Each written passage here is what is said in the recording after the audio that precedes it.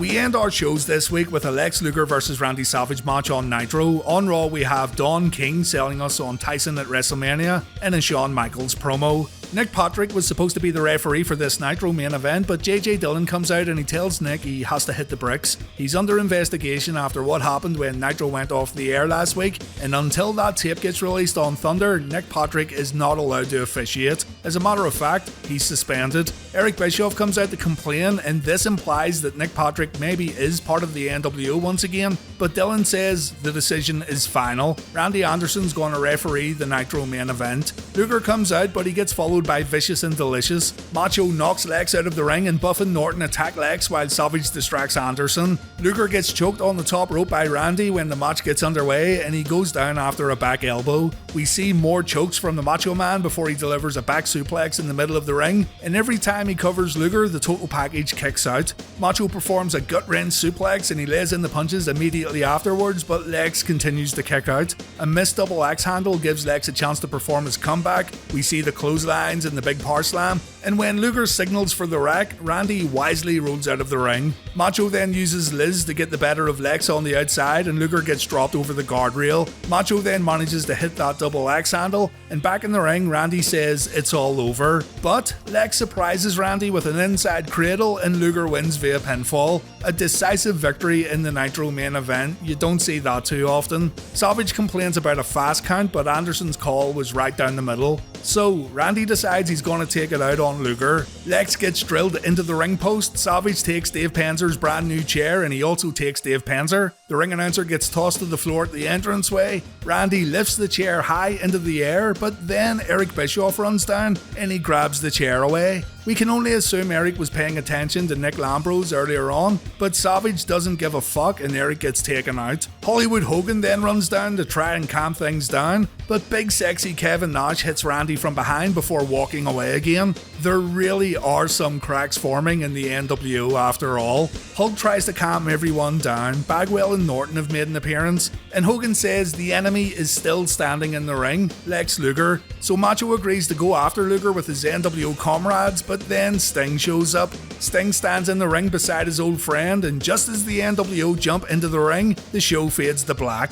Cliffhangers like this I can deal with. Cliffhangers during actual matches I can't. So I'm not mad about this Nitro ending at all, and I thought it was actually pretty good.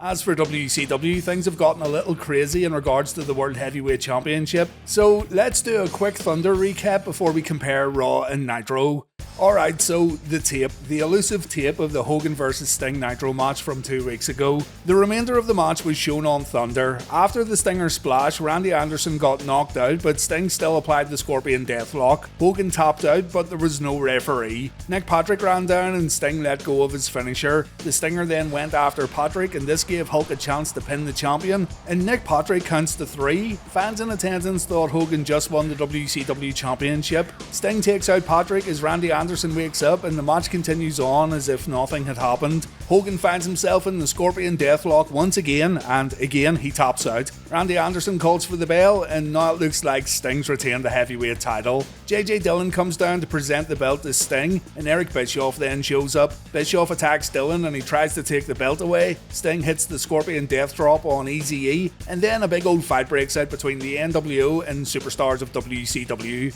After the tape airs, Dillon calls Sting and Hogan to the ring, and a decision gets made regarding the heavyweight championship.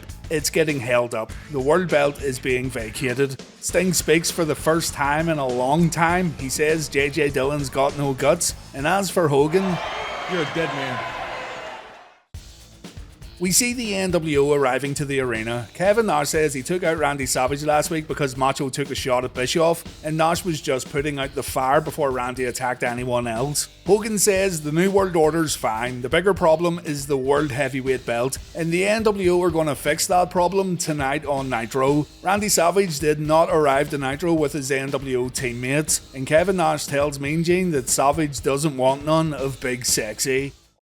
On Nitro, Hulk Hogan says when you're in the nWo, you calculate every move. Henry Holmes is sorting out the Kevin Nash vs Giant stuff, but Homeboy's also going to deal with a few other nWo matters, mainly the world title problem. Everyone saw Hulk beat Sting 1, 2, 3 on that Nitro tape, so tomorrow morning at 8 AM sharp, Henry Holmes is going to a fucking federal court to get Hollywood Hogan his world title back. Some judge is gonna sit and watch Hogan beat Sting on Nitro, and when that happens, Hogan and the NWO will take WCW for everything they have. When you're in the NWO, you're just too sweet, you know the drill, and it's getting a bit silly at this point, isn't it? Just a bit.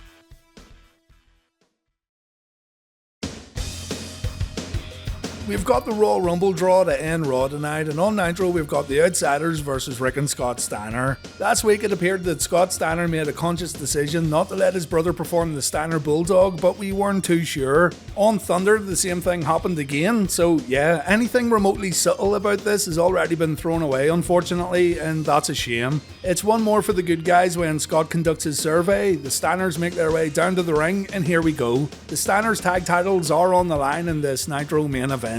The Outsiders laugh their asses off when Hall throws his toothpick at Scotty Steiner. Hall gets shoved to the mat after the first lockup, and Steiner counters a body slam with a body slam of his own. Hall takes punches from both Steiner brothers before taking a double underhook powerbomb, and when Kevin Nash runs in to save his buddy, he ends up getting double suplexed. Looks like the Steiners are doing just fine as Nash and Hall get a little encouragement from Hollywood Hogan. Macho Man Randy Savage then shows up and he wants to fight Nash. Hogan and Hall are stuck in the middle here and they both try to calm Savage down so the match can resume. Hall gets destroyed in the corner by the dog-faced gremlin, so he tags out, and now Big Nash is going to do a bit of work. The crowd are clapping in unison as Nash and Rick circle the ring. Rick goes down after a knee strike and we see the Nash back elbow in the corner. Rick gets a boot up in the opposite corner and he performs a second rope Steiner line, but Nash kicks out of the follow-up cover. Rick performs a scoop power slam on Big Nash and it looks great. Hall and Scotty Steiner then come in and Steiner takes a choke slam. Hall can't help himself and he mocks the giant afterwards, and this leads to Steiner performing an overhead belly to belly. This match has been pretty good so far.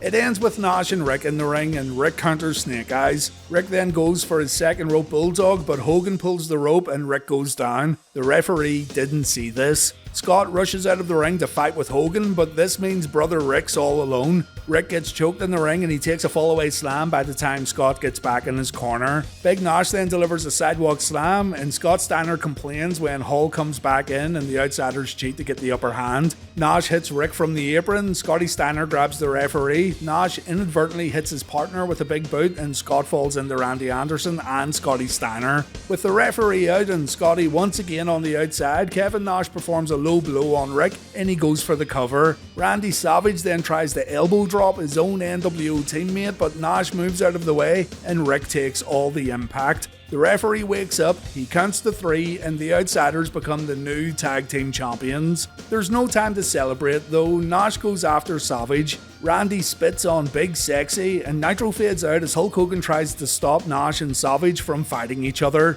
This was a good Nitro main event too. They were given plenty of time, and although NWO interference played a role once again, it really wasn't all that bad.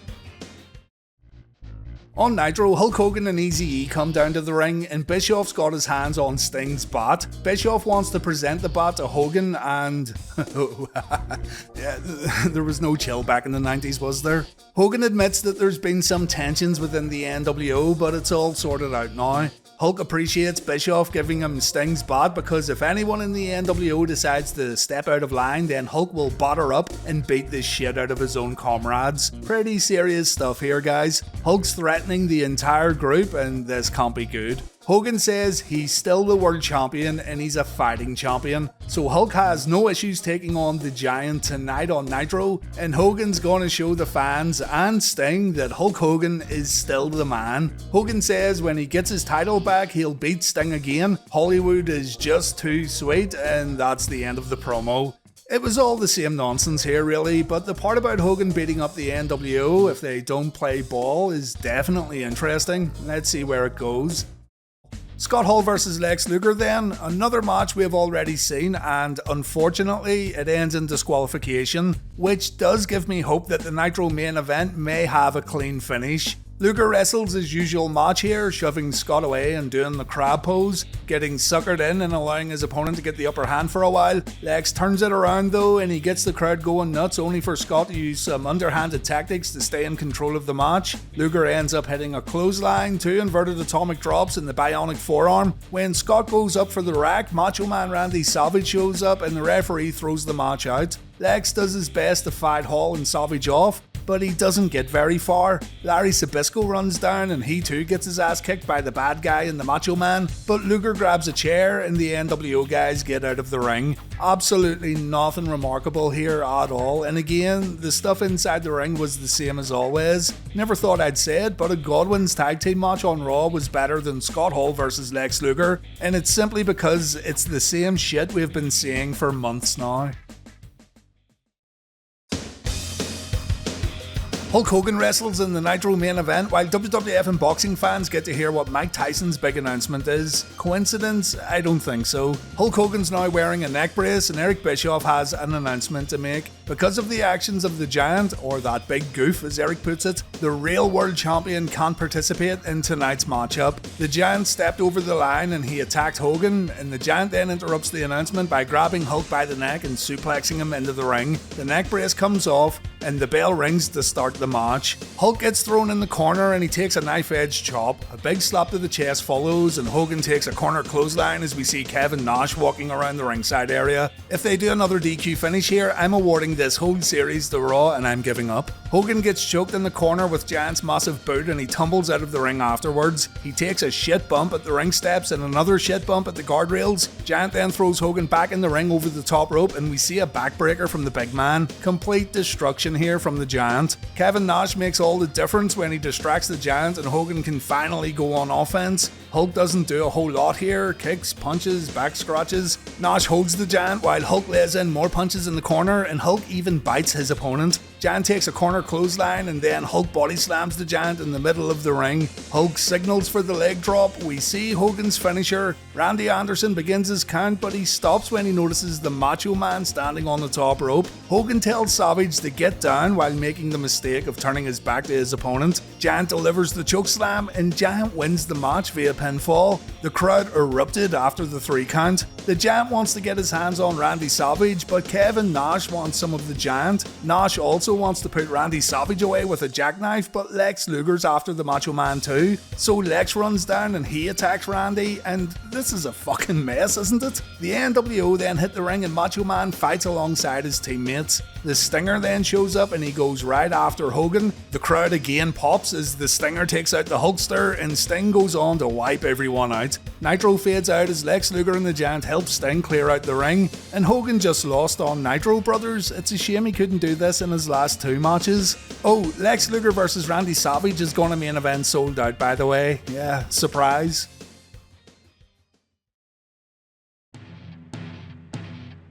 Luger versus Savage. I still don't understand why this was the main event. Macho Man hit the ring during Lex's match with Buff Bagwell at Starrcade, and Luger then said on Nitro he was coming after the Macho Man, and the two had a match the next week, a match that Luger won. On the first episode of Thunder, Luger hit Savage with a chair during a match with Chris Adams, and it was then announced that Luger would face Savage. It sold out. Randy's been having issues with his NWO teammates though, mainly Kevin Nash. Savage decked Eric Bischoff when Bischoff was looking out for his best interests, and Nash returned the favour by wiping out Randy. Hollywood Hogan meanwhile has been trying to maintain the peace, but Hollywood sided with Nash a few times and the Macho Man and the Hulkster have been close to fighting each other. There's more going on here with Randy Savage than there is with Lex Luger, but again, this match should not have been placed last on the card. We get a lot of time wasting to start off. It reminds me of a Nitro main event. Macho heads back up the entranceway and Liz distracts Luger, allowing Randy to take advantage and get in a few shots at the guardrails. Inside the ring, Randy performs a double axe handle followed by a jumping clothesline. Luger kicks out and Randy takes it out on the referee. A back suplex also fails to put Lex away, and Randy's cocky covers aren't doing much to help either. Lex takes a back elbow in the corner and Lex gets choked out with Randy's boot. Miss Elizabeth gets in on the action too, and I'm just looking at the remaining run time. We only have 6 minutes left of this show. It's the old boot in the corner that turns it around for Lex briefly, but it's Liz who once again causes issues for Luger, and Macho sends Lex out of the ring with a running knee attack. Lex then takes a double axe handle and a slap in the face from Liz. Macho throws Lex into the crowd, and this lady right here can't get enough of this hot WCW action. Lex gets the best of Macho in the audience, and Randy gets his head drilled into the ring post before the match gets back in the ring. Lex pulls off his multiple clotheslines, we see the forearm smash, and then Scott Hall and Hollywood Hogan show up. Take note, Scott Hall is not wearing his nWo shirt. Hogan tries to stop Hall from getting in to help Savage. Scott gets on the apron anyway, but he gets knocked off thanks to Hogan still trying to sway the bad guy. Lex then wins the match with the torture rack, and Hogan then attacks Lex. The whole nWo come down to beat up Luger, but the Stinger shows up to even the odds. Lex gets Kevin Nash in the torture rack while Sting applies the deathlock to Hollywood Hogan, and that's how it ended. Again, this felt like a Nitro main event, and it just wasn't good. There's nothing here at all, and the crowd only popped for the rack and Sting showing up. Big Sexy Kevin Nash and Eric Bischoff then cut a promo, and Eric says Kevin Nash and the nWo have been singled out by WCW, and Nash says the Giant told him in the ring on Saturday night that he can't go any longer. He was too tired, he was too beat up, so Kevin thought the big man could do with a pick-me-up, and he grabbed some coffee. The coffee didn't seem to have much of an effect, so Nash thought the Giant could do with a jump start. Kevin looked at the Giant and it reminded him of old Yeller. Someone had to put him out of his misery. Nash tries to be a good guy, so Nash dropped the Giant on his skull. Kev laughs as he says that's gonna leave a mark, and from this point on, Kevin wants to be called Big Sexy, the Giant Killer Kevin Nash. On Nitro, the nWo get in the ring and Savage says nobody cares that he lost to Luger last night, not Bischoff, not Nash, not Hall, and as for Hulk Hogan, Hollywood makes the Macho Man sick. Hogan says if you're part of the team, you have to play the whole game. Sometimes Hogan disagrees with Big Sexy, and sometimes Hogan and Scott Hall don't see eye to eye, but the nWo's still a family. Hogan says when he and Hall came down to the ring on Saturday night during the main event, Randy Savage wasn't doing so well, and Hogan thought Macho saying his teammates would inspire him to get the job done against Lex Luger. This is bullshit, of course, because Hogan stopped Scott from helping Savage, but Hogan says at the end of the night, Lex Luger outshined Savage, and if Randy doesn't want the nWo caring for him anymore, then he's on his own. Randy says Hall and Hogan weren't very coordinated when they showed up at Sold Out, so Macho doesn't want them anywhere near him anymore, and then he takes a cheap shot by saying Hulk had better control over everything when he had the world belt around his waist. Hulk says everyone knows he beat Sting twice and Hogan should be champion right now. Hogan then gets a little heated when he talks about beating Sting at Super Brawl, and Savage gets out of the ring and he says the Macho Man will take care of Luger tonight all on his own. Hogan should focus on beating Sting, and Hogan says for now at least, Savage is coasting on his own and the Macho Man will get no help from the New World Order.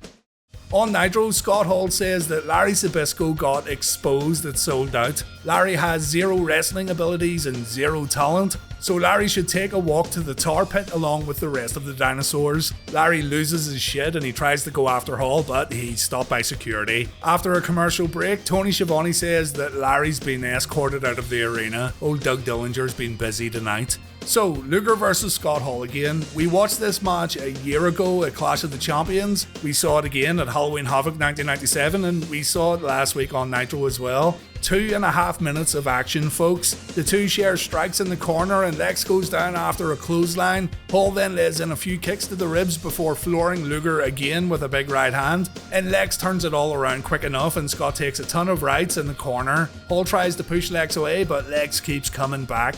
Lex hits the power slam and he signals for the rack. Hall gets put in Luger's finisher, but Randy Savage runs in and it's a DQ finish. I'm shocked. Randy Anderson does a fucking fantastic job of taking away Macho's chair, but Randy remains aggressive and he throws Scott out of the ring so he can do some damage to Luger.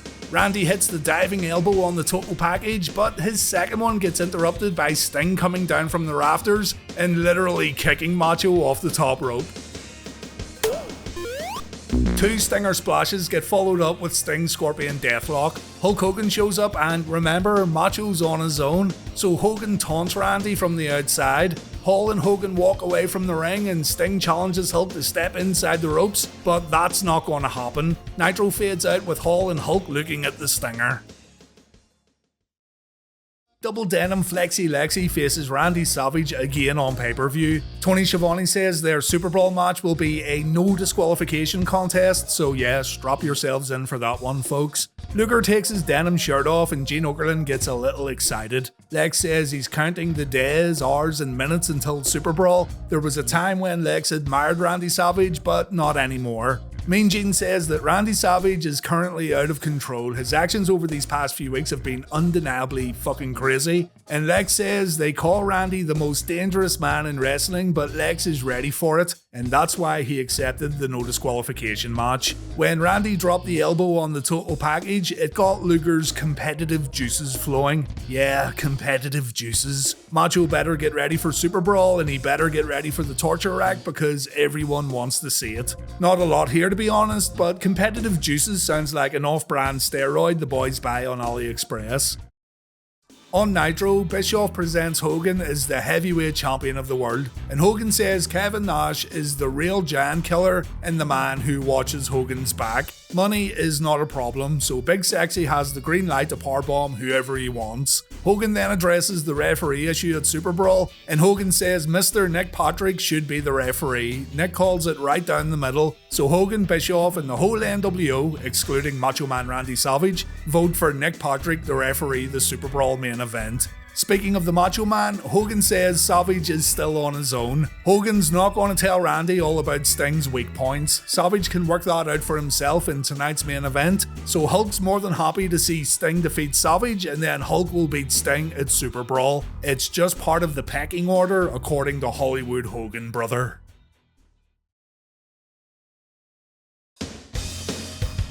We have made it to the end of another episode of Reliving the War, everyone. On Raw, Steve Austin takes on Road Dogg Jesse James. On Nitro, we've got Sting versus Randy Savage. Michael Buffer's on hand to introduce the competitors in the Nitro main event, and boy oh boy, Sting's entrance takes forever. It's awesome, don't get me wrong, it's all about the spectacle, and even after everything that's happened to Sting, he's still got a certain allure and mystique about him, but it takes a long time. That Alamo Dome's a pretty tall building. This should have been his Starrcade entrance, this full descent from the rafters. The fans in the arena remain off their seats as Savage launches an early attack, and when Sting shows no pain, the Macho Man decides he's gonna leave the ring. Sting gives chase and the Macho Man takes a few guardrail shots and a body slam on the entranceway. The two then get in the ring and Macho gets floored with a hard right hand, but a rake to the eyes gives Macho a chance to regroup. Savage wants to continue the fight on the outside, but Sting throws Macho Man into the ring post and he lines up a guardrail stinger splash. Savage hits Sting with his ring jacket.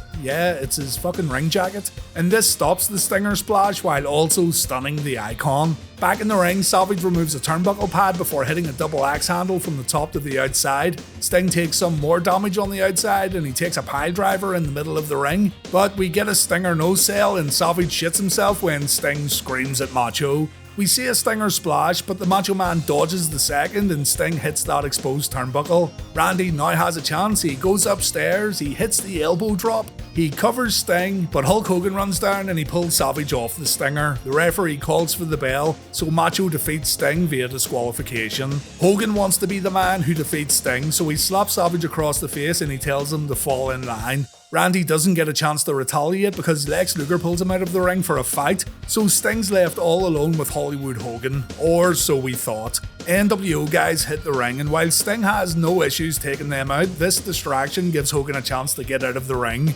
Think about this for a moment though, nobody benefited from this at all. Macho defeated Sting via DQ, yes, but Macho also got smacked around by Hogan and Luger kicked his ass on the outside. Sting just took a loss on Nitro and he would have got pinned too if Hulk Hogan didn't get involved. Randy definitely had Sting defeated, and Hulk Hogan acted like the big shot, but he still ran away from Sting at the end of the bout. So really, all of this made everyone look worse instead of anyone looking better. Also, what happened to the problems between Kevin Nash and Randy Savage? Is this going to get brought up again, or is it another fleeting nWo moment that's forgotten about just as things start heating up? Tune in next week, same WCW time, same WCW channel.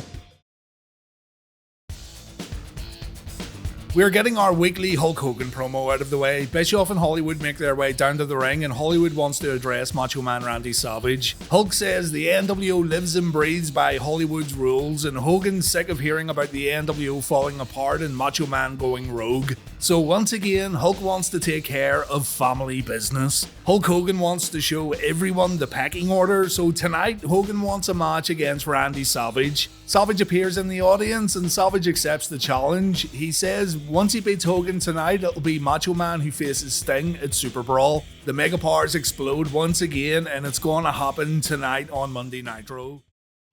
Savage attacks Hogan during the entrances and Eric Bischoff gets taken out too. The crowd are fully behind the Macho Man tonight. Hogan begs for mercy, but he won't get any from the Macho Man. Hollywood gets choked with his own shirt and Randy tries to pull Hogan's eyeball out of its socket before choking Hogan at the ropes. And then this happens. Yeah brother, good shit. Hogan tries to get out of the ring but Macho won't allow it. Savage rakes the face but Hulk replies with a poke to the eye. And now it's Randy's turn to get choked out. Hulk wants Randy to tell everyone who the man is as he rakes Savage's face again. We have got kicks in the corner, more chokes. Savage gets his chest clubbed by Hollywood Hogan. He gets his back raked. There's another clothesline. Yo, are we going to see any wrestling moves here? Like, are you going to even try to lift each other up for something, or are you just going to work smart tonight, brother? Because this has been shit so far. There's another clothesline followed by an elbow drop from Hulk. A low blow from Macho. Hogan replies with a low blow of his own. This is fucking shit. Oh, look, a back suplex. Earned your paycheck with that one, boys. Devastating. Oh, a body slam. Fucking hell. Hogan putting in the overtime.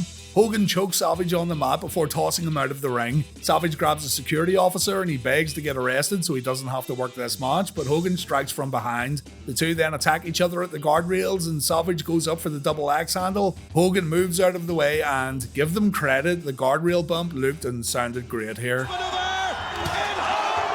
Liz takes a chair away from Hulk and this allows Savage to pick it up and hit Hogan a few times. Hogan then gets thrown in the ring. Savage performs the elbow drop. The referee begins his count, but Buff Bagwell pulls Anderson out of the ring and the NWO launch an attack on the Macho Man. Randy gets destroyed here. Hogan hits Randy with that steel chair a couple of times and he smacks Savage around while the Macho Man's laid out. So you'd naturally assume right here that Randy is now out of the New World Order. The NWO walk back up the entranceway, but Randy wakes up. He jumps Hogan, but the rest of the faction go after Randy again as we go to commercial break. The match itself was awful, and it sometimes feels like we forgive matches like this when we see chair shots and big finishing moves that make the crowd pop big. But don't get blinded by the lights, brother. In a way, I want to say, you know what, fair play. If you can get away with it and still get paid, then more power to you. But when you're watching it closely and comparing it closely to everything else on Monday nights, the bad match quality really sticks out.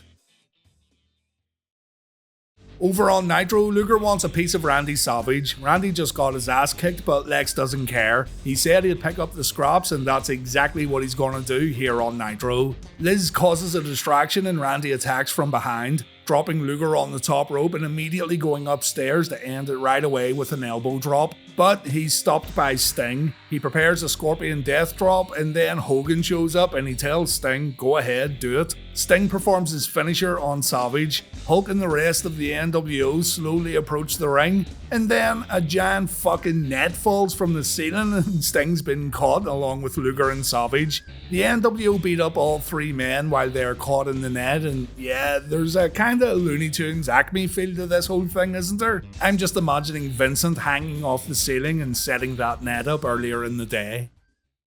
The commentators announce a Lex Luger and Sting versus Hogan and Savage main event for tonight's show, and the big question is, can Savage and Hogan coexist? My money says no, they can't. This tag team match came about because Bischoff wanted to bring harmony back to the New World Order, but on Thunder, Hogan demanded an apology from Macho Man Randy Savage for his recent behaviour. Savage decided to smack Hogan instead. Hollywood comes out for his mandatory weekly promo on Nitro and he's joined by the entire NWO faction except Randy Savage. Hogan says it's time for an all-out war and there's a few things he needs to address. First, Bret Hart's on the hit list tonight. Hogan plans on getting revenge for Starrcade. He's a bit late though, but yeah. Secondly, Nick Patrick's going to be the referee in the Super Brawl main event, and Hulk says he doesn't care if he has to pay a whole lot of money to get Patrick officiating the match. Next, Randy Savage. Randy needs to apologise to the NWOites for sucker punching Hollywood. And look at Eric Bischoff, he looks so fed up.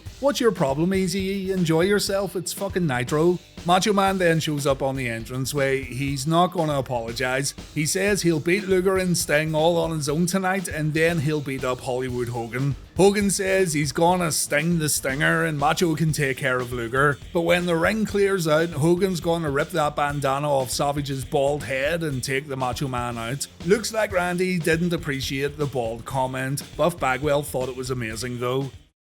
On Nitro, Bischoff says Kevin Nash was fined $50,000 tonight for that jackknife powerbomb, and Hogan's in the back right now writing Kevin a check and getting his ass out of jail. Bischoff says the conspiracy theories about the NWO can finally get laid to rest in the next match. Macho Man Randy Savage and Hollywood Hogan are gonna join forces. They're gonna work together and put an end to Sting and Luger in the main event, and that main event is coming up next. Instead of wasting time with bullshit like this, why not give your 4.5 minute main event a bit more time?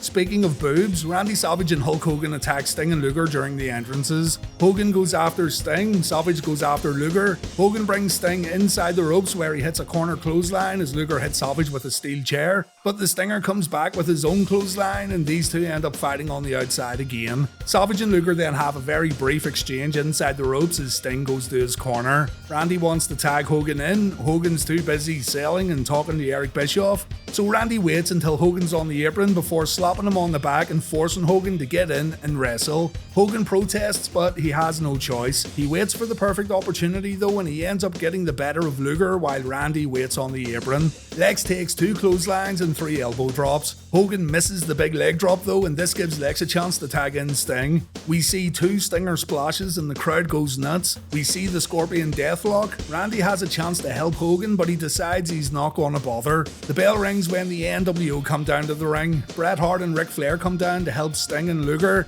and during this brawl, Randy Savage and Hulk Hogan begin fighting each other. Team WCW clear out the ring and Nitro fades to black. I can't decide which main event was worse.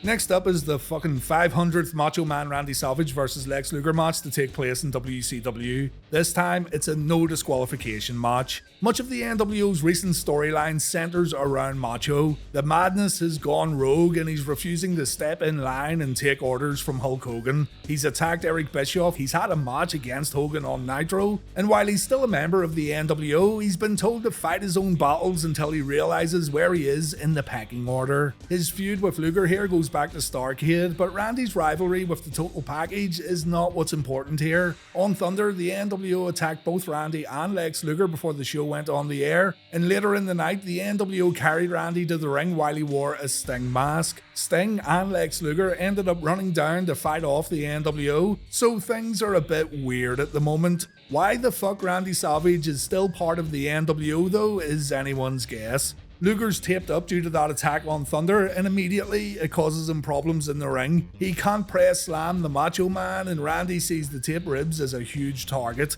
Randy lays in the boots and he drops Luger over the guardrail. Macho lays in another few kicks and he goes for a cover, but Luger kicks out at one, showing that he's got a lot more fight left in him. Randy spits on Luger before drilling his knee into Lex's back. Randy tries to cause further injury with a few shoulder charges in the corner, but Lex is able to cradle Macho and almost steal a victory before Randy goes straight back to the ribs. Mike Tenay calls this a one-dimensional attack. Randy Savage calls it working smart tonight, brother. Lex gets thrown out of the ring and we've got more attacks at the guardrails. Things get a little interesting at least when Lex runs into a cameraman and a few security guys, and it's fucking miserable that I found that the most interesting thing about this match so far. And hey, these are two legends, don't get me wrong, but this is nothing more than a Nitro match and they've done absolutely nothing so far. And on top of that, the match is nearly over. Luger takes a few shots in the audience and Macho tries to slap the referee too. Randy wants to attack a fan, and hard-ass Doug Dillinger tells Randy to wise up.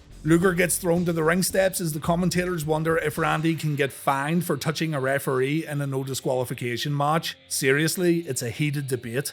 More guardrail shots, more shots to the ribs. It gets back in the ring where Randy performs a suplex and Lex starts no-selling. Lex performs a power slam, he signals for the rack and the crowd boos. Liz helps out the Macho Man a little by scratching Lex's face and the crowd loves it. The nWo hit the ring and both Luger and Savage fight the group off. Buff Bagwell stuns Savage though, and this gives Lex a chance to apply the torture rack. Hogan shows up and he tells the boys that's enough, and Hollywood lets his nWo teammate Randy Savage take a loss. Hogan says he's glad that Macho Man got beat, and he also says that Macho Man isn't part of the family.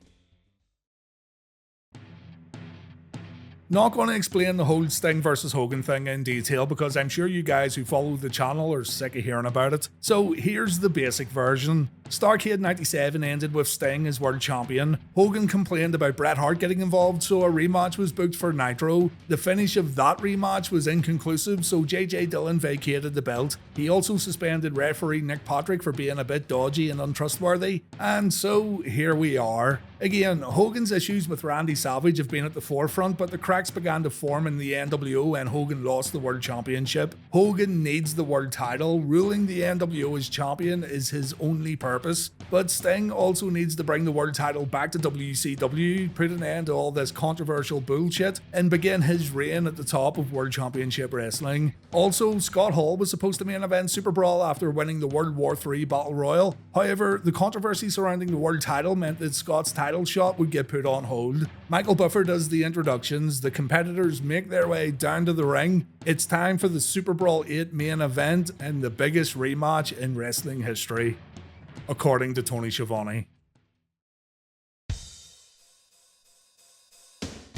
Sting dashes into the ring and he gets whipped with Hogan's belt. Charles Robinson's our official, by the way, not Nick Patrick. Sting gets absolutely destroyed with Hogan's weight belt, and Hogan wants Sting to tell everyone who the man is as the icon gets choked out. I don't think he can talk right now, Hollywood. Sting takes a few right hands and Hogan's making this look easy. The Stinger gets choked out on the mat. The crowd who were pro nWo all night chant Hogan sucks. And I should mention too that this crowd is a lot better and a lot louder than the Washington DC crowd at Starrcade. Hogan chokes Sting with the Stinger's own jacket before throwing him out of the ring. We get strikes at the guardrail from Hogan. We see knife-edge chops and more right hands. Sting takes an atomic drop and he gets sent into the ring post and guardrail, and our security guy here's having the time of his life, it seems. Back in the ring, Hogan locks hands with Sting, and again he wants Sting to tell everyone who the man is. The Stinger rises to his feet though and he begins overpowering the Hulkster, but a kick to the midsection puts Sting back down, and Hollywood ends up bringing Sting to the corner for a few knee strikes.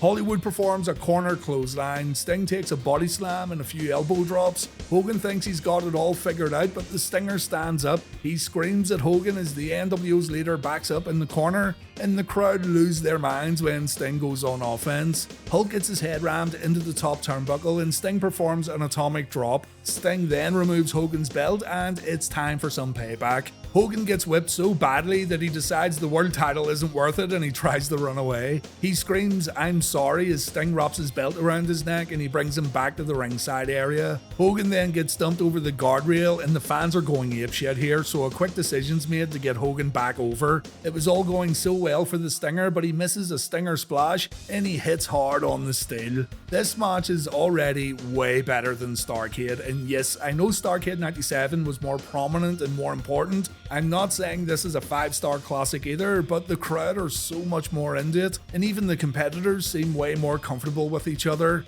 Anyway, Sting takes a chair shot and Hogan whips Sting one more time before putting his belt back around his waist. Hogan then bites Sting in the forehead, but immediately afterwards we see a Stinger splash and Sting applies the death lock. Hogan's too close to the ropes. He reaches out, but Charles doesn't break the hold. I mean, I'm guessing this is no DQ, seeing as every rule's already been broken, but it wasn't advertised as no DQ. Sting releases the hold anyway and he goes for another Stinger splash, and that's when the referee gets wiped out. Hogan floors Sting with a clothesline and we see Nick Patrick hitting the ring as Hogan performs his leg drop. Hogan covers Sting and the Icon kicks out at 2. Hogan looks at Patrick as if to say, "Are you fucking kidding me, bro?" before attacking Sting again. Patrick tells Hogan to ease up. Hollywood won't listen, so Patrick grabs the little hair that Hogan has and he pulls him away from the Stinger. Nick says, "You're gonna follow the rules tonight, mister." And Hogan has no choice but to go back and try to end the match. Hulk performs a back suplex, he only gets 2 again. He tries to cover Sting multiple times, but Sting digs deep and he keeps kicking out. He stands up and the two end up in a knuckle lock. Hogan gets the better of Sting here and Hogan stomps on Sting's hands. Hogan continues to get frustrated with Nick Patrick calling this thing down the middle. It goes outside again for some more guardrail action. Sting turns it around before the two get back inside the ring,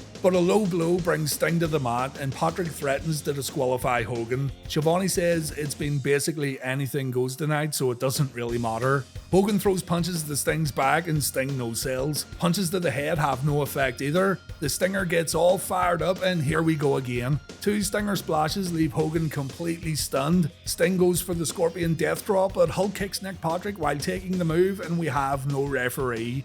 Here come the troops. The nWo try to attack Sting, but Sting fights them off. And while all this was going on, Macho Man Randy Savage hits Hogan with a spray can before leaving the ring. With the ring cleared, Sting covers Hogan and the roof comes off the Cow Palace when Sting becomes the undisputed heavyweight champion. He notices someone left a spray can in the ring, so he sprays WCW on Hogan's chest. He takes the belt from JJ Dillon and yeah, again, leagues better than Starrcade. It wasn't a brilliant main event or anything, but it exceeds the low expectations I'm sure many fans had. So Sting's the world champion once again. It's going to be interesting seeing how Hulk Hogan deals with the Macho Man Randy Savage. The commentary team are absolutely delighted that Sting brought the championship home last night at Super Brawl, but they're also disappointed with Scotty Steiner not only turning his back on WCW, but turning his back on his own brother. We hear what DDP and Ric Flair think about Scott's actions last night, and basically, Scott Steiner's nothing but a sellout who let down the fans and brother Rick. Booker T says when the chips are down, you're supposed to look after your brother. And Bret Hart, someone who knows all about fighting your own flesh and blood, says this is going to go on for a long time, and that's a real shame. Mean Gene tried to get a word with Rick as he entered the arena, but Rick didn't want to talk. He's absolutely devastated. In the arena, Lex Luger challenged Scott to a match, but he got Kurt Hennig instead. A match then took place between these two, but it was interrupted very early on by some random dude jumping into the ring and attacking Luger. It took the commentators a moment to realise that this is actually Scotty Steiner, and what a transformation Scotty had in the space of 24 hours. Luger lands on his head after a suplex and Steiner's sunglasses get jammed in Scott's face before falling off. Steiner has a cut above his eye thanks to those shades, but he's gonna teach Lex a lesson and deliver more punishment. When Luger fights back, Buff Bagwell hits the ring and this leads to Rick Steiner coming down to even the odds. Rick confronts his brother and we think a fight's gonna break out, but the NWO's here to attack Rick and we're gonna have to wait for that Steiner versus Steiner physicality. The NWO hold Rick up so Scott can get in a cheap shot. The Stinger then appears and he clears out the ring instantly. And then a few WCW wrestlers come out to check on Lex and Rick before Nitro moves on. The boys in the ring applaud Rick Steiner and Sting as they shake hands. A limousine pulls up to the arena, Hollywood and Bischoff get out and they tell someone to wait in the limo until later on. I wonder who it could be. Vincent tells Hogan what just happened at the start of the show, so the mandatory in-ring Hulk Hogan promo's up next. The boys march down to the ring and Hogan says Sting just stuck his nose in someone else's business and this proves that Sting is nothing but a coward. Hogan had Sting beat last night, but that no good Nick Patrick fast counted the Hulkster when Patrick wasn't even the referee. Okay, Hulk. So, to prove that Sting's not the man, Scott Hall's gonna get his title shot tonight and Scott Hall's gonna bring the belt back to Hogan and back to the New World Order. As for Randy Savage, that no good Randy Savage, WCW Uncensored's coming up and Hogan wants a match. A steel cage match where Hogan can end this once and for all and kick Savage out of the NWO. Savage shows up in the audience and Randy says Hogan won't kick him out of the faction, it'll be Savage kicking Hogan out. Randy likes the idea of a steel cage match, so Randy agrees to the Uncensored bout. So there you go, that's the answer to WrestleMania 14.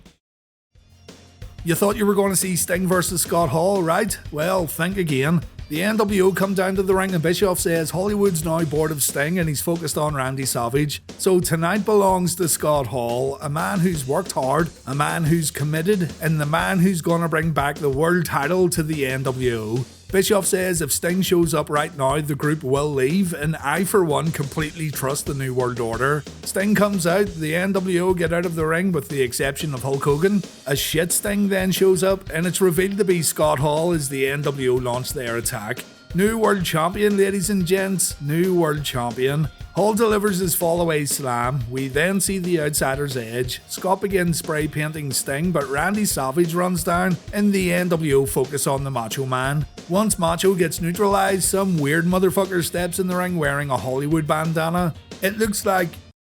Oh god no. The Booty Man is part of the nWo. This faction man, jeez. Sting's no problem for the nWo. Savage is no problem for the nWo. Lex Luger with a chair though is just way too much, and the whole group bail when the total package shows up, and that's how Nitro ended. Hulk Hogan's compulsory promo was up next. Macho Man's a piece of crap, his marriage failed, he failed in Hollywood, he joined the nWo and nWo's always been for life, but Randy stepped out of line, yada yada yada. Hogan can beat the Stinger, Hogan and Hall will punk, dunk and beat Sting and Savage, and Hogan's gonna take what's left of Savage and beat him in the cage at Uncensored. Eric Bischoff is absolutely 100% daydreaming here, he's on another fucking planet. Hollywood's just too sweet, nWo for life, nWoites, dudes, bras, you know the drill. Check it out though, Scoop, you owe this man $50, pay up you cheapskate.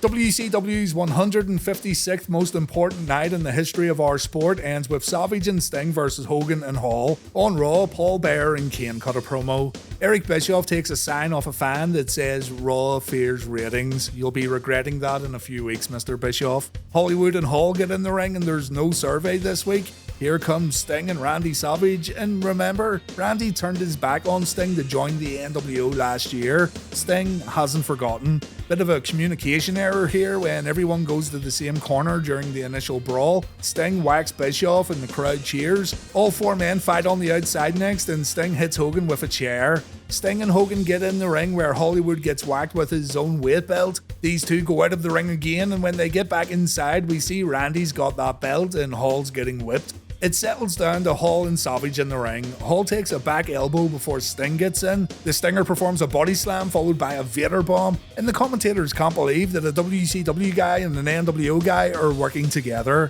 Savage and Sting perform a double clothesline. Sting performs an elbow drop and he punches Hogan off the apron. Savage sees this as an opportunity to attack Hogan. Back in the ring, Sting and Savage continue to work well together, but Eric Bischoff's the difference maker. He distracts the referee and Sting, allowing Hogan to hit Savage with a spray can. Hogan then tags in while Randy's hurt, and Hulk's gonna take every shortcut he can to keep Savage away from Sting. Scott Hall comes in and he performs the fall-away slam. Hogan performs the big boot and a scoop slam, but he misses the elbow drop. Sting gets the hot tag. We see two Stinger splashes before Sting goes for the deathlock, and fuck's sake.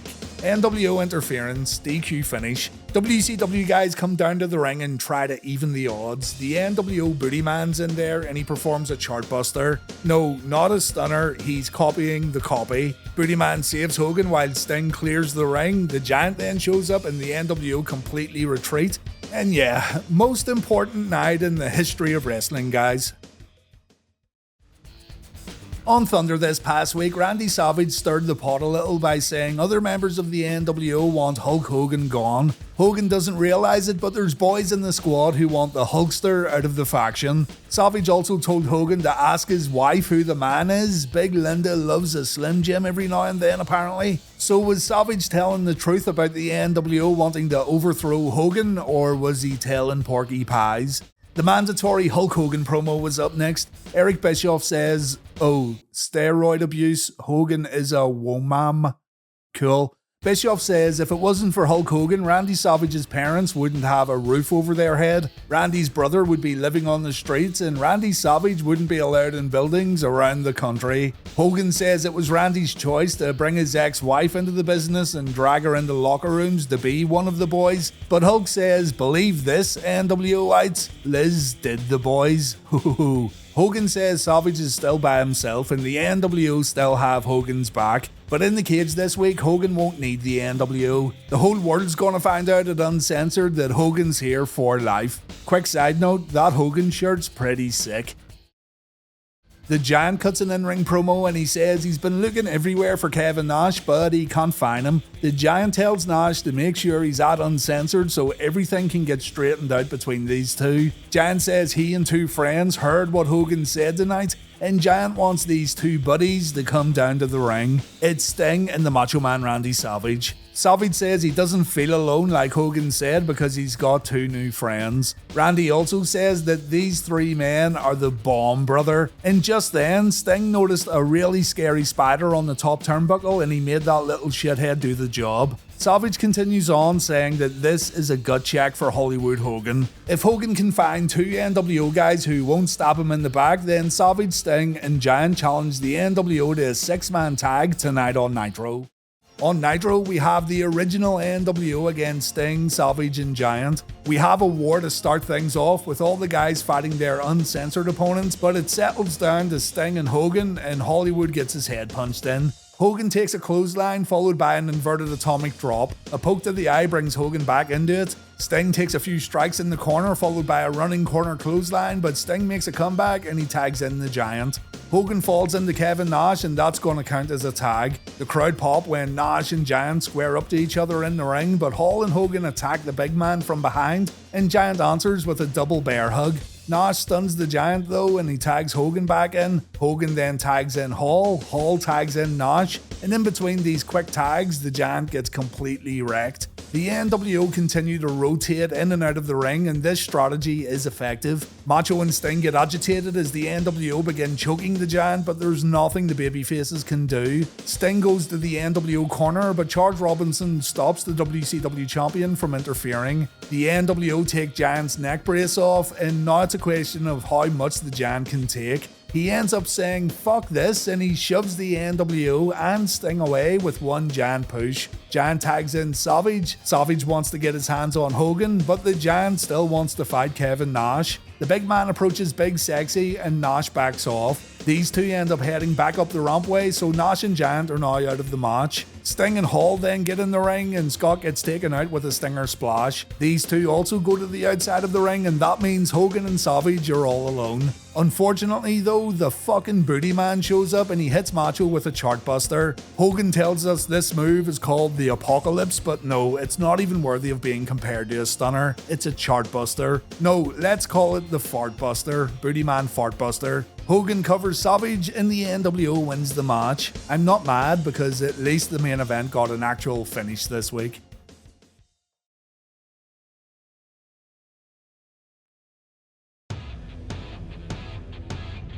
Hollywood Hogan vs Macho Man Randy Savage is our main event. This one's been building up for months and it's all about Savage going rogue. Hollywood wanted Savage to remember his place in the NWO totem pole, but Savage wouldn't accept Hogan telling him what to do. Things reached the boiling point at Super Brawl when Hulk stopped the NWO from helping Savage during Randy's match with Lex Luger, and later that night, Randy Savage cost Hogan the World Championship. Things would continue to escalate when the men got personal, bringing their families into it when cutting promos, and Macho Man even started hanging around with WCW guys such as the Giant and Sting. One of the biggest head scratchers about this whole thing though is why has Savage remained in the NWO when the whole faction have turned their backs on him? Or why hasn't Hogan just kicked Randy out of the group? So over these past few weeks we've all been kinda dubious about this rivalry. Progression has completely stalled and nothing's changed for a long time. But maybe tonight it all comes to an end and we can move on to something else. The cage lowers and we can see it's a different design this time around, not like that monstrosity we saw at Halloween Havoc. Hollywood Hogan comes out first and he's got a gold tooth. Old hip Hogan with a gold tooth, what a complete arsehole. Out comes Randy Savage along with Miss Elizabeth, and now it's time for the uncensored 1998 main event. Hogan goes on the attack right away as the production crew have difficulty sorting out the arena lights. The ring then gets lit up and the cage fence is going to make this a bit tricky to watch when we switch to hard camera. Hollywood chokes Randy on the top rope. The Macho Man takes the big boot as Liz watches on from the outside. Hogan then rakes Randy's back in the corner before sending him into the opposite corner for a clothesline. The Macho Man gets choked with Hogan's boot, and Hulk then tries to slam Savage's face into the cage, but Randy blocks it. Hogan decides to rake Savage's face instead. Hollywood performs a body slam. He tries to hit a few elbow drops, but Randy moves out of the way. And now the Macho Man's going to go on offense for a while. Randy lands a few lefts, followed by a right and a back elbow. He sinks his boot into Hogan's neck before choking Hollywood with a bandana. The choking continues on the mat, and Randy then tries to ram Hogan's head into the steel, but it looks like neither of these brothers want to take any bumps that involve the cage. Another rake to the face turns it around for Hogan, and Savage then gets whipped with Hogan's weight belt. Randy gets choked this time around, and I'm sorry, I can only talk about what happens in the ring, but this has been boring as fuck. More whips to the back from Hollywood. There's another body slam. Hogan then misses his leg drop, and this gives Randy a chance to use that belt. Hogan gets whipped. Randy covers Hogan, but Hogan kicks out.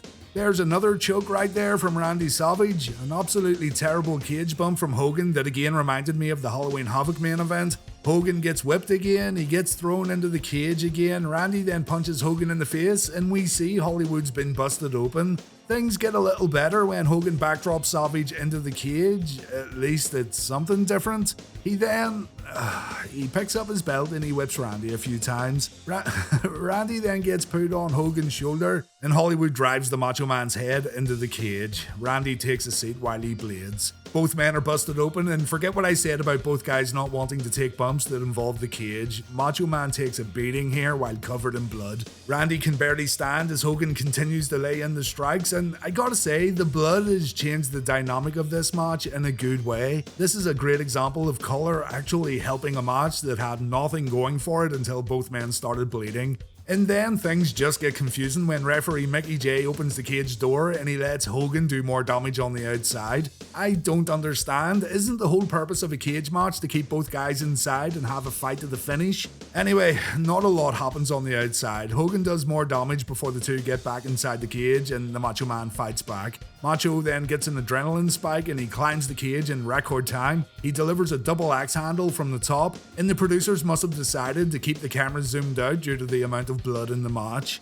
Savage is all fired up now. He signals for the elbow drop, but then the nWo Booty Man shows up. He gets the key from Mickey J, he gets in the ring, he saves Hogan, and he takes out Charles Robinson. nWo Beefcake then invites Randy to jump down with that elbow drop, but Randy decides to climb down instead. Just then, backup arrives in the form of the Stinger. Sting's here to help out the Macho Man. The four men have a stare down, and Randy seems happy to get a little support. But then he clotheslines Sting, and the crowd are left completely confused. Guys, no shit, this is how the match ends. Randy spits on Hogan and he says he never liked Hollywood. Hogan reminds Randy that Macho's part of the nWo, and the show fades to black. There's no winner, there's no loser, just confusion as fans file out of the arena wondering what the fuck that main event was all about.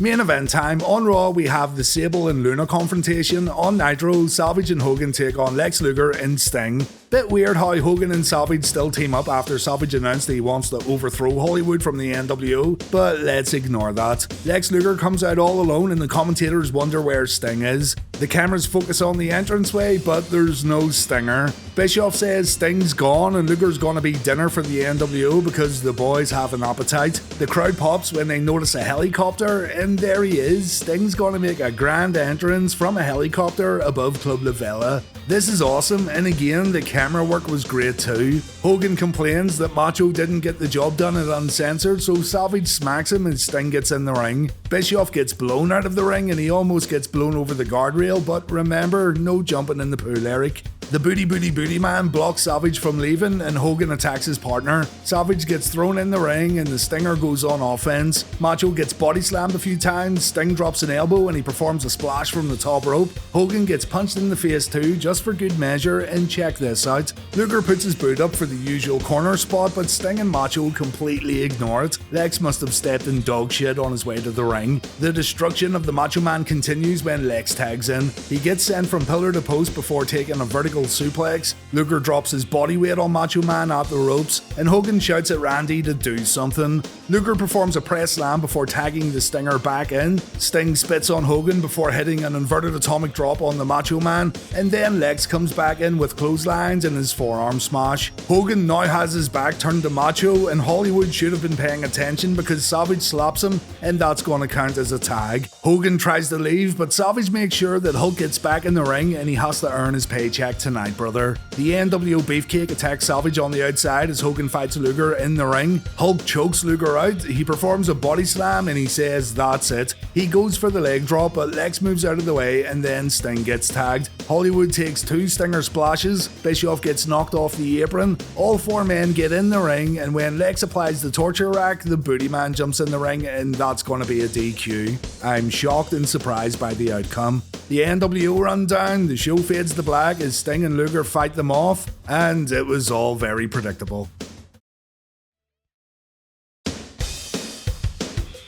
Let's wrap up this week's show then with Steve Austin versus The Rock on Raw and Roddy Piper versus Randy Savage on Nitro. Randy comes to the ring first and he gets an early advantage when Piper steps inside the ropes. Liz holds on to Piper's foot so Randy can do more damage in the corner. Piper frees himself and he's able to poke Randy in the eye before smashing his head on the top turnbuckle pad. The hot rod winds up a big right hand that floors Macho, and the referee lets Piper use his belt to whip Savage over and over again. Piper uses the belt to clothesline Macho. He then chokes Randy before throwing him out of the ring. On the outside, Piper exposes the concrete floor and he goes for a pile driver, but Miss Elizabeth scratches the hot rod's back. Roddy grabs Liz, he gives her a big old kiss, but this act allows Randy to take advantage because Piper wasn't paying attention. Check out the hot rod's back after those back scratches. In the ring, Roddy counters a body slam with a sleeper. Liz ends up getting knocked off the apron when Savage struggles to break the hold. Savage does break the sleeper with a jawbreaker, but the referee's now left the ring to check on Liz.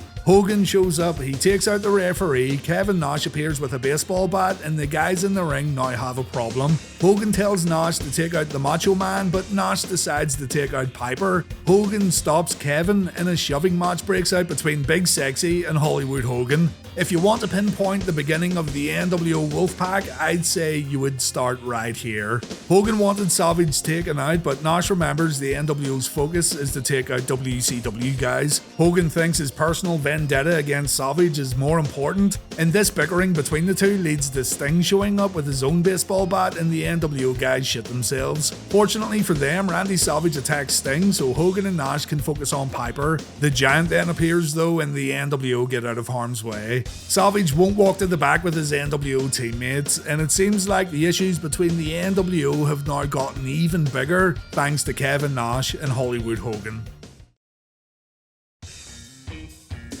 Kane and Paul Bearer cut a promo next on Raw. On Nitro we have Sting and Luger versus Nash and his mystery partner. Nash comes to the ring all alone, and when Sting and Luger make their entrance, they get attacked by the Macho Man Randy Savage. So Macho's Nash's partner in this tag team match. Savage hits Sting with a piledriver on the floor while Luger gets choked out by Nash in the ring. The crowd pop when Macho gets inside the ropes and he and Nash acknowledge each other. Macho tags in and he chokes Luger at the ropes. He tags Kevin back in immediately afterwards so he can go back to the outside and do more damage to the Stinger, and this battle plan continues on with Macho coming back briefly inside the ropes, only to tag out again to ensure Sting's kept away from the ring. It sounds incredibly basic, but it works well because it's different. Sting's been beaten up pretty badly before he can even get into his corner. Kevin Nash keeps the pressure on Luger while Macho goes out again to choke Sting at the guardrail. Randy then hits Sting with a steel chair, and then Kevin and Randy switch it up with Kevin going out to deal with the champ.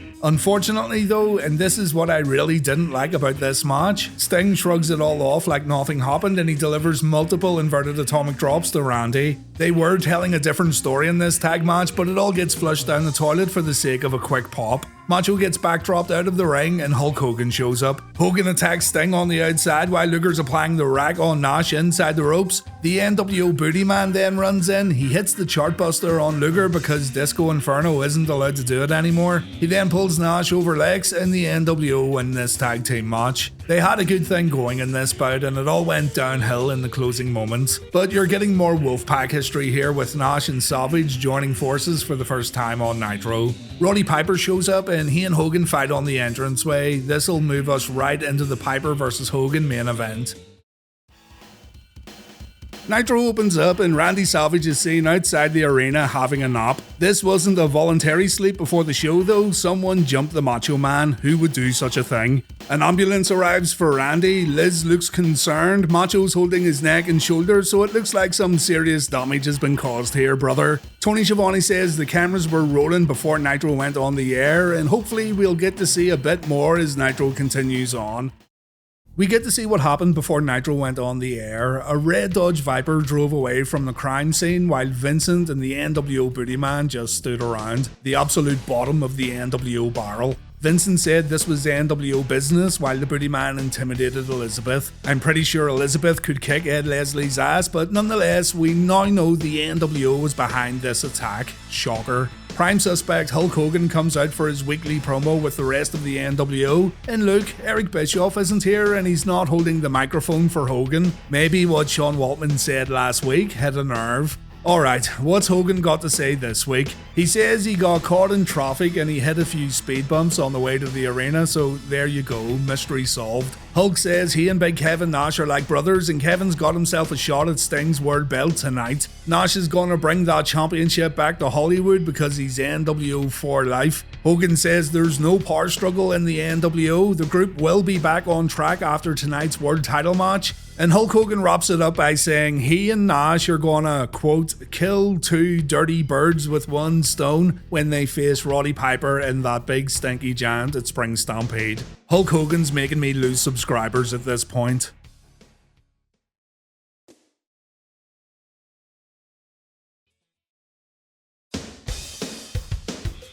Kevin Nash grabs a microphone and he says he listened to Hogan blobbering on for 45 minutes like usual earlier on. Nash knows that Hogan owns a red and yellow Dodge Viper and he knows it was Hulk who took out the Macho Man, and that's why Nash is wearing a Savage shirt. Kevin says he needs to be careful wearing a fellow wrestler's shirt because the wrestler tends to get fired when Nash wears their merch. A little shot at Bischoff here for firing Sean Waltman. Nash says he won't hand the world belt to Hogan if he wins tonight. The only place it's going's around Kevin Nash's sexy waist. If Hollywood keeps doing what he's doing, then at Spring Stampede there's a good chance Nash will just grab the bat and every guy standing in the ring, including Hulk Hogan, is gonna get taken out. Sting makes his entrance, Nash tries the belt on and he gives it a kiss. The two taunt each other before things get physical and Nash overpowers the champ to start us off. Sting gets choked in the corner and a few right hands put Sting on the mat. A few back elbows follow, but Sting comes back with clotheslines and Kevin goes down to one knee. Sting delivers a flying clothesline and a dropkick sends Big Sexy to the outside, but Kevin's able to pull the Stinger out and Conan's able to do some damage while Big Sexy distracts the referee. When Sting gets back in the ring, Conan continues to get involved. The classic nWo strategy seems to be effective here. Sting takes a short arm clothesline from Nash and we see a backbreaker submission from Big Sexy. Nash then wrenches down on Sting's neck. Sting gets to his feet and he tries to build a comeback, but he takes a knee to the midsection and the momentum gets completely stopped. Once again, Sting gets choked with Nash's big boot, but when Nash tries a running corner attack, he ends up smashing his knee on the turnbuckles. Sting now has a target and he begins focusing on the leg. He brings Nash to his feet only to knock him down again with a right hand, and then Sting applies the Scorpion Deathlock. Nash has to try to make it to the ropes and Conan's right there to give his nWo teammate a hand. Sting isn't happy about the interference, but the match continues on. Sting takes a poke to the eye and Nash delivers a sidewalk slam. Nash once again wrenches down on the neck, but Sting gets up and he begins seriously firing up. And look, check this out, Conan decides to get in the ring and he just sets himself up behind Nash for the Stinger Splash. It looks dumb, but it's effective because Nash is able to shake off one of Sting's signature moves and he sets him up for a jackknife. The commentators remind us that the move's still outlawed, but it doesn't matter, Nash can't perform it, his back's too hurt. Hollywood Hogan appears, Hogan attacks Sting, a DQ finish on Monday Nitro, folks. Nash isn't happy that Hogan just cost him the world title, but Sting breaks up the argument by attacking both men. The nWo run down to attack Sting, Roddy Piper and the Giant show up to clear out the ring. We have no Bret Hart here, even though he said these kind of gang attacks aren't happening anymore on his watch, and Nitro promo ends the exact same way it did last week, with Giant, Sting and Piper standing inside the ropes while Nash and Hogan argue on the outside. The main event match from bell to bell was better than Raw's. It's just a shame the ending wasn't a bit more original.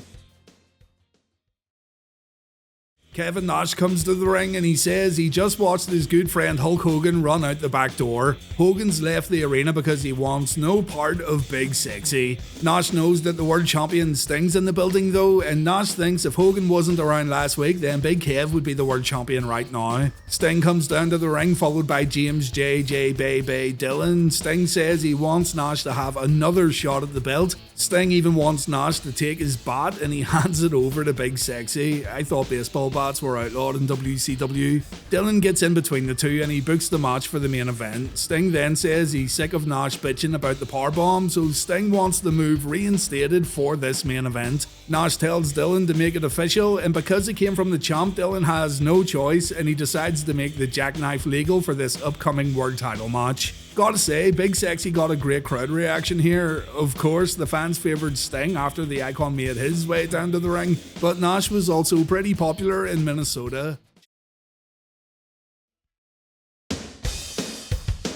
We end our shows this week with two Raw matches, Owen Hart versus a member of DX and Vince McMahon versus Steve Austin. On Nitro we've got Kevin Nash versus Sting. I enjoyed Nash versus Sting last week, so let's see how it plays out this time around. Sting goes on offense after Kevin Nash takes the world belt and he holds it up in the air. The Giant Killer manages to use Sting's momentum against him though, and the champ gets dropped on the top turnbuckle with snake eyes. We see the leapfrog body guillotine from Nash, a punch makes Sting crumble to the mat, and the Icon gets choked in the corner with Nash's big boot before taking a corner clothesline. Nash lays in the corner knee strikes, and in the opposite corner we see the back elbows. Sting then wakes up after taking a headbutt and he tries to body slam Big Sexy, but he can't deal with Nash's body weight. Nash goes on offense again with an elbow drop. Nash performs the neck wrench again, and this is a move he pulled off twice last week. Sting again tries to fight back, but a back elbow floors the champion and Nash is looking pretty good here. Nash performs a gut wrench powerbomb and Sting kicks out at 2. Still though, Nash thinks he's got this one in the bag and he continues to maintain the advantage with a sidewalk slam. Big Sexy then applies a bear hug, and when Sting breaks free, the Icon's able to force Nash into the corner and we see 2 Stinger splashes, a dropkick and another Stinger splash. This one should be over, guys. Just then, Macho Man Randy Savage walks down to the ring wearing an outsider's shirt. He's limping too after what happened last week, but he sends Liz to distract Charles Robinson and the Stinger takes a shot with Macho's cast. Nash covers Sting, 1, 2, kick out at 3. So there's only one thing for it. Sting takes a jackknife powerbomb. We should now have a new world champion, but someone pulls the ref out of the ring and look who it is. His Excellency Bret the Hitman Hart. Bret attacks Nash and the referee calls for the bell. Bret applies the sharpshooter on Nash. The nWo hit the ring. Nash gets up and he delivers another powerbomb to Sting before leaving, and Nitro goes off the air with Bret Hart fighting off the entire nWo all on his own. The Nash vs Sting match wasn't as good as last week's in my opinion, but I don't think the fans would have been that disappointed if Kevin Nash won the world belt here. They popped for the first jackknife and it did feel like for just a moment we were about to see a new heavyweight champion. It's time for the bat match, Kevin Nash and Hulk Hogan versus Roddy Piper and the Giant. The big story in this one is the lack of trust shared between Nash and Hollywood. Hogan's had trust issues with Randy Savage dating all the way back to January, but Big Kev backed up Macho a few times and that created issues between 2 founding fathers of the nWo. Nash told Hogan to watch his back. There's others in the nWo who aren't happy with Hollywood's leadership. He wanted to know why his buddy Six was fired and he wanted to know why Scott Hall wasn't on TV anymore. Hogan said that Sean Waltman couldn't cut the mustard and he had no idea where Scott was, but in reality, Scott was in rehab. So things are tense within the nWo, and after tonight, big changes happen within the groundbreaking faction that have huge ramifications moving forward. The bat match was created by Roddy Piper. There's a bat placed on a pole and whoever retrieves it can use it legally. WCW just loved those oversized poles, didn't they? You can see Nash complain about it when he gets in the ring, and he even says to Hulk, hey, you better climb that fucking thing because I'm certainly not doing it. Fair dues to Roddy Piper though. The Hot Rod tries to climb the pole the minute the bell rings, and Hulk Hogan has to stop Piper because, remember, Nash certainly isn't going to do it. Piper gets his head rocked on the pole and Hogan lays in the punches. Roddy gets hung up in the Tree of Woe and Hulk gets in a few kicks, and then Big Sexy gets tagged in. Kev doesn't do a lot here. He grabs Piper in a waistlock and he brings him back over to Hogan for a free shot. Hollywood tags back in and Piper starts no-selling. Hogan takes a few rights and lefts before getting poked in the eye, and Hollywood finds himself in the wrong corner for a moment. Piper starts pulling out Hogan's hair and Heenan says, well, that won't take too long, and you know what, say what you want about this match, but the crowd are making a lot of noise here. A headbutt sends both Piper and Hogan to the mat, but it's Hogan who gets up first, and he uses his weight belt to whip Piper's back. Every Hogan and Piper encounter plays out the exact same way in WCW. Hogan then goes for the bat and he waits for the Giant to grab him before climbing the pole. The Giant uses the weight belt to smack Hogan's ass, and again, the crowd like it. I mean, they like the whipping, not Hogan's ass. The eroticism continues when Hulk gets put over the Giant's knee for a good old-fashioned spanking, but Nash breaks it up. Piper gives Big Sexy a whipping too, and the nWo get out of the ring to ponder what the hell's going on. Hogan thinks rubbing against the apron will fix his ass, but he takes another whipping. The commentators are surprised Hogan and Nash are working so well together here, but we have a lot more of this match to get through. Piper gets his little hot rod smashed with a low blow and Kevin Nash gets tagged in. He tells Roddy to tag in the Giant. The crowd gets all fired up, and here we go, Giant versus Nash once again. Giant doesn't take too kindly to Nash pie-facing him, and Big Sexy takes some punishment in the corner, including a hard slap across the chest. Nash gets a boot up in the opposite corner, and this leads to the usual Nash offense with knee strikes, back elbows, and chokes. Piper inadvertently distracts the referee, and this allows Hogan to choke out the big man. The Giant takes a clothesline from Kevin, he gets himself right back up, and then the two big men wipe each other out with big boots. I thought this spot was great. Piper and Hogan tag in and they share punches. Piper floors Hogan after winding up a big right. Hogan takes a clothesline, a ton of punches in the corner, and another eye rake, and Big Nash has had enough. He gets in to help Hulk, but he takes a low blow. The Giant pulls off a dropkick and Nash tumbles out of the ring. This gets a great pop too, and Piper then applies a sleeper on Hulk that eventually puts him on the mat. Piper goes for the bat. Giant gets up there too to help the Hot Rod out. Piper retrieves the bat, but Nash and Hogan then wake up and the babyfaces get taken out. Hogan throws the bat away, and this confuses the commentators, but Hulk had a plan all along. The nWo Booty Man shows up and he's holding another bat just for Hollywood Hogan. Hulk gets the bat, he whacks the Giant from behind. He then lines up a shot for Piper, but he ends up nailing Nash, and this is when the match breaks down. Piper chases Hogan out of the ring. Hollywood gets back inside while Piper has his back turned to the Booty Man. Booty Man grabs Roddy's bat and he passes Hulk the other bat that was on the pole. Hogan smacks Piper across the back and Hogan wins the match for the nWo. But Hollywood now has a big problem. Kevin Nash takes the straps down and it looks like he wants to fight Hogan. He decides instead to go for a powerbomb on the Giant after Hogan convinces him to do so, but Hollywood backstabs the Giant Killer when he hits him with the baseball bat. The Giant screams at Hogan, Hulk gets out of the ring, the big man breaks the bat over his knee, and that's how it ended, folks. The nWo is now truly broken and things will never be the same again. I've watched this match a few times because it's came up a few times for Wrestling Bios videos, and it's not as awful as what people make it out to be. Given the guys in the ring and given the limitations they all share in one way or another, it's still pretty entertaining. It's not great or anything, but it's not terrible either, and the crowd in the arena absolutely loved it.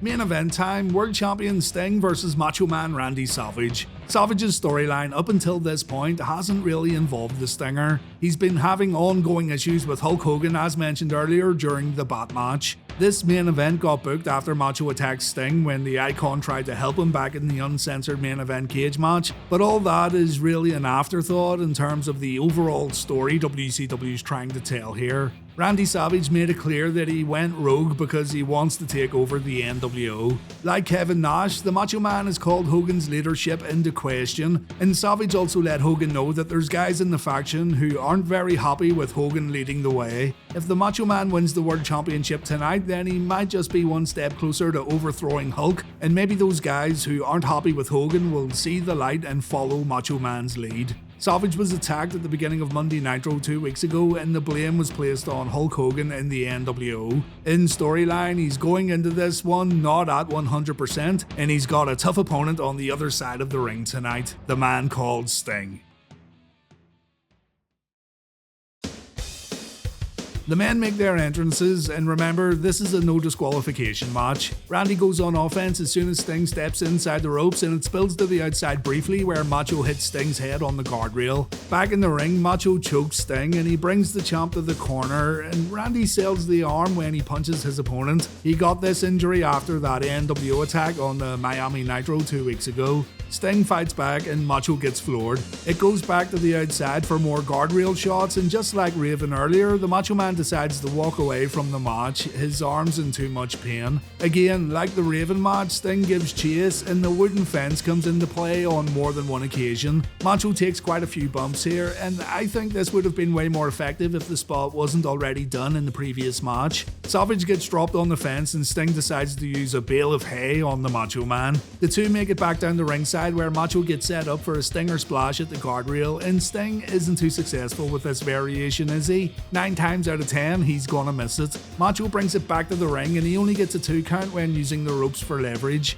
A pile driver gets countered with a backdrop, but Sting's follow-up elbow drop misses the mark. It isn't long before the match once again goes to the outside and Sting ends up suplexing the Macho Man on the floor. Sting's feeling pretty confident now. He waits for Savage to get back in the ring, but Macho comes back with a low blow. The little Stinger abuse continues when Savage drops Sting on the top rope, but still this isn't enough to end the match. Sting counters a top rope double axe handle and Sting gets Savage in position for a Stinger splash. Randy pulls Charles Robinson in for the bump. Sting stops just before impact, but then Savage hits a clothesline and the ref then takes a hit.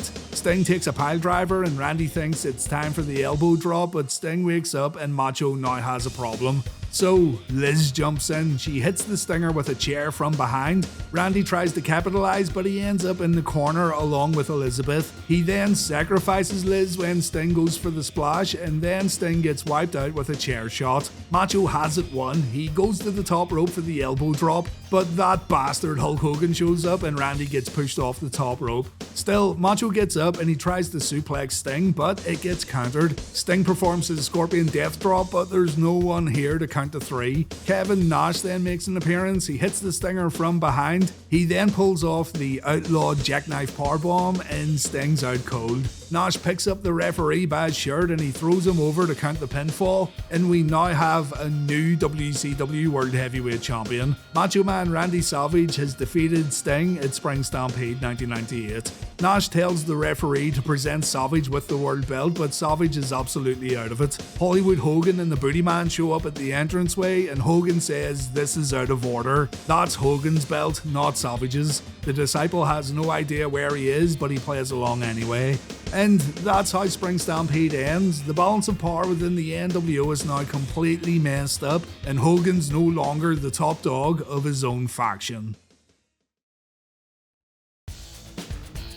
We kick off Monday Nitro with a Hollywood Hogan promo. Remember to check out the Spring Stampede video I uploaded on Sunday, by the way, because most of this episode of Nitro centers around what happened at the pay-per-view. We have Hogan, Bischoff and the nWo Booty Man here, and Hogan says all the nWoites know that the world title belongs to Hollywood. When Macho and his big sexy girlfriend got together to steal Hogan's belt, it made the Hulksters sick. So the doors are blocked tonight and there's no escape for Macho. Hogan wants the world belt and he plans on taking it away from the new champ tonight on Monday Nitro. Hulk Hogan wants a match tonight against Macho Man Randy Savage and he wants it to happen in the main event. Hulk says that Armageddon has just happened and he confirms that the nWo has now split. We're going to learn who's smart enough to follow Hogan and who's dumb enough to follow the two losers, Nash and Savage. And speaking of Nash, if Big Sexy tries to get involved in Hogan's business tonight, then the nWo Booty Man will put him away with a chartbuster. So there we go, Hogan's challenged the Macho Man to a world title match tonight on Nitro.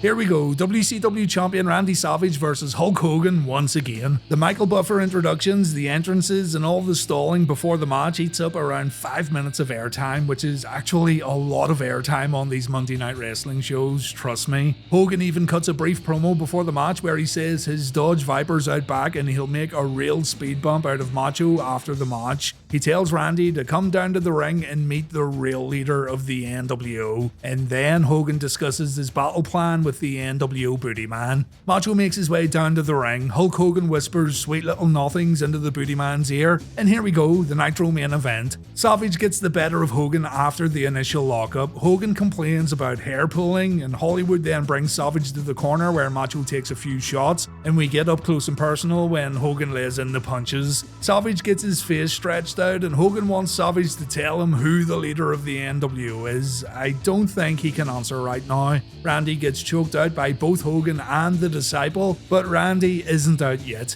A few chops send the Macho Man to the mat, and Hulk throws Macho out of the ring. The Booty Man once again attacks Macho, and Hulk grabs a chair. Savage takes a shot on the head, and I'm kinda surprised Hogan pulled off a decent chair shot for once. When the action gets back inside the ring, the crowd pops when Randy starts fighting back, and a double axe handle makes Hogan beg for mercy. Savage, however, still has a bad knee from that Viper attack 2 weeks ago, and he hurts himself when trying to kick Hogan. Hollywood focuses on the knee, as does Hogan's lackey. It looks like the Disciple's jerking the knee off here, for God's sake. And check this out, there's a low blow here, but blink and you'll miss it. On the outside, Hogan uses his weight belt to whip the Macho Man, and back inside the ring, Savage gets choked. Hulk then body slams Savage. He lines up the big leg drop, but Randy moves out of the way. Savage then whips Hogan with his own weight belt. Hogan takes a body slam, and Savage goes up for the elbow drop. Savage lands his finisher, but he lands on his knee. Randy can't cover Hulk, so Hulk gets up and he applies a figure 4. The commentators think it's all over, but Randy gets to the ropes. This is a no DQ match, so Hogan doesn't have to break the hold, but he does it anyway. Savage gets up and he chokes out Hollywood. Nick Patrick tries to break it up, but he gets shoved out of the way. The Disciple runs in, he hits a neckbreaker on Patrick, and now the Disciple and Hollywood are going to team up on the WCW champion.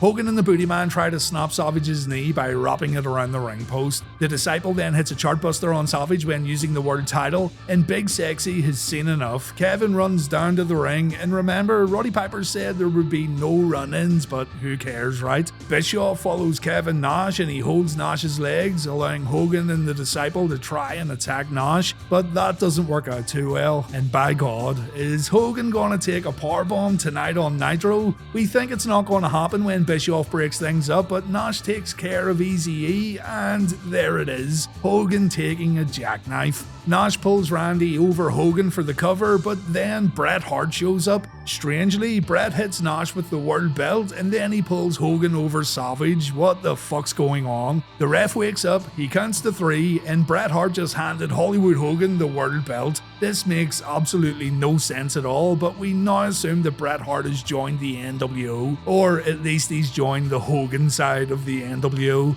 Roddy Piper runs down and he wants to know what Bret's thinking. The Hitman tries to walk away, but Piper wants an explanation. So Bret punches Piper out and Roddy lands right on Savage's injured knee. Bret laughs as the crowd boos, and Nitro fades to black.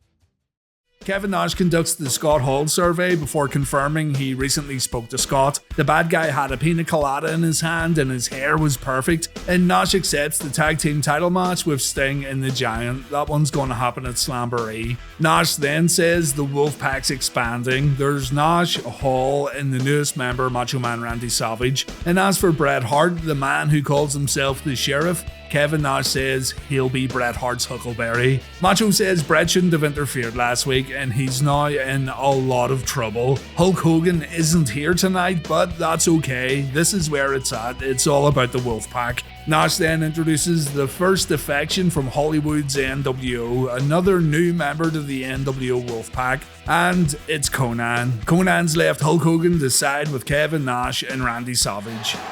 Arriba la raza! Conan says it's a pleasure to be beside Big Sexy the Giant Killer, and he says Macho Man's a classic just like Coca-Cola and Corvettes. Conan says Hogan wants none of the Wolfpac as Nitro moves on, so yeah, the faction's now beginning to truly form, and I do think Conan's a good addition to this new group. I thought Randy Savage said that Hogan wasn't in the building earlier on, but by God, Hogan won't miss this weekly promo for love nor money. Scrap that actually, Hogan would miss the weekly promo for money. The new WCW champion says that everyone knows Hollywood has done it all and Kevin Nash and Randy Savage are nothing but jokers. He says Miss Elizabeth's a slow, broken down ride as the crowd chants Hogan sucks. And Hulk says there's no one left for Hogan to beat, there's no championship match that he can't walk through, the power lies with Hollywood. Everyone wants to know why Bret Hart did what he did last week, and Hogan says even the Hitman knows where the power lies. He's known since day one. When you're with the NWO, you're with the NWO for life. So yeah, another big load of nothing from Hollywood Hogan. Mean Gene once again asks Bret Hart why did he do it, why did he help Hulk Hogan, and Bret says this. Shut up. New Reliving the War soundbite just dropped, guys. Bret says he wants to look Hogan in the eye and tell him why he helped him out, so Bret wants to hear those magic tunes of Hulk Hogan. What? Magic tunes of Hulk Hogan. Let's hear, bring him out. Hollywood, Bischoff and Booty Man come to the ring, and Bret says he's been waiting a long time to say this. He wants everyone to understand that Hogan's someone who Bret's looked up to for a long time. Hollywood Hogan's the highest paid wrestler in the history of wrestling, and nobody is more recognized around the planet than Hulk Hogan. Hollywood says he appreciates Bret setting the record straight and telling it like it is. Bret's about to tell us all why he wanted Hogan to be world champion again, and he reveals a Hollywood Hogan shirt under his jacket. But Randy Savage then gets in the ring and he punches Bret in the face. So Hollywood and the Booty Man jump Macho and they hold him up for Bret to get in a few shots. Nitro goes off the air as Bret gets ready to put Savage in a sharpshooter. Bret has to be infiltrating the NWO, right? Clearly, he was about to say he helped Hogan win the belt so the Hitman could take the championship off him in a one-on-one match. Yeah, I honestly think this could have been the long-term plan because all signs point to it happening after this Nitro promo. But as always, WCW have a way of changing plans at the very, very last minute.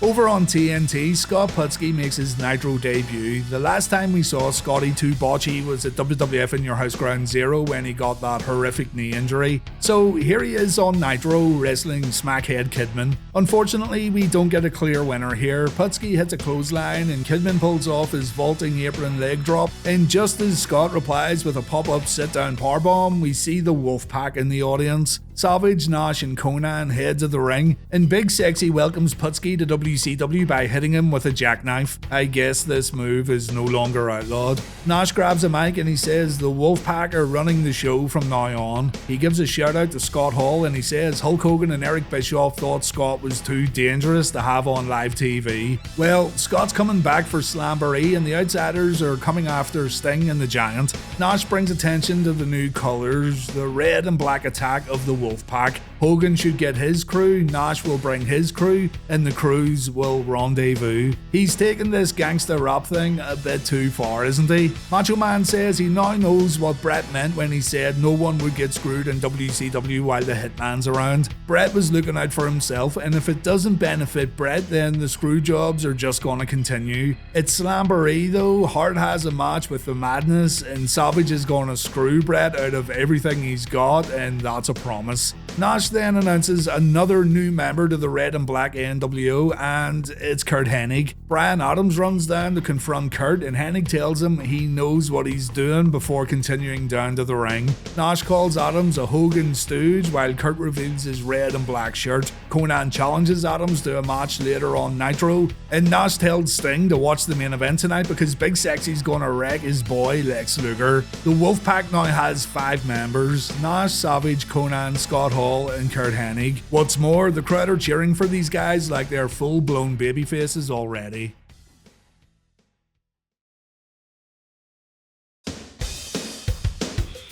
We wrap things up this week with Kevin Nash versus Lex Luger on Nitro. On Raw, Mick Foley takes on Terry Funk in a Falls Count Anywhere match. Let's go through the Nitro match first because it's a bit disappointing. Nash comes down to the ring with Savage and Conan while Lex comes to the ring all alone. Yeah, smart move, Luger. Luger ducks a clothesline at the opening bell and he goes on offense right away with strikes. Nash takes a few corner punches next, but then Conan jumps on the apron and Big Sexy's able to hit Luger with a big boot. Luger takes a few back elbows, Conan chokes Luger right in front of the referee, but the match continues on. Nash then chokes Luger in the corner with his big boot, and listen to the audience. Give you a feeling of confidence if you're a guy like Kevin Nash. Not only being 7 feet tall. The crowd are chanting for the Wolfpac. At this rate, they're going to get positioned as fan favourites. Lex takes a corner clothesline. On the second attempt, Luger gets the boot up in the corner. It's always the boot up in the corner. Nash then takes a few clotheslines as Luger goes through his usual routine, but then the Wolfpac get involved and it ends in disqualification. The crowd were chanting Wolfpac just a few seconds ago, and now they're booing because it's still a typical nWo finish. The crowd pops though, and Sting and Giant hit the ring. The Wolfpac back up for a moment, but then Nash goes for the Giant and Sting goes after Conan. The crowd cheers as a fight breaks out, but then we see Brian Adams heading to the ring. Bret Hart though stops Adams from getting involved. He tells Adams to stop and just take a look. There's two groups of Hulk Hogan enemies in the ring right now beating each other up, so Adams doesn't have to do a thing. This is how Nitro ends. The show fades out while the camera remains on Bret and Adams. The Wolfpac's Randy Savage comes to the ring and he says if it wasn't for Bret Hart, Hulk Hogan wouldn't have the nWo Wolfpac title around his waist. Bret won't be applying the sharpshooter on Randy at Slamboree, but Bret can certainly die while trying. Tonight though, Randy doesn't want to face Bret, he wants a fight with Hollywood Hogan. Please God, not again. Randy says the Mega Powers have to do it one more time here on Nitro, so he makes it official, he wants a title shot. He calls Hollywood Hogan a bald-headed reject from the glue factory, and I don't know why, but that made me laugh for a solid 5 minutes. And Randy says Hogan has his title and the Macho Man wants it back.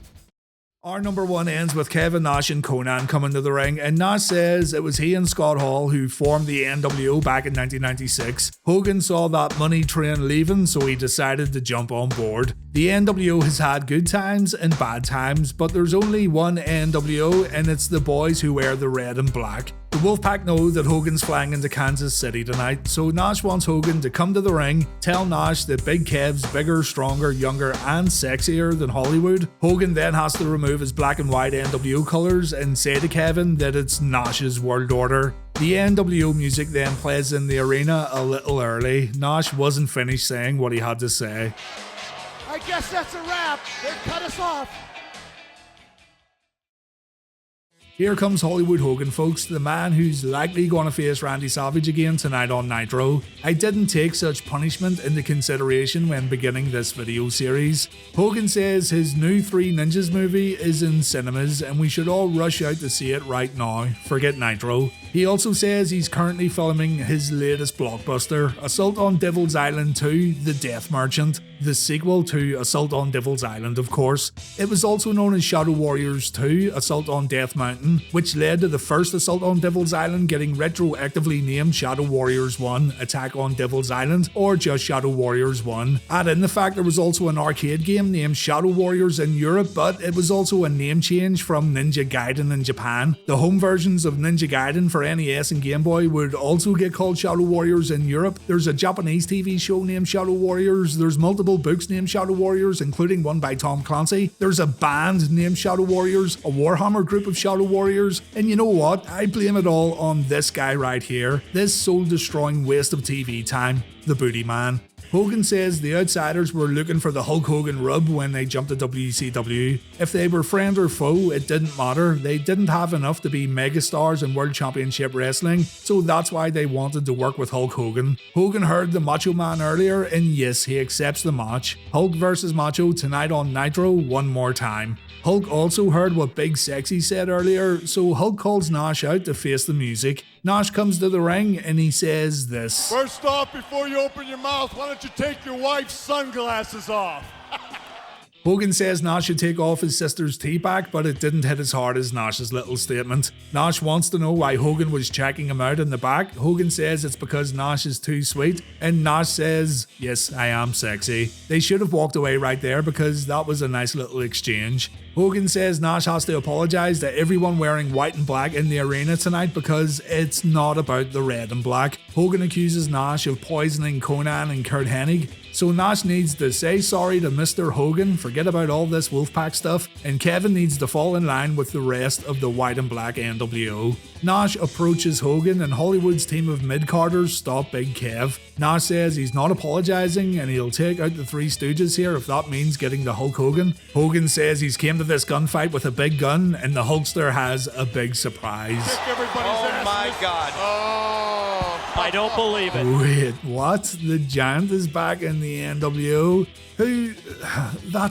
This is strange. God, they've got some explaining to do here, right?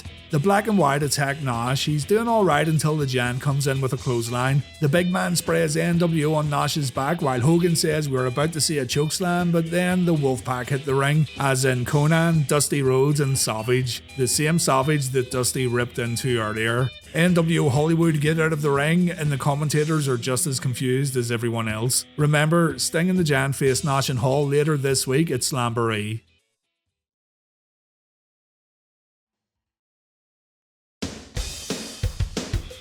Raw ends this week with Steve Austin and a mystery partner taking on D'Lo and The Rock. On Nitro, we've got Hollywood Hogan versus Randy Savage. The world title's on the line once again and the booty man's here with Hollywood. What isn't here with Hollywood though is his wife's sunglasses. He got you Hogan, he got you good. Savage attacks right at the opening bell. He chokes Hogan with his own shirt and Hogan begs for mercy when Savage won't let up.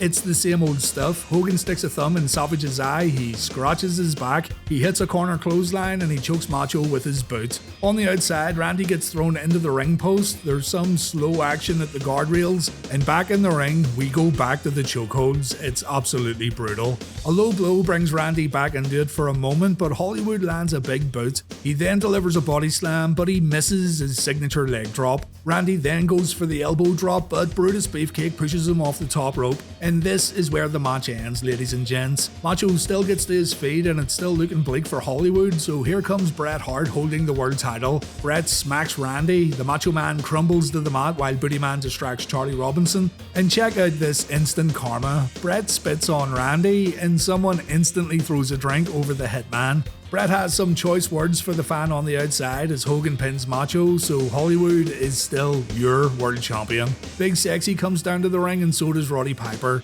Roddy says Hogan's been disqualified and Randy Savage is the winner. Piper also announces that he's going to referee the Slamboree Savage vs Hart match, and he makes it clear that he wants the two competitors to rip each other apart. He tells Macho if Bret bites him in the throat, then Savage should bite him right back. If there's any low blows, then there should be no complaints. The recipient of said low blow should go ahead and return the favour by kicking his opponent in the nads. The Giant then comes down to the ring, Hogan has to calm him down, and Nitro ends with Sting watching everything from the rafters.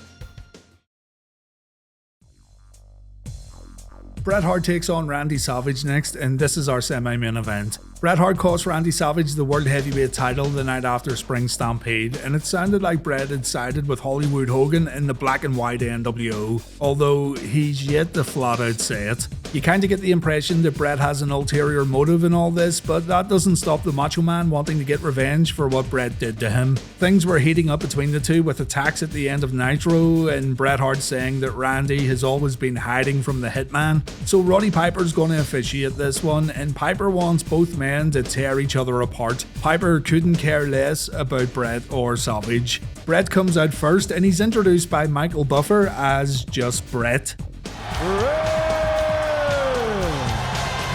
Piper makes his way to the ring, Savage makes his entrance, and it looks like Bret's a little afraid to step inside the ropes with the Macho Man. Bret stalls a lot and Piper gets annoyed, so the Hot Rod throws Bret into the ring and he tells the men to hurry up and fight. The two build up a little anticipation, they lock horns in the middle of the ring, and Savage starts it off with an eye rake and an elbow to the head. Bret immediately replies with strikes and he's focusing on the back and the midsection here. Bret then chokes Randy in the corner, Piper begins a 5 count, and this goes against what Piper said on Nitro. He said neither man should complain about cheating and he expects both men to give as good as they get, so why he's threatening to disqualify Bret makes no sense. He does the exact same when Savage chokes Bret in the corner with his boot, and Savage isn't happy when Piper begins another 5 count moments later. A headbutt floors Savage and Bret follows up with a leg drop. Savage ends up on the apron and Bret performs a smooth suplex to bring Savage back in. Randy has to roll out of the ring again after another Hitman headbutt to the midsection, and Bret decides to go out and get a little vicious. He throws Randy into the ring post before trying to use the steel steps. Bret misses his target and Randy's able to turn it around. The two then end up fighting in the crowd after Bret throws Savage over the guardrail, and it's a miserable viewing experience for those watching at home. You can hardly see anything at all here because the production guys didn't send a cameraman into the audience. Eventually they come back and it's Savage who's taking control. Bret gets body slammed on the outside and things aren't looking too good for the Hitman, so Bret has no choice but to target that injured knee of Randy's, and we get some classic Hitman offense here. Everything's targeted right at the injured body part, and it's now only a matter of time before the inevitable happens. Bret shouts he's the best there is, the best there was, and the best there ever will be as he destroys Macho. He takes time in between offense to also remind fans at home that he's the best, and Savage is going to try to get out of the ring for a moment, but Bret brings him right back in for a Russian leg sweep. Randy tries to fight back, but he gets his head kicked in. Bret performs a pile driver, and he covers Randy while raising his arm in the air. Randy kicks out. Bret argues with Piper and the fans. He then plants Macho with a DDT, but Randy kicks out thanks to Bret wasting time and talking smack to fans at ringside.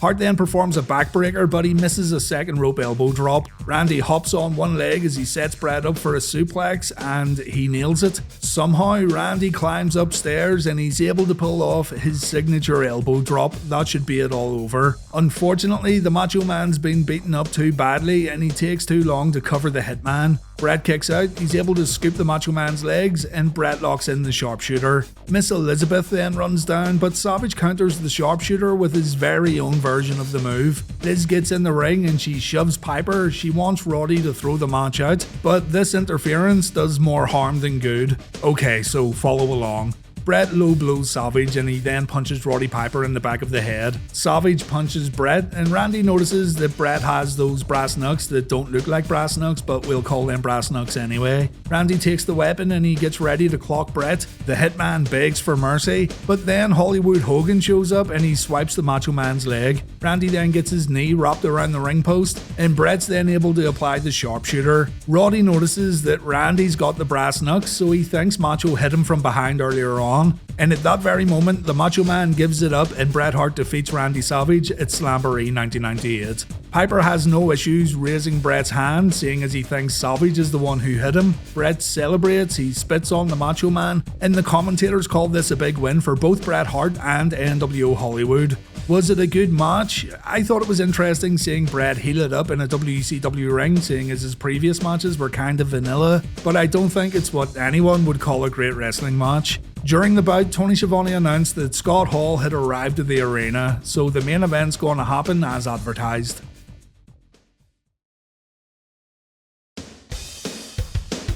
Alright, so it's the end of our shows, unfortunately, but again, we'll be back to normal next week. We've got the Steve Austin street fight next on Raw, while over on Nitro, we end with two promos, one from DDP and another from Hollywood Hogan. Mean Gene wants to know how DDP continues to have matches like the one he had at Slamboree last night, and why does he continue to do it? Dallas quotes Dick Murdoch when he says, "If I had to think about how I did this, I don't know if I could." But DDP knows why he does it every night. He wrestles because he loves it and he does it for the people. All the people out here that jack me up! Wait, what? He does it for the people who jack him up? Oh, he said jack me up? I thought he said jack me... never mind. DDP says it's time to go after the world belt, and yes, I would 100% agree. DDP hopes Hollywood Hogan's still champion when Page gets his shot, because Page hasn't forgotten what Hollywood and the nWo have did to him over the past 15 months or so. Looks like Hollywood Hogan might be next to feel the bang, and again, I'm all for it, seeing as Bret Hart's opportunity seems to be flushed down the toilet. Hogan and nWo Hollywood come out for a promo next. Pay attention to Bret Hart getting in and refusing to shake hands with Vincent, and also take note of Bret not wearing nWo colours and sitting as far away as possible from the group. Hogan says nWo Hollywood is the supreme power in pro wrestling, and the fact he still has these soldiers behind him means that Kevin Nash was wrong. Hogan still has a loyal nWo faction, and he still has loyal nWoites in the arena. I noticed something pretty early on too. Eric Bischoff's getting really anxious about the airtime. Nitro only has around 3 minutes left and there's still a lot to get through, so things start getting really rushed. After whispering to Hogan that he needs to hurry up, Hollywood introduces Kevin Nash's former best friend, the newest member of Hogan's new family, Scott Hall. Scott doesn't get a chance to cut a promo. Eric whispers to Scott that there's no survey tonight, Chico, and Eric then tells Sting to come down to the ring and make his decision. Is Sting going to finally join the NWO, seeing as he's now a tag team champion along with the Giant? Sting walks out, he spits on the Giant at the entranceway, so the Giant launches an attack and it looks like Sting's done for. That is until the Giant Killer walks out to even the odds and Nitro then fades to black. Clearly, there was supposed to be more to this. I think Hall was supposed to cut a promo and Sting was to make it all the way down to the ring before Nash made the save. But that's how Nitro ends this week. Watch it back and you'll see what I mean.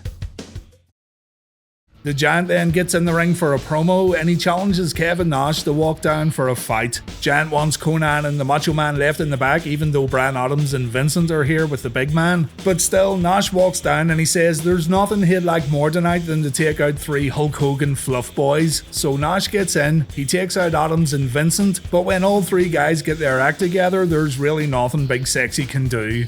Lex Luger runs down to the ring along with Conan. The commentators can't believe it. Lex takes out the Giant with a chair shot just before the other members of the nWo Wolfpac arrive, and Nash definitely approves of Lex helping out. Conan offers his Wolfpac shirt to Lex. The crowd are going crazy as Lex contemplates it. He then puts the shirt on to a massive pop, and the total package has now become a member of nWo Wolfpac. People kinda dismiss Luger in the Wolfpac and they say he wasn't a good fit, but as we all know after watching this all back, Lex was doing absolutely nothing anyway, so joining the Wolfpac at least gave him something to do. At the same time though, I guess WCW could have came up with an angle for Lex that didn't involve the nWo at all.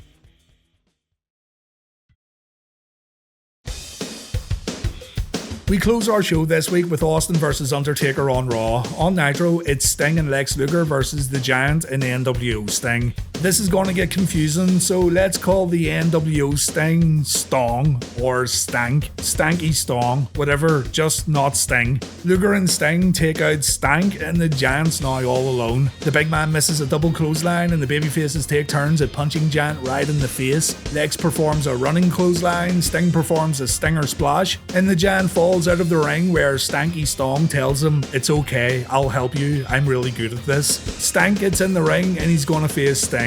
Stong performs a back elbow and Sting replies with a clothesline. Flexi Lexi gets tagged in and he hits an inverted atomic drop followed by 2 clotheslines and a bionic forearm. Even Tony Schiavone says here that the bogus Sting is absolutely no match for the total package. Lex gets thrown out of the ring though, and this lets the Giant hit a big boot. Stanky Stong body slams Lex and he performs a few elbow drops before the big man comes back in. Giant destroys Luger while Sting tries to rally the fans, but cheers alone won't help the total package. A spicy hot tag might do the job though, and that's exactly what happens when Stank misses a Stonger splash. The real Sting gets in the ring and we see the real Stinger splash. Sting then performs the Scorpion Death Drop, and that's the end of our main event. The babyfaces win. The nWo Wolfpac walk down to the ring following the match and Lex joins his boys to celebrate the big victory. The red and black nWo have a gift for Sting though, and the crowd pops when Nash holds up a Wolfpac shirt. Sting's a little reluctant at first as he goes to make his exit, but he has second thoughts and he gets back in the ring. The crowd roars as Lex throws Sting the shirt, but Nitro then fades to black. Sting hasn't joined the nWo Wolfpac, but he's definitely considering it.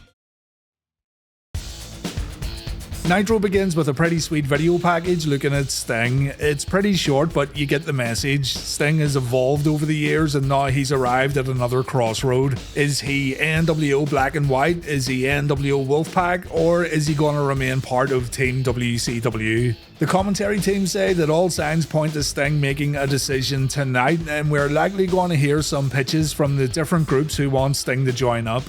The Wolfpac arrive in their limousine, and out in the arena, the Wolfpac music plays for the very first time on Monday Nitro. You'll also notice Kurt Hennig's now on crutches. Nash gets in the ring and he alters Scott Hall's survey a bit by asking the audience if they came to see nWo Hollywood or the Red and Black Attack. The fans are very much behind the Wolfpac tonight, and Lex Luger says he hopes Sting notices all the red and black shirts in the audience tonight when he makes his decision. Sting and Lex are good friends, but Lex hasn't heard from his buddy since last week. week. Luger says he and Sting have always been winners and the Wolfpac are a group of winners, so Sting needs to make the right choice tonight on Monday Nitro. Luger then throws out a challenge, Nash in the Total Package versus Hollywood Hogan and the Giant, and Lex hopes that this match will act as some sort of reinforcement for Sting's decision.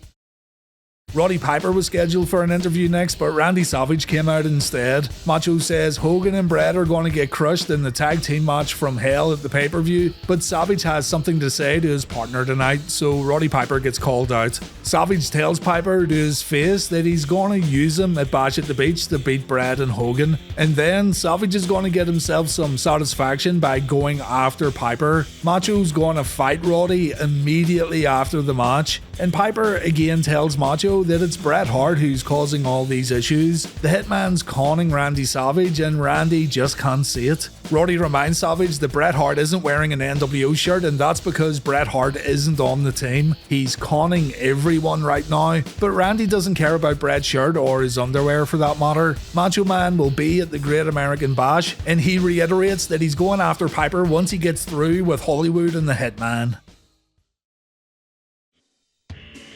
Hulk Hogan and Bret Hart cut a promo next on Nitro. On Raw, we've got Val Venus versus Papi Chulo. Okay. nWo Hollywood also arrive in a limousine, so Sting can definitely expect some luxurious travel arrangements no matter which team he ends up fighting for. Granted, if he joins nWo Hollywood, he has to share limo space with the big bad booty man, so that would be an immediate no from me. Hogan says he and the Brotherhood saw that grey-haired, flamingo-legged Kevin Nash out here earlier on with his new stooge Lex Luger, and Hogan heard the main event challenge. Hogan accepts because he wants to show Sting that the power lies within the black and white nWo. In regards to the Great American Bash tag team match from Hell, Hogan's annoyed that Piper and Savage are questioning Bret Hart's integrity and his loyalty towards nWo, and Bret wonders what he has to do to make it clear that he's one of the boys as he unbuttons his shirt to reveal a Hollywood Hogan t-shirt underneath. It's still not an nWo shirt, mind you, but Bret feels this is enough to show that he's loyal to the black and white. Bret says Hogan means the world to him, Hogan's the greatest of all time,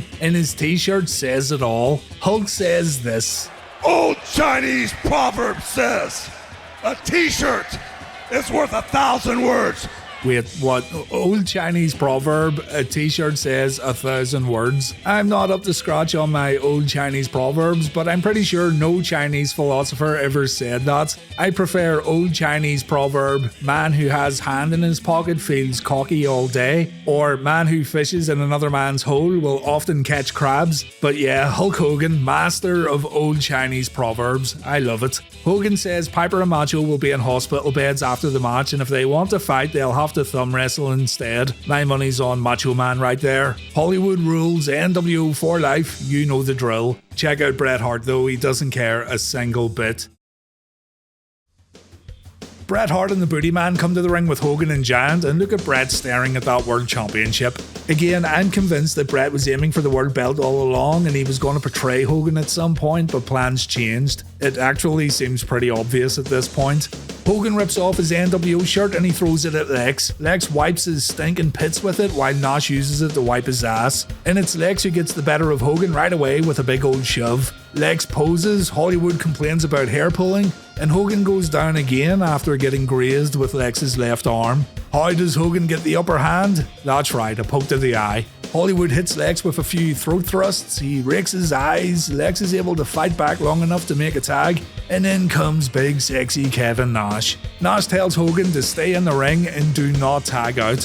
Hogan stays in, the crowd begin to cheer and clap as Nash raises his arms in the air, and it's Kevin who goes on offense when the two get to work. Hulk takes a corner clothesline, but he comes back with one of his own. He's getting outmatched here though, so the Champ tags out and the Giant comes in. The two big men lock up and the Giant overpowers Nash. Nash manages to turn it around in the corner, but at the opposite side of the ring, Big Sexy goes down after a big boot to the face. Giant misses an elbow drop, Nash tags in Flexi Lexi, and the Giant ends up flooring the Total Package with a big old clothesline.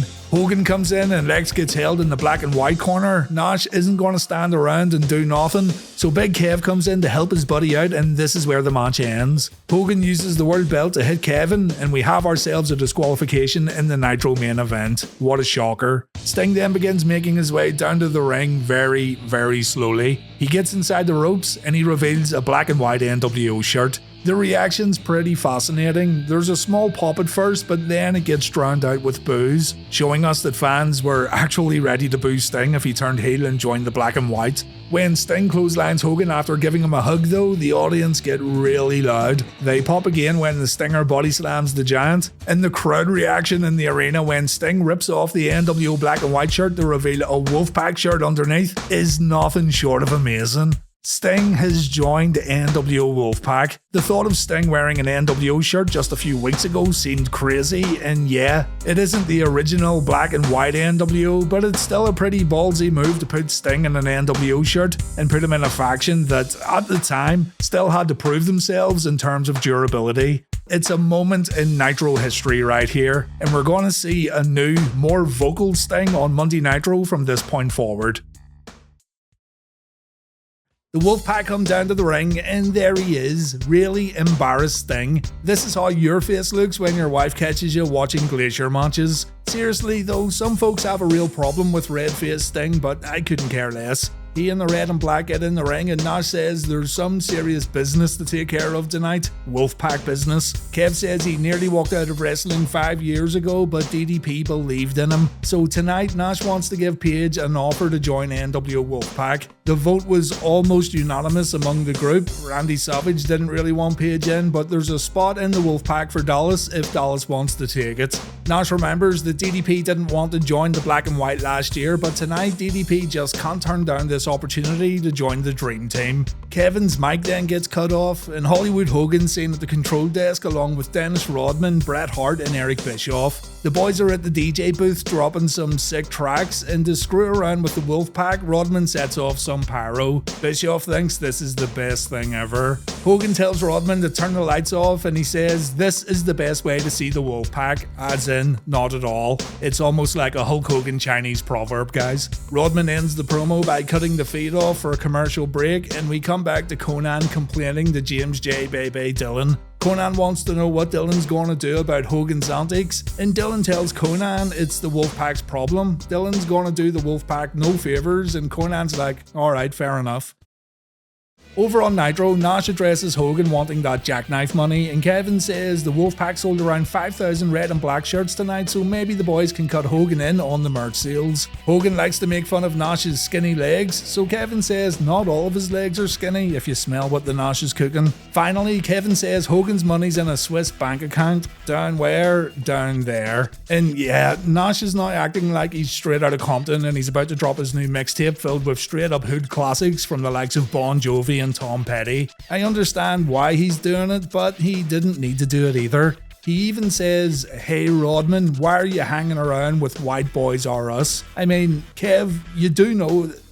Moving on, speaking of fire mixtapes, Eric Bischoff and the Giant are at the DJ booth, and while Bischoff says he's having fun being so close to his home in Detroit, he's gonna have a lot more fun when the Giant gets his hands on Sting at the Great American Bash. Giant says everyone wanted to get Sting on their team last week, but now that he thinks about it, the Giant wonders why. Sting's nothing compared to a 7'4", 510-pound Giant. Giant then says when you catch an insect, you usually start pulling its limbs off. No mate, that's what serial killers do. But anyway, Giant's going to pull Sting's arms and legs off like the little bug he is. Lovely. Absolutely lovely.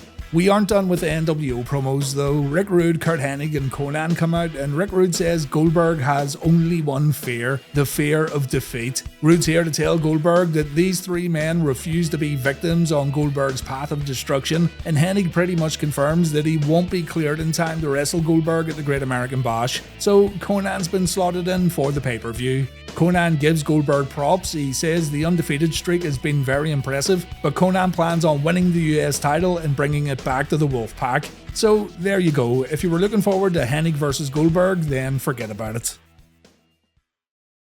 On Nitro, Hogan has another Chinese proverb for Bret Hart: a job is something that doesn't work for I, brother. But come the Great American Bash, Roddy Piper and Randy Savage will be doing the job in the tag team match from hell. Savage is going to be known as the man who made two big mistakes in his career. The first was stepping up to the Hitman and Hogan at the pay-per-view, and the second was joining the red and black attack that Hogan's gonna knock back, Jack. I like it. And Hogan then has a pretty big surprise lined up for the Macho Man. Hogan says there's a reason the Auburn Hills hotties aren't here right now. Hogan giveth and Hogan taketh away. So Hogan's taking back Miss Elizabeth and putting her back in the black and white. She seems happy about this too. Remember, it was Hogan who presented Savage with Miss Elizabeth way back last year, but Liz is now with Hollywood. The Hulkster says he's gonna run wild on what Savage used to have. And yeah, that's it. Randy's once again lost Miss Elizabeth.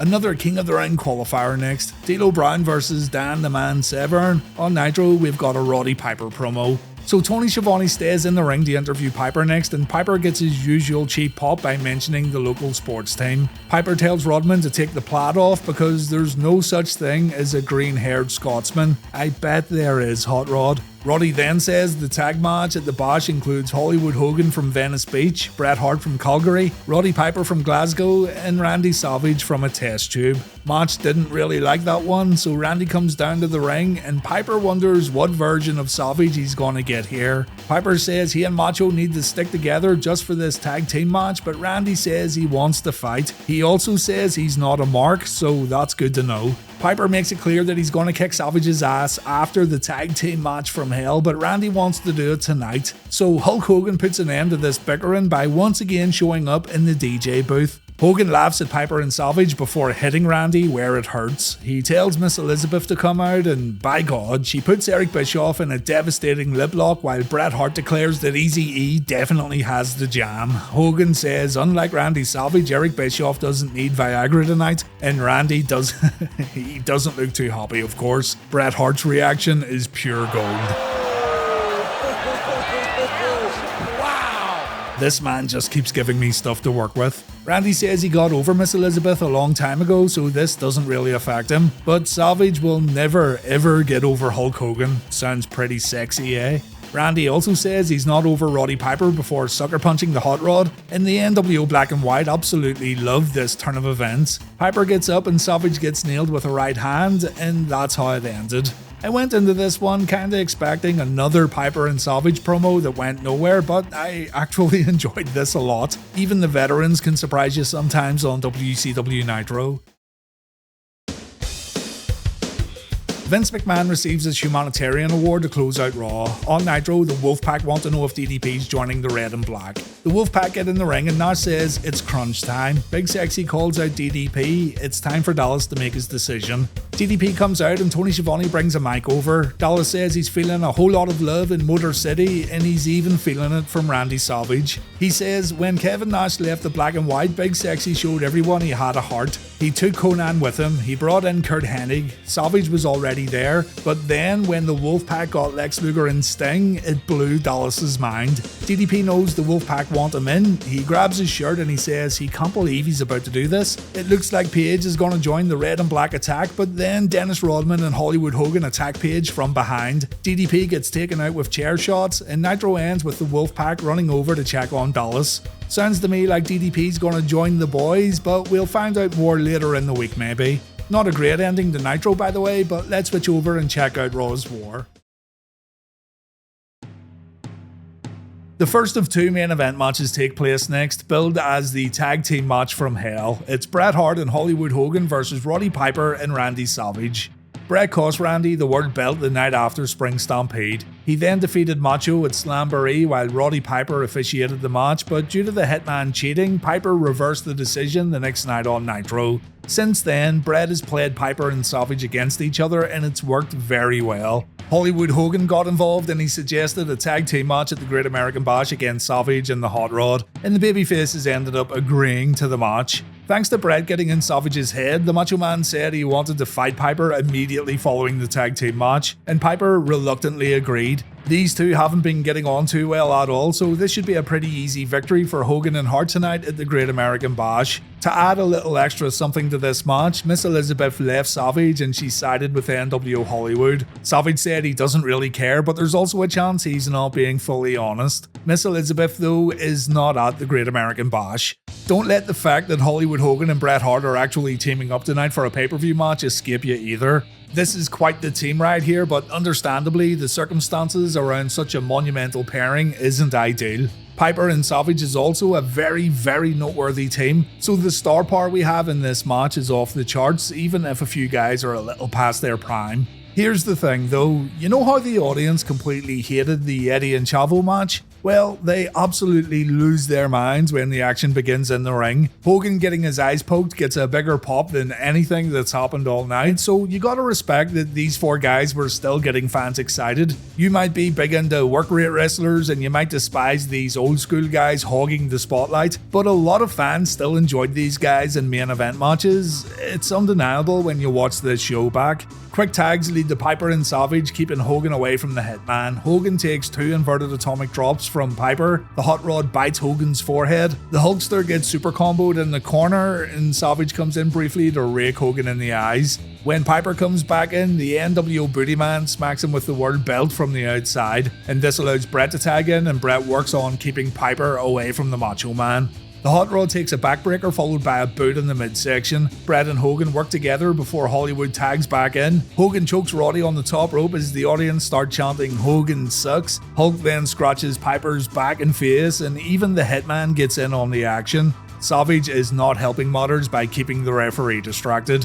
We see the Hitman's Russian leg sweep and the elbow drop from Bret's rope. The Hitman taunts Macho by dragging Piper around the ring, and again the Macho Man doesn't help matters. He swears and spits at the Hitman while Hogan chokes Piper, and when Bret goes back to the hot rod, you can see that Roddy's really blown up. He looks absolutely exhausted. Macho tags Piper while Roddy's in a small package, but the referee doesn't see it. This leads to Bret and Hogan once again bringing Piper to the nWo corner, and the hot rod takes another beating. Piper makes another tag while in a front face lock. Nick Patrick again doesn't see the tag, so Macho Man loses it and he grabs a chair. We see the best spot of the match when Macho slides the chair on top of Piper and the Hitman headbutts it. This was perfectly timed too, it's so good. And finally, Savage gets tagged in and the crowd pops. Macho takes on both Bret and Hogan and he wipes both guys out. He makes the mistake of pinning Hogan while Bret's still in the ring, but Hogan then accidentally clotheslines the Hitman and now the babyfaces have a chance. The heels get thrown into each other. Savage goes to elbow drop the Hitman, but Piper hits the ropes and Savage falls down. Looks like Savage has hurt his knee. Hogan gets the chance to wrap Savage's knee around the ring post as the Disciple deals with Piper, and when Piper turns his attention to Hogan, Bret's able to apply the sharpshooter. Macho Man gives it up, so Bret and Hogan win this tag team match. The match wasn't good. It's noteworthy for the talent involved and the crowd really got into it, but you'll only watch this one for the novelty of it. So Mean Gene Okerlund gets in the ring and he wonders how Piper and Savage are going to have this one-on-one match after the beating both men just took from Hart and Hogan. Piper clearly doesn't want to fight Savage. He even helps the Macho Man up to his feet, but Savage blindsides Piper and the bell rings to start this one-on-one match. Savage is in no shape to wrestle. He's favouring the knee big time as he chokes Piper out and he lays in a big right hand. Still, Macho goes up for the big elbow and he's able to hit his finisher, but he can't cover Piper. He slowly gets up. Charles Robinson tries to talk some sense into Macho, but he gets punched in the face for his troubles. It's a great bump, by the way.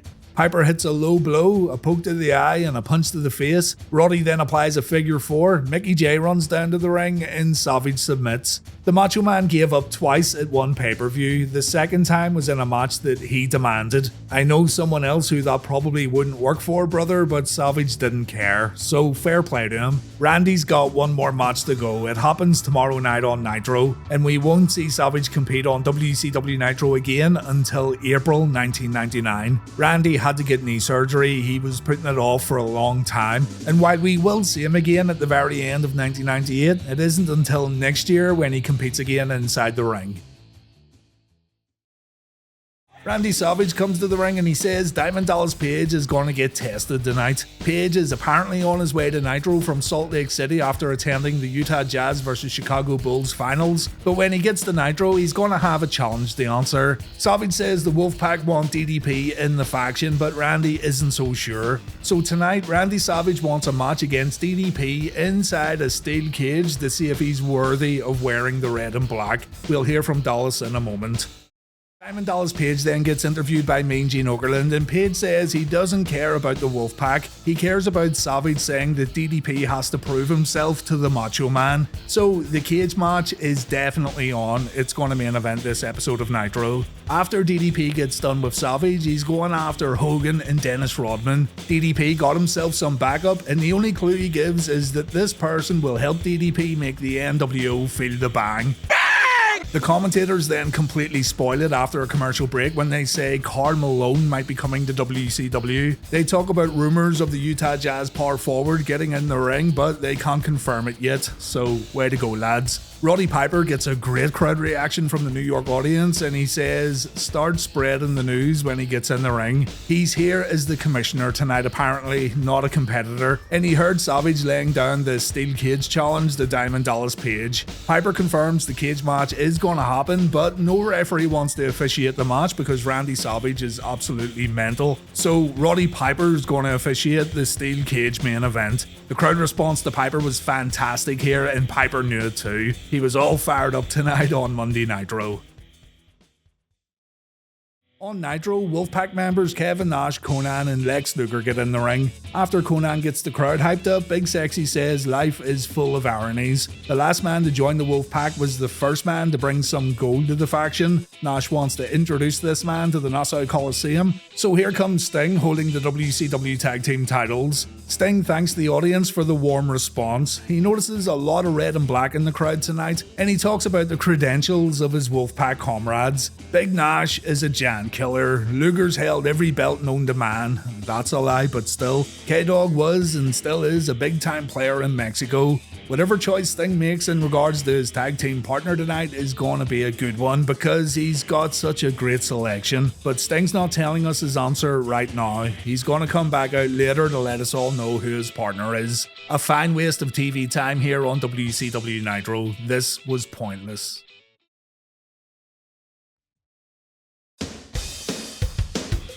We have a main event cage match on Nitro, DDP versus Randy Savage. On Raw, we have a Hell in a Cell match, Kane and Mankind versus Austin and Undertaker. Coincidence? I don't think so. So, let's see how Piper plays into this cage match on Nitro. Randy targets DDP's forever injured ribs at the start of the match before throwing Dallas into the cage.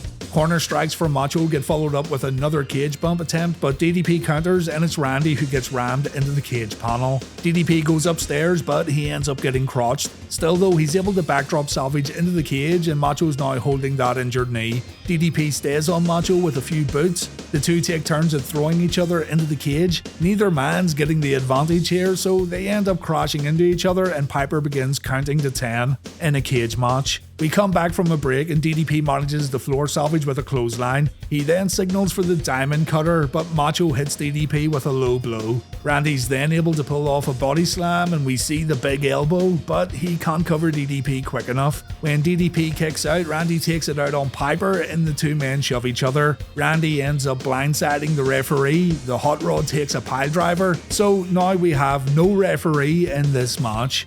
Page pulls off a diamond cutter. He falls to the mat afterwards. He slowly crawls over to Randy to make the cover, but Piper's still trying to get to his feet. So the pinfall doesn't happen, and this is pretty much how it wraps up. Piper ends up getting punched by Dallas when he tries to break the competitors up in the corner. Piper fights back and Dallas gets taken out. Randy and Piper then start fighting each other, and it's Piper who ends up getting the better of both DDP and the Macho Man at the end of this cage match. The cage begins to rise and nWo Hollywood storm the ring. The black and white attack all three men while the cage lowers down again. So Piper, DDP and Savage are trapped in there with Hogan, Giant, Bret Hart, Brian Adams and the rest of Team Hollywood.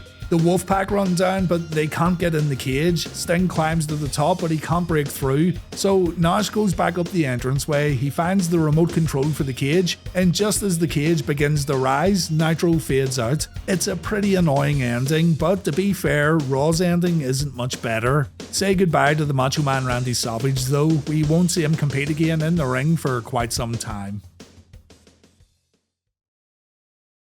The Wolfpac come down to the ring, and Kevin Nash shows he's down with the cool kids when he says he thinks Goldberg killed Kenny. By sheer coincidence, a guy brought a sign saying the exact same thing. Sting says Jacksonville is red and black, and Kevin Nash plays with a blow-up doll. The Stinger wants to lay down a tag team challenge to anyone who wants a shot at the gold, and I don't know, it looks like the Wolfpac may have been enjoying some extracurricular activities backstage. Not sure why I think that, but I do. Sting then nonchalantly says, yeah, that's it, I made a challenge, and he just doesn't know where to go next with this. So Nash takes the mic and he says the Wolfpac is just too sweet, and that's it over. A very, very odd promo, and one I encourage you to check out just for how weird it is. Like last week, it's a huge waste of time that could have been shortened down to a 10-second backstage promo before a Nitro commercial break. Road Dogg vs Kane on Raw, should be a doozy. On Nitro, Conan takes on Scotty Riggs, should be another doozy. Has Scotty Riggs won a match since joining the flock? I honestly can't remember, and I can't be annoyed going back and checking out the results. Sure, it would be funny if he beat Conan here on Nitro though, that would really show me, wouldn't it? Yeah, he topped out at the Tequila Sunrise. There's a lot to be said about WCW's mid-card. There's definitely an insane amount of talent floating around World Championship Wrestling, and we got to see some of the world's best yet most underappreciated superstars every Monday night. The thing is though, and this is something that no one brings up when talking about the WCW undercard, I'd say around 95% of the undercard matches are very, very predictable. You do get the odd surprise here and there, but generally you can always pick the winner.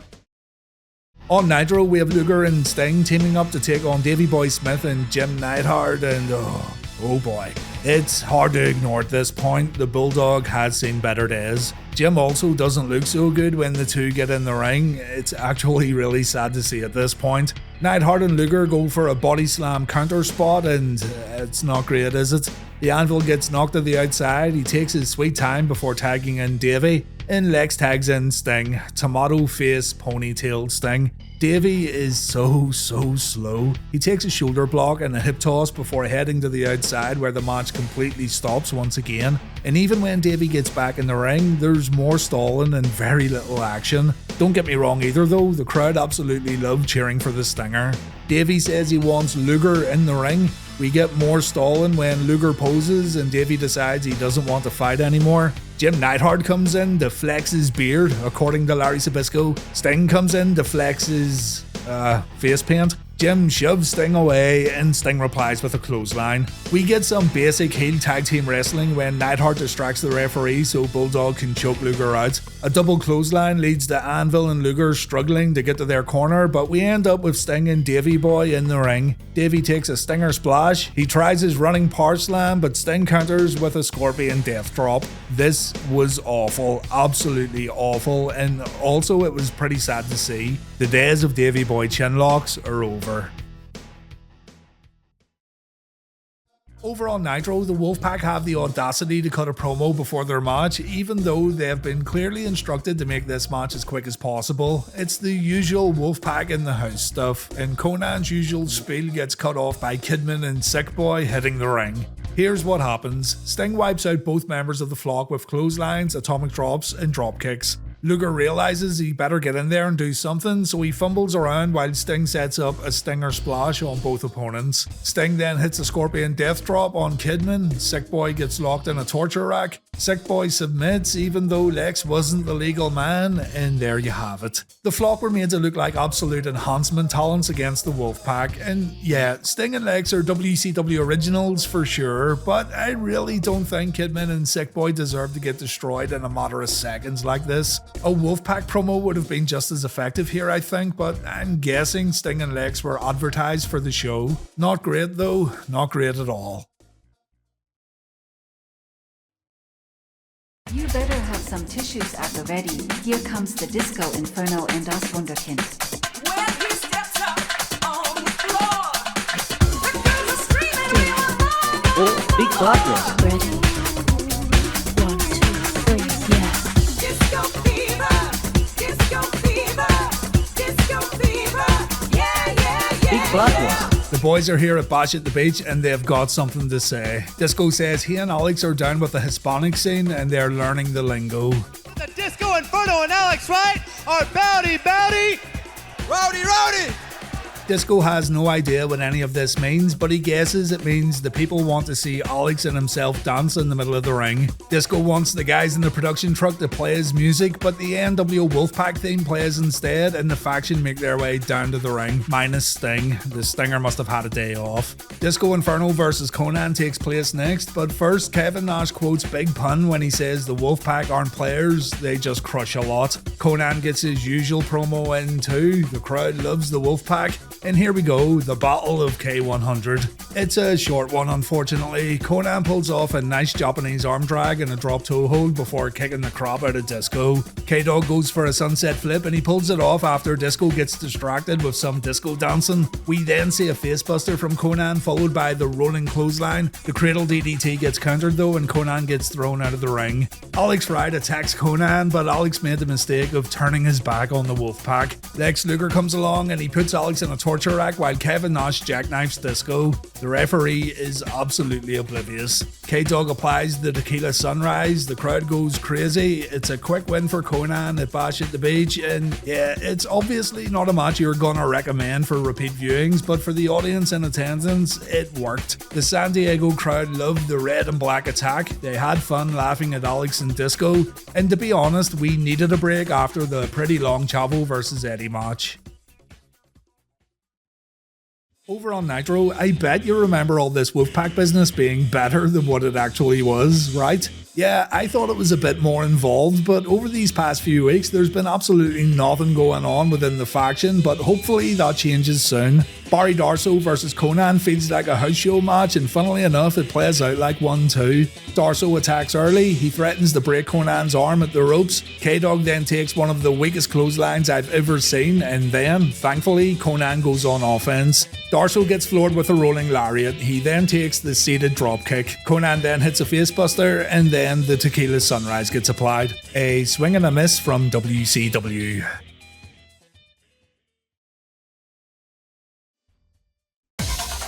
Get ready for some Saturday-like fever with Das Wunderkind and some disco dancing with the Disco Inferno. He's so funky, he's so cool. He's just a disco dancing fool. Disco fever, disco fever, disco fever. Yeah, yeah, yeah, yeah. On Nitro, Alex calls out the Wolfpac for what they did at Bash at the Beach, or at least I think that's what he said. Disco says he had Conan beat last night, but Luger attacked Alex for no reason, and that big goof Nash powerbombed the Inferno for no reason. The Wolfpac may be the red and black attack, but Disco and Alex are the lemon and lime, step on a dime, bust a rhyme, it's your duty to shake your booty dance party. I absolutely love this team, and I hope they destroy the Wolfpac. Let's go, boys, let's go!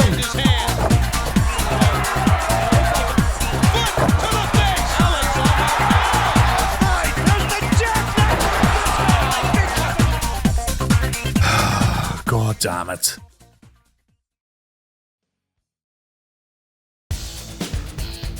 Scott Hall comes to the ring to talk about Kevin Nash. On Thunder this past Thursday, we saw footage from after last week's Nitro where Kevin cut a pretty heartfelt promo about his former best friend. And boy, it was heavy. Kevin said he didn't come for Scott after Slamboree this year because Scott had personal problems. He didn't address Scott's betrayal previously because Nash thought the problem would just go away and Scott would see sense, but Kevin believes Scott's being manipulated and Kev has lost his best friend. The Outsiders started the nWo, the two were supposed to make money together, but Scott's now more concerned about himself. Nash has no doubt that Hogan and Bischoff have pushed Scott over the edge. Scott's not thinking right, but it might be time for Nash to show some tough love. Scott says he's sure everyone heard the sad saga of Kev losing his buddy, but in reality, Scott was the one doing all the hard work in the ring and in this relationship. Scott's not sure how his former best friend can say he's the leader of the Wolfpac when he's not even a man. He's half the man Hollywood Hogan is. Nash is an embarrassment, but the nWo black and white is just too sweet. I was hoping for a bit more, to be honest.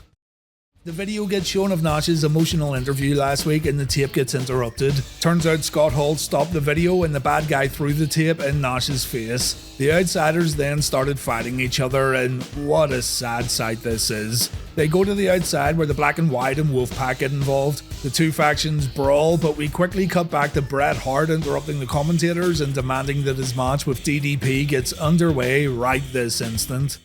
On Nitro, this is only the second time Nash and Sting have teamed up since becoming tag team champions. Sting's teamed up more frequently with his buddy Lex Luger since winning the tag belts because, well, WCW I guess. But let's see if Nash and Sting can defend the belts successfully against Scott Hall and the Giant. Gotta point out the Stinger's choice of attire tonight too, an interesting choice for sure. Scott immediately tags out so he doesn't have to face Big Kev, and even though the Giant starts off well, he ends up taking a big boot and Hall's forced to jump in. The crowd pops for Nash attacking Hall and the Stinger gets in on the action too. Scott wants no part of those pants the Stinger has on, so he gets out of the ring to rethink his strategy. Scott gets back in, he makes fun of Sting, he then takes a clothesline, and when we come back from a commercial break, Scott spits on Sting before tagging in the Giant. The Giant gets slapped in the face before taking a Stinger splash, but Sting's luck runs out when he tries another splash followed by a crossbody. Word of advice, don't try to crossbody a Giant. As Scott hits a fallaway slam, Tony Schiavone says Scott's wearing those Wolfpac trunks to make fun of Big Kev.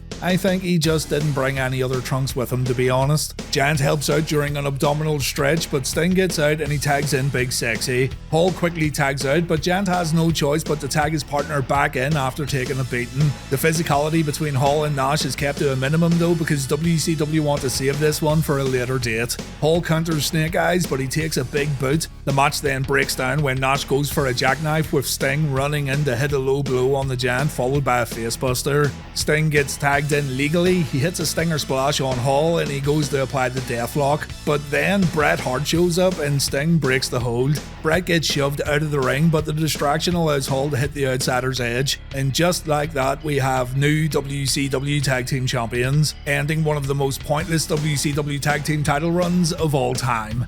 Bret's on a roll tonight though. He said on Thunder he was coming after everybody while also getting pelted with eggs, so it appears the Hitman's making good on his promise. On Nitro, K-Dog comes to the ring with Big Dog Antoine Carr of the Utah Jazz. Karl Malone must have told his teammates that WCW was handing out free money. He helps out with Conan's usual promo and Eddie's heard enough. Latino Heat lays the boots in before putting Conan down with a clothesline followed by a European uppercut. Conan replies by trying to throw Eddie up to the rafters and the audience absolutely loved this move right here. Guerrero then gets press slammed and he finds himself on the outside where he has a run-in with the Big Dog. Luckily for Mr. Carr, Eddie doesn't get physical. Back in the ring though, Eddie takes a monkey flip and even after poking Conan in the eye, Eddie struggled to maintain any kind of advantage. K-Dog delivers a sit-down facebuster, he nails Eddie with his signature rolling clothesline, but then Sea-Dog makes an appearance along with Pepe. Conan gets distracted as Chavo Guerrero approaches the ring and it looks like Eddie gets a chuckle out of his nephew's antics. But things get serious when Eddie takes Pepe away and the referee throws the match out saying as there's a live horse in the ring. Conan ends up taking Pepe away and Eddie gets whacked. Guerrero then gets thrown out of the ring. Chavo has a little fun at his uncle's expense and Nitro moves on to its next match.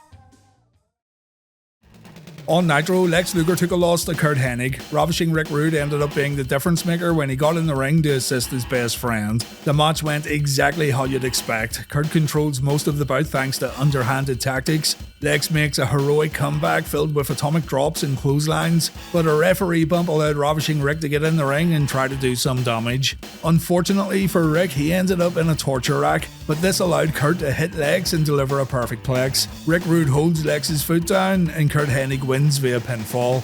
Nothing special at all, we have seen it all before. Mr. McMahon cuts a promo on Raw's War. On Nitro, Kurt Hennig takes on Conan. I'm going to get the Nitro match out of the way quickly. I'm sorry, but this is another match where the outcome has no consequence at all, I'm sure. The thing is, I really like Kurt Hennig and I really like Conan, but you know what's going to happen here. To give the match credit though, Kurt Hennig sold like an absolute champ for Conan, with his inside-out bumps being, well, perfect. The crowd also loved Conan's explosive offense and they were fully behind K-Dog from start to end. But it's Scott Norton who ends up costing Conan the victory. Hennig gets a chance to choke Conan out, we see a perfect plex, and nWo Hollywood get one up over on the Wolfpac. Kevin Nash comes down, but it's too little too late. It would have made a bit more sense if Nash accompanied Conan to the ring after Scott Norton entered the arena with Hennig, but no, that kind of logic doesn't work in WCW.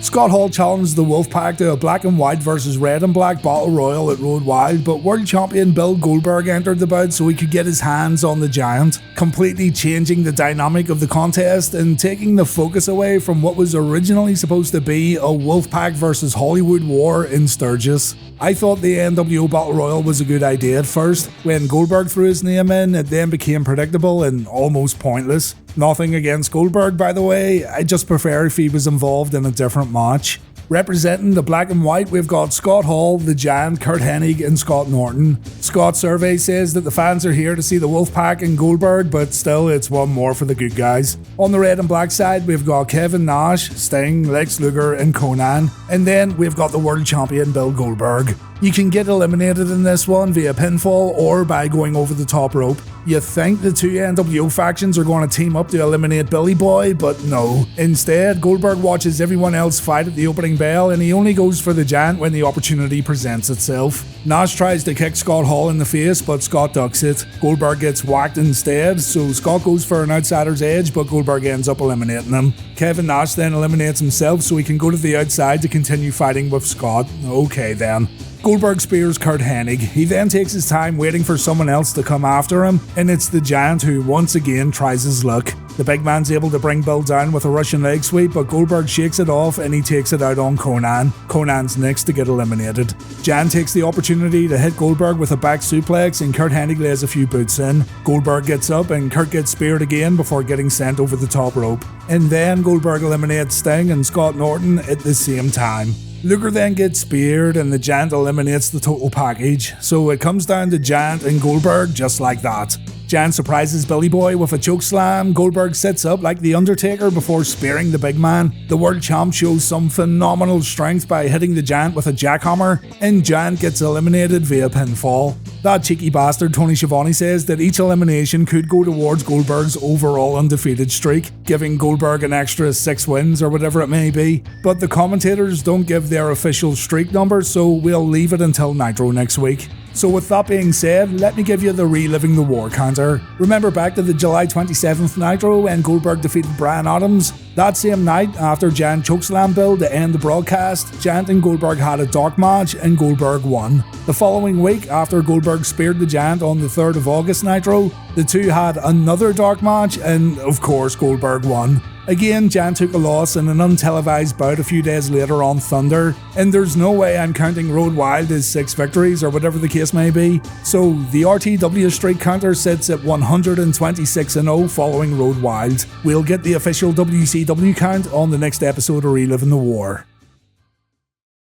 Lex Luger comes out next for a promo, one of the greatest speakers of our generation. Luger says it was Scott Hall and Bret Hart who took him out last week, and seeing as Luger got a piece of Scott on Thunder, he now wants a piece of the Hitman. Luger says he's not leaving the building until he gets a match with Bret, so His Excellency makes his way down to the ring and he calls Lex a liar. The total package is making up a story to make himself sound tough when in reality he got beat up by a food vendor. Hart says Lex has to earn his shot, he can't just demand one. Luger's just jealous that Lex's best friend Sting is like a brother to the Hitman, and Lex says there's nothing Bret has that the total package wants except maybe that US title. I don't know Lex, Bret's wrestling ability and jam would be highly desirable, I'd imagine. Luger then says this. You put the belt up tonight for a title, or I can knock your teeth down your throat right now. Lex wants Bret to put the belt up for a title. Bret thinks about it for a moment and he grants Luger a shot at the US title tonight on Nitro.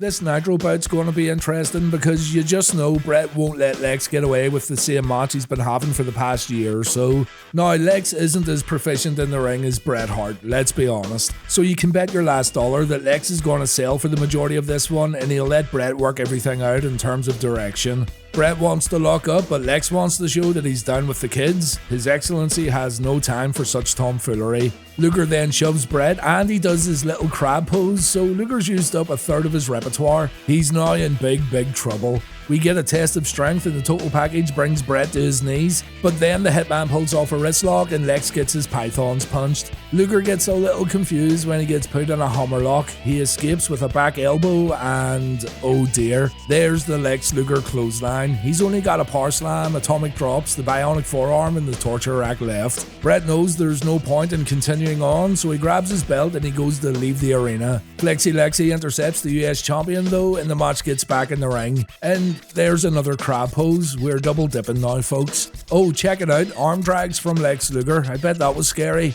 Bret stays locked in an armbar forever, but when he finally brings Lex to the corner, the excellence of execution chokes Lex with his boot. We're on the outside of the ring after a commercial break, and Bret remains in control. Luger gets slammed on the floor, and the hitman pulls off the Hollywood Hogan Air Cup. The best, ladies and gents, the absolute best. Inside the ring, Lex gets punched and choked in the corner, but Lex fires back as the crowd pop. The hitman silences the audience by kicking Lex right in his total package, and after complaining to the referee about closed fists, the hitman delivers a backbreaker. Lex gets headbutted, Hart pulls off his elbow drop, a side Russian leg sweep messes Lex up, and Bret then performs a leg drop. This right here is how I imagine the match playing out. Hart strikes Lex's midsection before delivering a DDT. We see more strikes and chokes in the corner from Bret. Lex then gets suplexed in the middle of the ring and Bret gets frustrated with Lex constantly kicking out. Hart then brings Luger to the corner and he strikes his lower back. A hard Irish whip to the corner sends Lex to the mat and Luger looks absolutely exhausted. The break comes when Bret jumps off the middle rope and Lex gets a boot up. Bret takes an atomic drop and an inverted atomic drop because, you know, Lex likes to keep things exciting. Lex then hits two clotheslines followed by the bionic forearm, and when Lex locks in a sleeper, Bret rams the total package into Charles Robinson. Hart then pulls out those brass knucks that don't look like brass knucks, but we'll call them brass knucks anyway. But Lex sees it coming and he applies the torture rack. The ref wakes up, Bret submits, and Lex Luger becomes the new US champion. I'll say this. Saying the total package as US champion again is cool and the belt is synonymous with Lex, but there's not many Bret Harts who can carry matches for him in 1998. Let's see where it goes and let's see if Lex can bring prestige to the United States Championship. Though the way things have been going for Lex over this past year, I'm not expecting much. I'm going to enjoy kicking the living crap out of Lex Luger tonight. Oh, that's the opening that Hart was waiting for. DDT. 10 no, at least he didn't moment ago. He's out. He's out. He's out with the sharpshooter. It's over. On Nitro, we get a Conan vs. Kurt Hennig rematch, and quick side note, if you didn't see Conan inducting Rey Mysterio into the 2023 Hall of Fame, then go check it out ASAP. K-Dog was absolutely brilliant. There's a slight misstep in the ring when the match gets underway, but Conan makes up for it with his rolling clothesline. All Kurt could think about was getting his weekly timeout on the outside. Kurt walks around as the crowd chants for the Wolfpac. A kick to the midsection and a clubbing blow to the back puts Conan down. Hennig uses his legs to snap Conan's neck, and it didn't look too hot this time around. Hennig stops Conan's comeback with an eye poke followed by a back suplex. Conan replies with an X Factor, and the match ends when Kurt puts Conan down again with a clothesline before grabbing Conan's chain. Hennig drops the jewelry when Billy Silverman steps in and Conan decides to use the chain against Kurt. Kurt gets choked out and the referee disqualifies K-Dog. Hennig walks away saying no one from the red and black can defeat Kurt Hennig. Alright, two Nitro matches. The tag titles are on the line first as Nash and Sting try to recapture the gold from Scott Hall and the Giant. Scott conducts his survey, it's one more for the good guys. Scott throws his toothpick at Nash and he laughs his ass off, but then he gets clocked a few times and he ends up in the wrong corner. Scott avoids a jackknife and he gets out of the ring to regroup. He gets back in to slap Big Kev around a bit, but Nash comes back with a clothesline and the Giant decides to tag in. Big Sexy lays in a few knee strikes followed by a corner clothesline. Things don't work out too well for the Giant, so Scott comes back in, but Nash remains in control. That is until Hall delivers a low blow. There's limited time here, so Nash doesn't get a chance to build up a meaningful hot tag. He floors the Giant with a big boot, and to be fair, the crowd still goes nuts when the Stinger gets tagged in. Giant gets knocked out of the ring, Hall takes a facebuster, the Icon then pulls off 3 Stinger splashes before Scott hits the canvas, and then Sting applies the Scorpion Deathlock. To save his partner and to save the tag team belts, the Giant chokeslams the referee, so it's a DQ finish. The Wolfpac are pissed off with the outcome, but it was pretty smart of the Giant to get DQ'd, at least it wasn't another NWO run-in. After a commercial break, the Giant, Hall and Hollywood Hogan come back down to the ring for the world title match. Sting, Nash and Lex Luger also come down to provide security, so basically we have a lumberjack match. The competitors make their way down to the ring, the bell sounds off, and oh yeah, the Minger starts off strong and Billy Boy's in a lot of trouble. Goldberg comes back with a forearm shot and a standing sidekick. Ming's so amped up that he doesn't know which side of the ring to get out of. Scott Hall thinks Ming should just apply the Tongan death grip and get it over with, but Ming ends up taking another kick followed by the rolling leg lock. Ming does manage to kick Goldberg and the champ falls to the outside, and this leads to Hollywood Hogan attacking Bill and the Wolfpac running over to even the odds. Back in the ring, Ming applies the Tongan death grip, but for some reason he lets it go. The commentators say that Ming thought he just won the match, but seeing as he never lets go of the death grip until way after the final bell, then you can see why this statement doesn't make any sense. Goldberg gets up and he spears Ming before hitting the jackhammer, and Goldberg retains the world title in a lackluster main event. Hogan hits Goldberg with a chair from behind and Nash runs in to chase Hogan off. Goldberg thinks it was Kevin who hit him, so Big Sexy takes a spear before Nitro goes off the air. Starrcade 98 is now in sight, guys. You've been warned.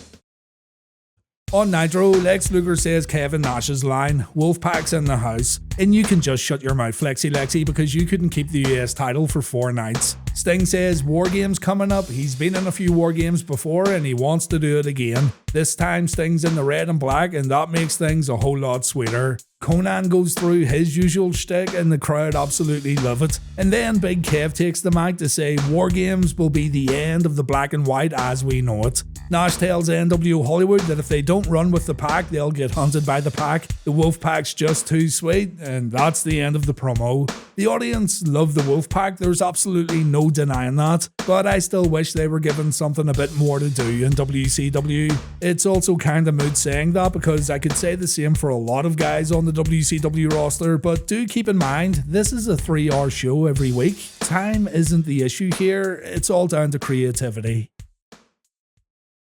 The nWo Wolfpac come to the ring to cut a promo. Lex and Conan do the usual introductions, and Kevin Nash says Hollywood can come out every week and talk all the garbage he wants, but Hogan will never run with the red and black. If Hogan wants a war at Fall Brawl, well brother, he's got one. Big Sexy says he likes a good war. It was all about war when Nash returned to WCW, and the war still continues in 1998. Nash is going to take out Hogan and Bischoff himself in order to take over WCW. He'll win the world belt too if he needs to, and this leads to Kevin bringing up Bill Goldberg.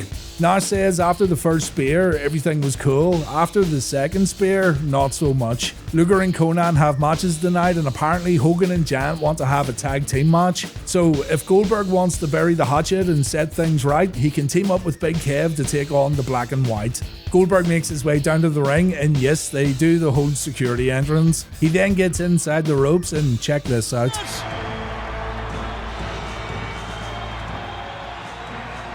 The audience boos as Goldberg walks away. Kevin confirms that Goldberg accepted the tag match, but why on earth he didn't speak into a microphone is beyond me. And yes, I know he's so intense and all that, and he just needs to say his piece to Kevin and leave, but it backfired too because the audience booed him out of the building. One of the first times I've heard Goldberg get booed on Nitro.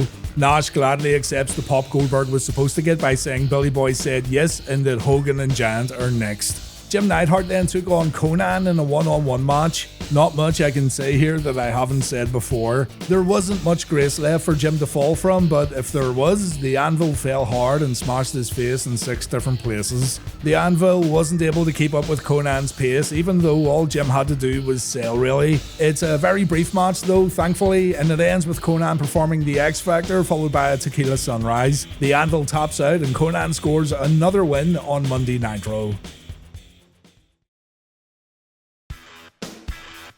China comes out to confront the nation next on Raw. On Nitro, we've got Lex Luger versus Bryan Adams. They aren't even trying on Nitro this week, are they? It's a shame too, because I enjoyed the last few episodes of Nitro, but I knew just looking at the card this week that it was going to be, well, it was going to be like this. Absolutely nothing against the guys in the ring, by the way. It's the matchmaking that's the issue. Raw just seems so much more exciting this week in comparison to Nitro. Anyway, you know as well as I do how this one plays out. Vincent's here with Adams, and while Vincent didn't play a role in the Scott Norton match, he always gets involved when Lex Luger's in the ring. Always. First part of the match is all Lex with lock-up victories, shoulder blocks, and crab poses. The main portion of the match is all Bryan Adams with devastating nerve pinches, a suplex, and a military press gutbuster. Vincent got involved when Lex got thrown to the outside, but as usual, Lex comes back with clotheslines, the bionic forearm, and a power slam. Vincent tries to interfere, and that never really works out well, does it? Lex wins with a torture rack, and yeah, it's time that you don't get back at this point, and time that I wish was spent better on WCW programming.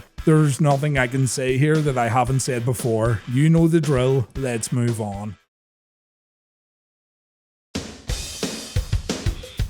We end Raw with Vince McMahon getting his answer. Is The Undertaker a friend or is he a foe? On Nitro, Hogan and Jan take on Kevin Nash and Bill Goldberg.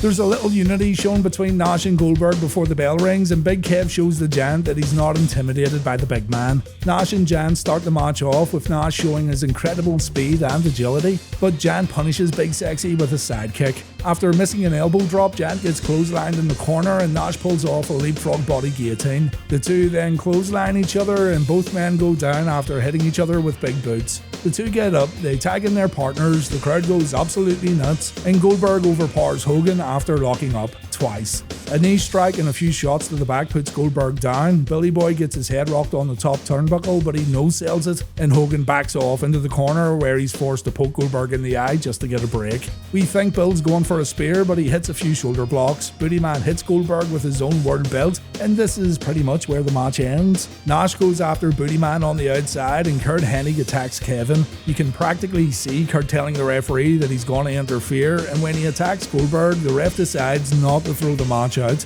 The Disciple gets involved too, so here comes Lex Luger to lend Nash and Goldberg a hand. K-Dog then shows up, and when the ring clears out, it's Kurt Hennig who takes the spear and the jackhammer. For some reason, the referee counts Hennig's shoulders to the mat, and Mike Tenay says this makes it 134-0. It's almost like in the main event in WCW, the standard rules of a wrestling match get completely changed. Nash accidentally kicks Goldberg, another big fight breaks out which leads to Warrior, Piper and DDP hitting the ring, and there's a legit loud pop when Warrior begins attacking Hogan. The show ends with Team WCW standing in the ring all alone while Goldberg and Nash argue on the outside. Another bad showing from WCW, unfortunately. Goldberg didn't have any matches at all since Nitro last week. The streak is actually at 130-0 and not 134. The Wolfpac come to the ring without Sting, and check out Lex's sick goatee. What a badass. Luger says Bret Hart has a dilemma tonight, seeing as he's friends with both Hulk Hogan and Sting apparently, and Lex is looking forward to this main event. Nash announces Team Wolfpac for War Games. It's Nash, Sting and Lex, and Nash then sends a warning to Team WCW. DDP gets off lightly, but he will have to make a decision next week in regards to joining the Wolfpac. Piper gets reminded about a little backstage run-in he had with Big Sexy, and Nash tells Warrior a story about a warrior who fell asleep under a tree. When the warrior woke up, he was greeted by 4 wolves. One of the wolves looked familiar, and when he reached out to pet that familiar wolf, it took off his hand. The other wolves then joined in and they feasted on the poor warrior. And so the message is pretty simple. At War Games, if you're not with the Wolfpac, you'll get hunted by the Wolfpac. On Nitro, Marty Jannetty got himself a new haircut. He trimmed the mullet. He should have saved his money, to be honest, because this is his last match in WCW. So say goodbye to Party Marty. He suffers a shoulder injury in this bout and he ends up getting released while recovering. It's hard to tell exactly when Marty gets injured, but I think it's from taking this hip toss right here, followed by Conan's rolling clothesline. Marty looks down at his arm briefly after taking it and he gets out of the ring to recompose himself. Though he's able to put K-Dog down with a super kick, and he leaves us with the ultimate parting gift when he performs a devastating chin lock. Not one chin lock, not two chin locks. Oh yeah. Marty Jannetty chin lock. Oh yeah. Who would have thought Jannetty's final Nitro match would be the best match of his whole career? Conan gets dropkicked and he takes a back elbow in between this chinlock fest. Marty performs a flying crossbody, a snap suplex, and a fist drop. I don't know what's gotten into Marty this week, but I'm certainly going to reach out to my contact to buy a bag this Saturday. Unfortunately, the good times stop abruptly when Conan performs an X Factor followed by the Tequila Sunrise. Marty taps out, but all joking aside, this really was Marty's best performance so far in WCW, and Conan gave Marty a lot of time to get his stuff in. But that's another OG of Reliving the War riding off into the sunset as times continue to change every Monday night, or Thursday night, whatever. On Nitro, Bret Hart clearly has issues wrestling Sting tonight. He doesn't look like he wants to fight his best friend in the whole world. So it's Luger and Bret who start things off, and Bret gets a front row seat for Lex's crab pose. Lucky man. Bret chokes Lex in the corner and Sting gently taps Bret's head to get him to stop. Bret obliges. In the opposite corner, Lex fires up on the US champ a little, and when Lex tags in Sting, the Hitman quickly tags out. Hogan wasn't ready to come into the match just yet, and Hollywood looks a little annoyed at his excellency. Hollywood gets in, and the exchange between Hogan and Sting's nothing special. Remember when fans couldn't wait for these two to fight in the middle of the ring? Yeah, those days are long gone. It's the usual bullshit here, all strikes and no wrestling moves. Hogan hits the mat once after taking a few punches, but he gets up again and the punches and kicks continue. Sting chokes Hogan with his own bandana before Luger comes back in. Luger takes a boot in the corner, followed by a clothesline. Bret extends his hand to Hulk, but Hulk refuses to tag hard in. It's a bit weird. Lex gets choked in the corner, and Hogan thinks Bret's waited long enough with his hands out like a total asshole, so Bret comes in and the choking of Lex Luger continues. We see a backbreaker from Hart, a suplex from Lex. The two then wipe each other out with a double clothesline, and this leads to Sting and Hogan getting back in the ring. The crowd go nuts for Sting firing up, and they go even crazier for a Stinger splash. The second splash gets messed up though because the booty man wasn't quick enough to pull Hogan away. So the spot gets set up again, and of course the Disciples quick to move Hogan out of the way this time. Hogan begins whipping Sting with his weight belt, and Bret takes the belt away from Hollywood. Bret then leaves the ring, Hulk follows him, and the Hitman and the Hulkster have an argument on the entranceway that leads to the Wolfpac winning via countout. Bret says he wants nothing to do with what Hogan was doing to Sting, and Hollywood says he now has a big problem with Bret. Bret and Hogan push each other around back in the ring. The nWo Black and White then show up, but the ring gets covered in smoke as the Warrior makes his presence felt. When the lights come back on, everyone's been taken out except Hogan. Hollywood's hiding in the corner while Bret has seemingly disappeared.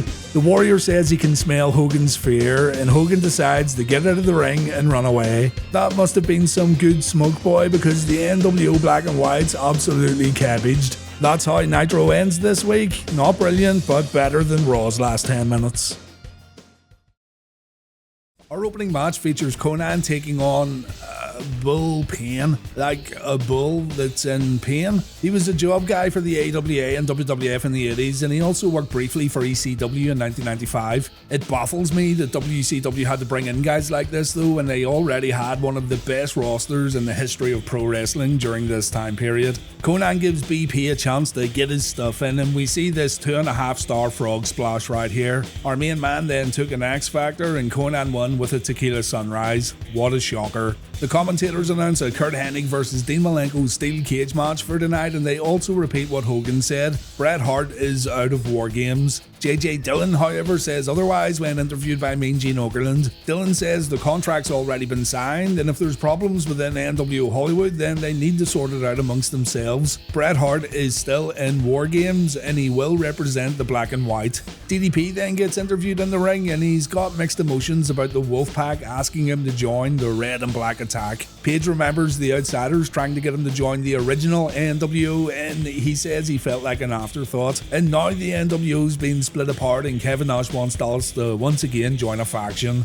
The thing is, DDP doesn't trust Kevin Nash, and DDP doesn't like to be threatened. Big Sexy makes his way down to the ring, and Kevin says Page was asked to be part of the most elite group in pro wrestling history. If DDP doesn't join the Wolfpac, then DDP's now in the Wolfpac sights. He's now the enemy. Page confirms that he doesn't trust Nash due to history. As a matter of fact, he's shocked that Lex Luger and Sting trust Big Sexy after everything that's happened. So here comes Luger and Sting to back up their big buddy. Lex says his ties with WCW were as strong as anyone's when he joined the Red and Black. Sting came on board too when he was considered the savior of WCW. Both men trust Kevin Nash, and DDP says Nash will jackknife both of these guys if it means winning War Games. Sting says he's already been powerbombed by Kevin, he still has trust in Big Sexy, and the only way to solve this, if Page doesn't want to join up, is to have a tag team match tonight on Nitro. So Page should go and get Roddy Piper, and the two can go up against two members of the Wolfpac. Page says he'll do it, and so will Piper. He also says he wants Big Sexy in that match later tonight. And you, big boy,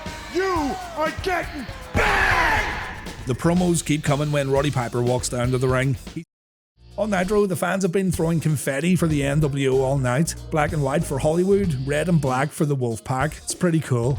Roddy Piper and DDP's relationship has completely changed over the course of a week. They get in each other's faces before starting the match, and when Lex pushes DDP and he gives him the old crab pose, Piper decides to tag himself in, and he lights the total package up big time. The hot rod bites on Luger's forehead, and Sting watches on as Piper throws Lex into the corner before bringing the fight to the outside. Luger can't get started here. He takes a beating back inside the ring as Piper screams at Page, "This is war," before tagging out. And it looks like some of that intensity rubs off on Page because Dallas has a lot of urgency behind his strikes. Lex goes down after a back suplex. He then takes a neck breaker. The bionic forearm gives Lex a chance to tag out, so yeah, a bad showing here from the total package. Sting does a lot better here for Team Wolfpac. DDP gets his face planted in the mat, and Sting follows this up with an inverted atomic drop. Check out Sting's DDT here too. Good stuff. Not to be outdone, have a look at Page's DDT. Oh yeah. The match then breaks down. All four men get in the ring for a war. So Kevin Nash comes down, and we've got ourselves a DQ finish. Nash shows here that he no longer cares about Page joining the Wolfpac when he jackknifes his old friend in the middle of the ring. And again, it shows us that at this very moment heading into War Games, the Wolfpac are the most united team. The match was way too short, but what we got was good. Shame about the standard WCW Nitro finish though. We've got the Conan vs Scott Hall match next, and as we found out earlier, Scott's in no shape to wrestle tonight, in storyline anyway. He's sipping on a drink as he makes his way down to the ring. He almost falls when trying to pose on the top rope, and he's also in the wrong ring. Vincent passes Scott his drink, and the bad guy does a real bad job of hiding it. He acts all drunk as he completes his survey, well, more drunk than usual, let's say, and it's one more for the good guys, even though the fans popped for the red and black attack. Scott trolls Conan by starting in the left ring and then moving over to the right, 4D chest from the bad guy. Paul throws his toothpick, Conan does this, and Scott says Conan's packing a wee worm before the two finally lock up. Scott begins with an arm wringer and he loosens up Conan's shoulder a bit. He then slaps K-Dog around, and Conan doesn't take too kindly to this, clearly. Hall's a bit shocked when Conan gives as good as he gets, so he gets to his feet to try again. Scott swings from a wrist lock to a top wrist lock, but it's Conan who slams Scott to the canvas. Hall just sits there knowing he just got made a fool of again,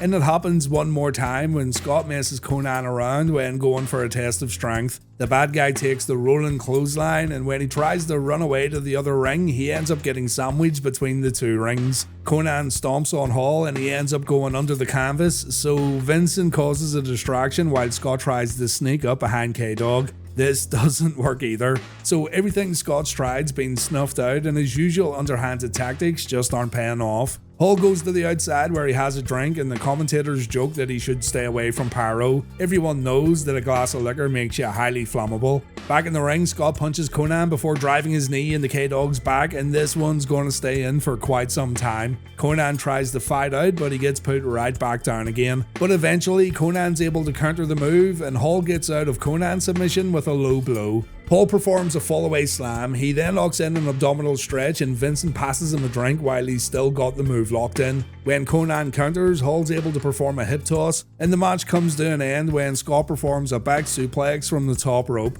The bad guy's about to signal for the outsider's edge, but he instead goes back to Vincent to get a drink. Hall then stops to have a conversation with his nWo teammates, and Conan's able to get up, kick the drink in Hall's face, and Conan performs the X Factor. The Tequila Sunrise makes Scott top out, and Conan wins at Fall Brawl 98. It's good to see Conan win on pay-per-view. It's a shame the match was booked the way it was. Again, I'm not a fan, but you may think otherwise. It does have some amusing moments, but it's not a match that I would rank at all.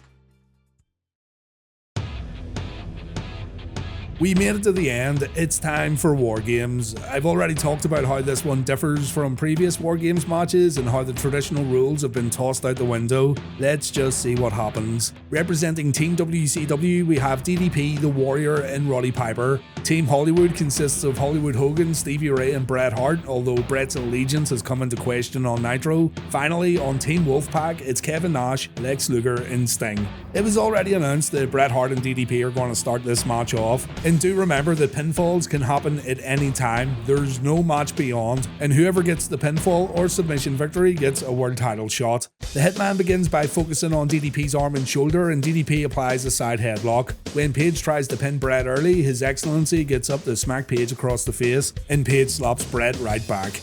DDP then fires up on Bret and he counters a hip toss with a belly-to-belly suplex. Bret's then forced to dodge a diamond cutter attempt, but he's able to drop Page on the top turnbuckle. Seriously, it's weird seeing Bret Hart in a War Games match, and this is a match type that really doesn't suit him. Page gets choked in the corner and Bret stands on DDP's neck. There's 2 minutes until someone else gets in the ring as Page comes back with a few corner strikes, but Bret's able to quickly turn it around and Dallas takes a backbreaker. Why there isn't more urgency to score a pinfall early on is beyond me, and you'd think these two would scramble to win the match as soon as possible as Dallas drops Hart with an arm breaker. Bret does perform an inside cradle, but in 30 seconds a new competitor's going to enter War Games. Page is able to drop Bret with a clothesline, and the next entrant is Stevie Ray. Stevie goes after DDP right away. It's now 2 minutes in between entrants, so from this point on it just gets ridiculously fast. DDP stops an nWo attack with a double clothesline. The commentators wonder why Stevie Ray doesn't pin DDP when he has a chance to, and the crowd pops when Sting enters War Games next and he goes right after Stevie Ray. The Stinger's all fired up tonight. He performs a dive from one ring to another and he almost didn't make it too. It's a close one. Bret focuses on DDP right here. Remember, Sting and Bret have this storyline going on where Bret's saying there's mutual respect between the two. DDP gets clothesline just before the next competitor comes in. It's Team WCW's Roddy Piper, and my god, he looks hungry. Piper goes after everyone. He goes after his own teammate. Roddy said that this is every man for himself, and he was absolutely right. The Hot Rod just rocks everyone. Sting attacks Stevie Ray in between the rings and Stevie ends up stuck for a moment. The next man to enter War Games is Lex Luger, and what can I say here? They're all beating each other up. It's funny how the respective nWo teams are more united than Team WCW though. Keep in mind though that we've still got one more member from each team to enter the match. Piper applies his signature sleeper hold on Stevie Ray as we count down to the next entrant. It's big sexy Kevin Nash. The big man goes right after Roddy Piper and he goes to jackknife Stevie Ray, but then Hollywood Hogan shows up on the entranceway and Hulk enters War Games early. Sneaky Hollywood's got Stevie Ray's slapjack and he takes out Nash and Piper before entering the next ring along with his nWo teammate. Luger's got the torture rack locked in on Bret Hart and Hollywood decides he's not going to help Bret. He instead attacks Sting and he goes for Lex when Bret gets out of the rack. And then Stevie Ray attacks Bret from behind. Hogan's relationship with Bret has been damaged ever since Bret announced that he's good friends with Sting. So yeah, you'd really need to be following Nitro every week to know what the fuck's going on here. Stevie and Hogan get Nash in place for a few Hollywood leg drops, or maybe they've moved him for another reason. Smoke begins filling the ring, and you know what that means. It's hotbox time at War Games. Warrior appears in the ring and Hogan attacks him right away. Warrior falls down, Smoke fills the ring again, and when it all clears up, Hollywood's holding Warrior's jacket, but the Warrior's vanished. Where are you? Warrior then runs down from the entranceway because magic, and the audience do enjoy Warrior getting physical with Hulk. Warrior gets distracted with Big Stevie Ray, and this allows Hogan to escape the cage. The Booty Man assists Hogan here. Warrior realizes what's happened, so rather than continuing the match, the Ultimate One decides to kick a cage panel through, and he gets out to attack Hogan. This was a bad move, by the way. It was reported that he twisted his ankle here and tore a bicep right here. Maybe Warrior should have, filled the ring up with Smoke and teleported out of the ring instead. There is some debate about when the bicep tear happened though, and maybe it didn't happen here, though it was reported. The end of the match gets botched too. Stevie's meant to hit Bret with his slapjack. He completely misses, but Bret takes the bump anyway. Page hits the diamond cutter on Stevie Ray, and DDP wins the War Games match. So right now, it's DDP versus Goldberg at Halloween Havoc. I go into these rewatches with an open mind. I do try my best to find the good in what we all thought was bad, but I can't really say much about this. It really is as bad as what everyone says, and while it's great that DDP got rewarded for his hard work in WCW, the match itself was absolutely abysmal. On Nitro, Scott hasn't sobered up from last night. He gets in the ring and he stumbles through his survey, and you've got Tony Schiavone saying WCW doesn't condone any of this, and he apologizes to fans at home. Lex comes to the ring and Scott trolls him a bit. He then misses the signature toothpick throw, something that surprises Lex and Charles Robinson, and Scott continues to mess around while Lex wants to know what the hell Scott's playing at. Scott complains that Lex's arms have too much oil and he can't get a grip. He then stumbles around when trying to move from a side headlock to a hammerlock, and he then says, "Work with me, Lex," while smiling. The audience aren't buying into this at all, by the way, and we're on the brink of fans booing both men out of the building. Scott goes to the apron to get a drink, and he then falls on his face when trying to get back inside. The referee lets the match continue on, and Scott has more fun when he and Lex counter each other's hip toss attempts. The crowd are now booing the match. The two go for a lockup. Scott just falls on the mat. He then rolls out of the ring laughing, and things must be bad when Vincent's acting like the voice of reason. When standing on the apron, Scott counts along with Charles Robinson, and when Scott and Lex lock up, Lex brings Scott to the corner where he doesn't even fight him. He instead warns Scott that he's about to lose his job and he needs to get his act together. Eric Bischoff then comes out and the match gets stopped. Eric pulls Scott out of the ring and he tells him he can't save him from everything. He needs to go back to the locker room and he needs to sort himself out.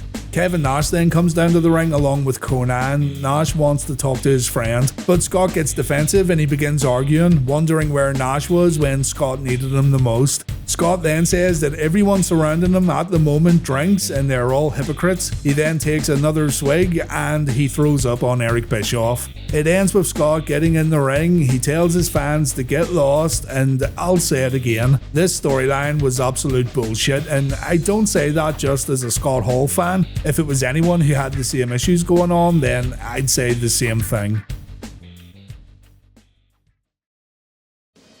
DDP, the winner of War Games, joins the commentary team for this Nitro main event. He's highly interested in who wins this match. He also welcomes Ric Flair back before we cut over for the entrances, and I'd actually say the fans are cheering more for Goldberg tonight. The champion starts off very strong with knee strikes to the midsection followed by a massive power slam. Sting then gets sent to the corner, but he moves out of the way and he's able to power slam Goldberg into the opposite turnbuckles. Forget what I just said, they're going wild for the Stinger tonight. Sting then suplexes Goldberg, Goldberg no-sells it, and Sting gets a little freaked out so he gets himself out of the ring. Tony Schiavone announces that Nitro's just went into overtime and TNT won't be switching shows as Sting gets back inside the ropes and the two men circle the ring. More knee strikes from Goldberg leads to Sting trying to exchange blows with the champ, but that was a mistake. Goldberg floors the challenger, but Sting repays Bill with a dropkick that Goldberg no-sells before delivering his rolling leg lock.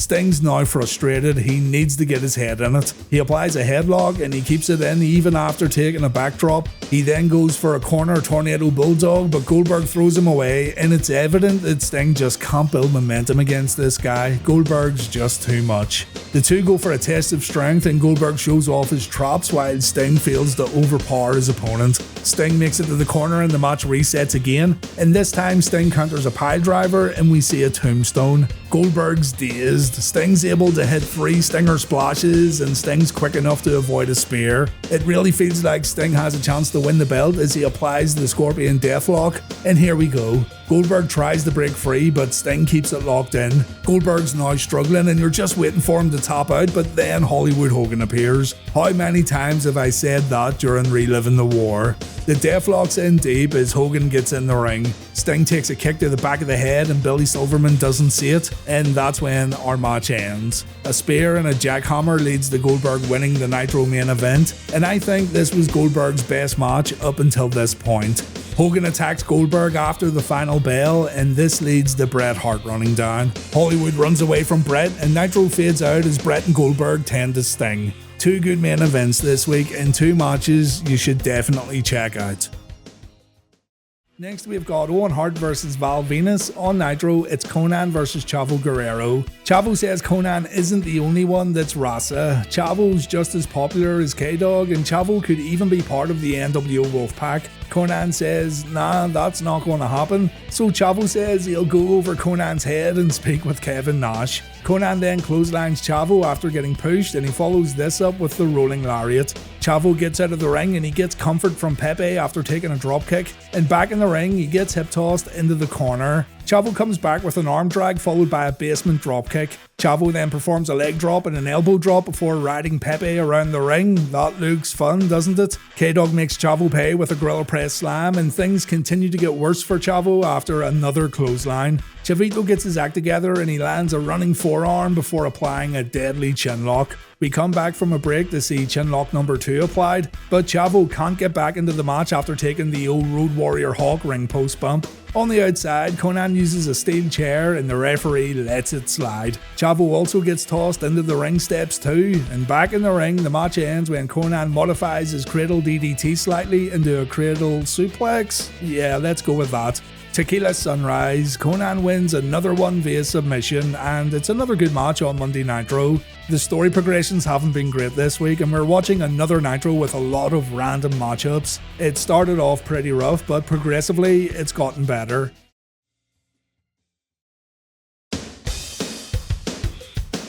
Ken Shamrock versus Mankind versus The Rock ends Raw. On Nitro, it's Stevie Ray and the Giant versus Lex Luger and Kevin Nash, plus a brief Hollywood Hogan promo. Scott Hall's been replaced by Stevie Ray on Team Hollywood, but that doesn't stop him coming out and complaining about Dusty Rhodes pulling him from the apron earlier. He says his back's sore from carrying Kevin Nash in WCW, and also, there's no alcohol policy in WCW, so Scott doesn't see what the big problem is. Scott then makes his way down to the ring and the action stops. Even the nWo Hollywood guys don't want to see this, but Scott gets in the ring, he throws the referee out and he wants to fight Kevin. Kevin tags in and Scott takes over from Stevie. Hall tries to throw a punch, but he falls on his face, and Kevin just wants to help his old friend. The Giant decides to attack Kevin, and when Luger gets in the ring with a steel chair, the Giant gets out. Scott just doesn't know when to give up. He still wants to fight, so Kevin throws him out of the ring, and the nWo Hollywood guys grab Scott to bring him back up the ramp. This is absolutely abysmal for a WCW main event. Nash grabs a mic and he says, "This is wrong." Nash says he lost his best friend because he doesn't know who Scott is anymore, and Scott shouts back that he's lost everything. Nash says if Scott wants to fight, then they should do it for money at Halloween Havoc. Nash says he'll definitely show up and he just hopes Scott will do the same. So this is how the big battle of the outsiders happens then, eh? All thanks to this storyline. It's a real shame too, because there could have been a big elaborate story behind the Kevin Nash versus Scott Hall match, but no. Run with this shit instead and expect people to be entertained. Following what could be the very worst main event in WCW Nitro history, Hollywood Hogan comes to the ring looking for Warrior. Yeah, it's almost like topping off a tragedy with a sprinkle of comedy. Hogan tells Warrior to show his face. He's been playing hide and seek all night. There's no need to wait for Halloween Havoc, and there he is. Warrior stands on the entranceway for a moment before being joined by his new stoner friend, the Booty Man. We think Booty Man's going to attack Warrior, but the stuff that the Ultimate Warrior grows is just too damn good. So the Disciple has left Hogan to join the One Warrior Nation. The stench of the smoke was just too great, so Ed Leslie now has a new bestest friend. It's the Warrior. The Headbangers are booked to take on the Oddities again on Raw, plus the Raw cuts a promo backstage. On Nitro, it's Kevin Nash versus Bryan Adams. Knee strikes from Nash, both in the middle of the ring and in the corner. A back elbow gets followed up with a running clothesline, but a second gets countered and Adam hits a diving clothesline. We then see a dropkick from Adams that sends Nash out of the ring, but on the outside, it's Nash doing all the damage. Back in the ring, Bryan takes 2 big boots from Big Sexy, and then Stevie Ray runs down with his trusty slapjack. Nash gets whacked, the ref signals for the bell, and here comes Scott Hall with a drink in his hand. It actually looks like Hall may have turned a page. He pours the drink out and he then starts punching his former best friend. Conan and Lex Luger run down to save Kevin, but the Black and White Express got one up on Big Nash tonight. The match sucked, but I can't say I had big expectations anyway. What's next then? X-Pac defending the European title against Val Venus, and Conan and Luger versus Hugh Morris and Barry Darsow. Yes, the tag team of Hugh Morris and Barry Darsow.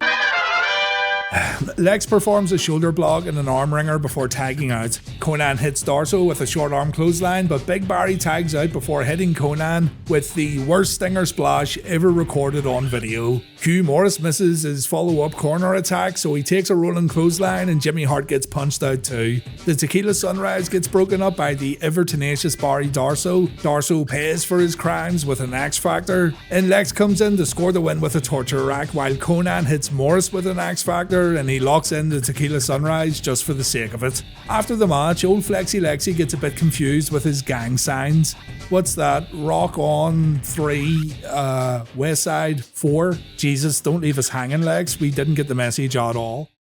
The Wolfpac pulled up to the arena, and after Nash and Sting got their asses kicked last week, they aren't in a very good mood. They walk around the backstage area looking for nWo Hollywood. They walk past a group of luchadors and they remain tight-lipped about the Black and White's whereabouts. This guy here looks like he completely regrets sitting in that spot and now he has to pretend to act natural. They end up locating the Black and White in a dressing room and check out the security guard doing the splits. Ball bag ripped completely in half. It gets pretty heated as the factions continue to fight while security struggles to maintain any kind of order. Sting goes looking for Bret Hart and he finds the Hitman in his own personal dressing room. The two fight for a moment with Sting getting the upper hand, but security rush in to break it up. When we come back from commercial break, Sting jumps in a forklift and he demolishes the nWo's limousine. If you think that was a little excessive, Kevin Nash and Lex Luger smash the windows and Big Sexy jumps on the flipped limo to whack it a few times with a sledgehammer. I don't know guys, I think it's already written off, but have at it if it makes you feel better. Sting even slashes the tires, for crying out loud. The Wolfpac's back causing mass destruction and they aren't done yet, not by a long shot. Mike Tenay then gets a word with Kevin Nash outside. Mike notes that Scott Hall was nowhere to be found earlier, and Nash says there's one in about 5 places he could be right now. So the Wolfpack are going on a pub crawl to find the bad guy and give him a good old-fashioned kicking. The Red and Black get in their limo, and the sesh begins on Monday Nitro. Mike Tenay's following the Wolfpack's Hummer limousine like a crazy fanboy, but he wants to see if Big Kev gets his hands on Scott Hall. We'll be checking in with the Wolfpack a few times tonight, so strap yourselves in. We then join Mike Tenay and the Wolfpack at pub number 1. The boys are looking for Scott Hall, of course, and Nash thinks he might be here. They have a look over at the pool tables, but the bad guy isn't sinking any balls today, it seems. So Scott isn't here, and the hunt continues on. Next stop, the bar down the street. Mike Tenay and the Wolfpack continue their mission by visiting the new Brooklyn Tavern. It's a very awkward bit of TV where these big dudes with big muscles walk through the bar while the locals look at the lads like they're aliens from another planet. One guy even tries to get a high five from Big Kev and Kev's like, "I'm not touching you, you filthy peasant." Scott Hall isn't here, the bad guy has standards. So after walking up and down the bar, the Wolfpack get back in their vehicle to visit pub number 3. The Wolfpac pull up to the last pub and they ask these absolute madmen if Scott Hall's inside. These snitches say, yeah, he's in there. And so Nash walks in and right enough, he finds Scott Hall. Kev gets the best of his old friend and the two end up fighting on top of a pool table. They then end up in the restroom, but we don't see what happens inside. The door opens up and Scott's got his head put down a toilet, and that's it. That's the end of the Wolfpac's journey, for now. Remember that Sting's got a match with Bret Hart coming up, so the Stinger's waiting back in the arena for the big main event. As a matter of fact, the Nitro match doesn't even take place. A classic bait and switch from WCW, ladies and gents. Bret Hart decides to walk back up the rampway after getting one look at Sting, and the Icon ends up chasing Bret backstage. The two then have a backstage brawl that does have some good moments, but you can hear the crowd booing because, you know, they expected a wrestling match. Bret gets smacked with a large whiteboard and he also gets thrown into a vending machine. The two enter a much bigger and more open room where Bret overcomes Sting's onslaught, and His Excellency suplexes Sting through a table before whacking him with a large plastic trash can. Bret then targets Sting's knee with a steel chair and he closes the chair over Sting's knee and he hits it with a garbage can. And just when you think Sting's down and out, he comes back by pushing a storage container into the Hitman. The two end up grabbing long steel poles because now's the right time for a good old-fashioned joust. The two trade shots, Sting chokes the Hitman out, we see the Scorpion deathlock, and we can still hear the crowd booing in the background as the fight comes to an end when Doug Dillinger shows up. Sting got the better of Bret, but the Icon's limping around after the fight. He doesn't look good. Nitro fades to black, and there you have it. Not the Sting versus Bret match we were expecting. A decent brawl for sure, but not what we were expecting. Sting comes down to the ring and he calls out Bret Hart and Hollywood Hogan. This was fine, the audience loves Sting as always, but when Warrior comes out they boo him relentlessly, and the more Warrior talks, the more the fans boo. It's still a pretty cool moment though. The Warrior says it's amazing how far a little dab of paint can take you. He's watched Sting from afar and he admires and respects what his old Blade Runner partner has achieved over the years. Warrior understands that WCW Sting's battleground, but Warrior's got himself a match with Hogan at Halloween Havoc. So tonight, Warrior requests, no, he demands, that he stands alongside his old partner so the Blade Runners can take on Hogan and Hart tonight on Nitro. Warrior Jenna! That was the overview of this promo. Warrior couldn't help himself and he had to add in nonsense about great battles and the will to win. Standard Warrior stuff, but the crowd completely rejected Warrior tonight, and it's like I talked about last week. The Warrior experiment continues to provide diminishing returns. Big FUBU Kevin Nash walks down to the ring and he says he's been watching Scott Hall stagger around backstage as usual. Scott Hall's touched Kev's last nerve, and seeing as Nash used to work as a bouncer, he's got experience with drunks trying to act tough. So Kevin says the words that Scott Hall hates to hear. It's last call. Time for Scott to come out and wake up. Hall makes an appearance and he says if it's last call, he'll have a double in 6 to go. Kevin Nash doesn't look amused as Scott puts his drink down and he offers him a fight. Not here, but down there. Nash is already hurt enough and he chases his best friend back through the curtain, but Scott moves pretty quick for a guy who's at the bottom of a bottle. We go outside and we see Scott hanging out of a limousine laughing at Big Sexy. So Nash gets in his Cadillac and we get ourselves a car chase. Bobby Heenan says this is just like the Blues Brothers driving around Chicago.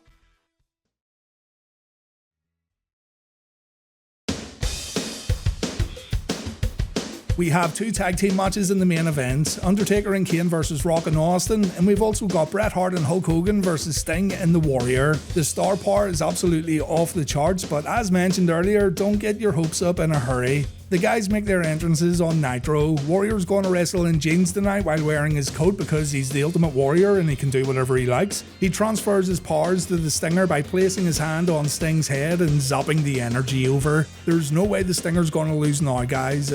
Never mind. Hollywood punches Sting a few times and the Icon gets choked out at the ropes. Sting fires back with a clothesline and an atomic drop, and after taking a few shots in the corner, Hulk tags out and the Hitman comes in. Bret takes 10 punches in the corner, but Hogan comes in to cause a distraction. Sting takes a low blow from His Excellency, and now it's the usual hot tag game where the babyface needs to get to his partner. The Hitman delivers a second rope elbow drop and he talks trash to Warrior. Hogan's able to come in and take over while the referee's busy, and Sting takes another low blow. That's both balls completely wrecked. Hulk chokes out the Stinger. He stands on Sting's head. The Warrior tries to pump Sting up a bit, but that doesn't work out too well. And then Bret Hart and Hulk team up to do some damage in the corner. It's absolute domination from the Hitman and the Woodmaster. A leg drop from Bret gets followed up with a backbreaker. The break then comes when Hart misses an elbow drop. The Warrior gets that hot tag and Bret just has to stand there while Warrior feels the power. Bret then takes a few clotheslines. Warrior signals for the press slam,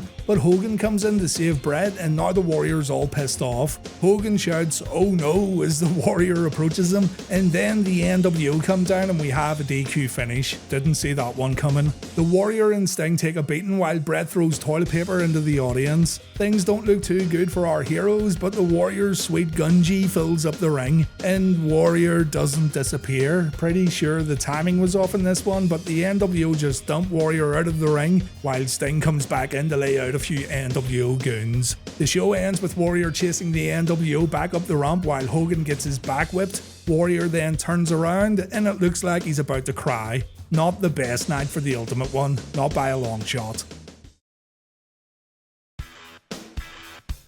Next up, it's Val Venus versus Mankind on Raw. On Nitro, we have a Big Wolfpac versus Hollywood 6-man tag. It's another case of not getting your hopes up over on Monday Nitro, but this match was kinda memorable for what happens between Scott Hall and Kevin Nash. It's supposed to be Conan, Lex Luger and Nash versus Hall, Scott Norton and Stevie Ray, but Kev doesn't show up for the match. Instead, he's walking around the backstage area completely wasted, wearing an outsider's shirt. The commentators are shocked at the state of Big Sexy. He makes his way out to the arena and Kev's Wolfpac teammates don't look too amused either. Scott Hall, meanwhile, is absolutely delighted to have his old drinking buddy back. Lex and Conan try to stop Kev from having a good time, but Big Sexy's too far gone. So the match begins with both the Wolfpac guys and the Hollywood guys trying their best to keep Scott and Kevin out of the contest. Makes sense. Unfortunately, this doesn't work out too well and the outsiders end up getting tagged in. They laugh, they show unity, they have a drink together, and the crowd actually pops because the outsiders are back, even if it is in the worst way possible. We then find out though that Kev's sober as a judge. He hasn't touched a drop, and this was just an act so he could get his hands on Scott in the middle of the ring. The payoff was absolutely worth it. This big boot looked brilliant and the crowd again popped because the whole thing was pulled off so well. Scott takes a beating from all three Wolfpac members and he ends up getting hung up on the top rope. The ref decides to throw the match out in the end, and I think it's ruled as a no contest. So Kevin Nash is going to have to wait until Halloween Havoc to get his hands on Scott again. I don't like all this Scott Hall nonsense, but this was pulled off pretty well.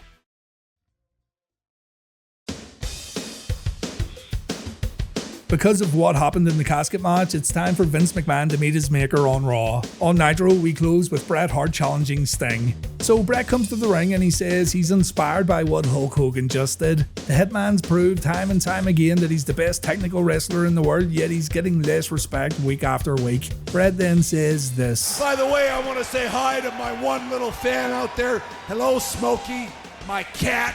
Smokey the cat, the jammiest cat in the world. I imagine Smokey watching Nitro on this night, drinking a beer and nodding in approval. He's like, "Thank you, Master Bret. Now come home and change my pink and black litter tray." Smokey the cat's just became a legend of reliving the war, and I hope Bret drags him out for Nitro next week. Bret says the perfect way to get back at the fans is to beat the crap out of Sting, and there's no point waiting until Sunday. Apparently, Sting's been trying to kiss up to Bret backstage, he's been trying to carry his bags, he copied the sharpshooter, he thinks he's as good as the Hitman, but he's not the best there is, the best there was, and the best there ever will be. He's the stupidest. Sting's heard enough. He walks down to the ring and Bret says he hopes Sting doesn't mess up his mascara. The two start fighting, the bell rings, and we've got a referee. Yes, ladies and gents, a featured match at this week's pay-per-view is randomly happening on Nitro in the final moments of the show.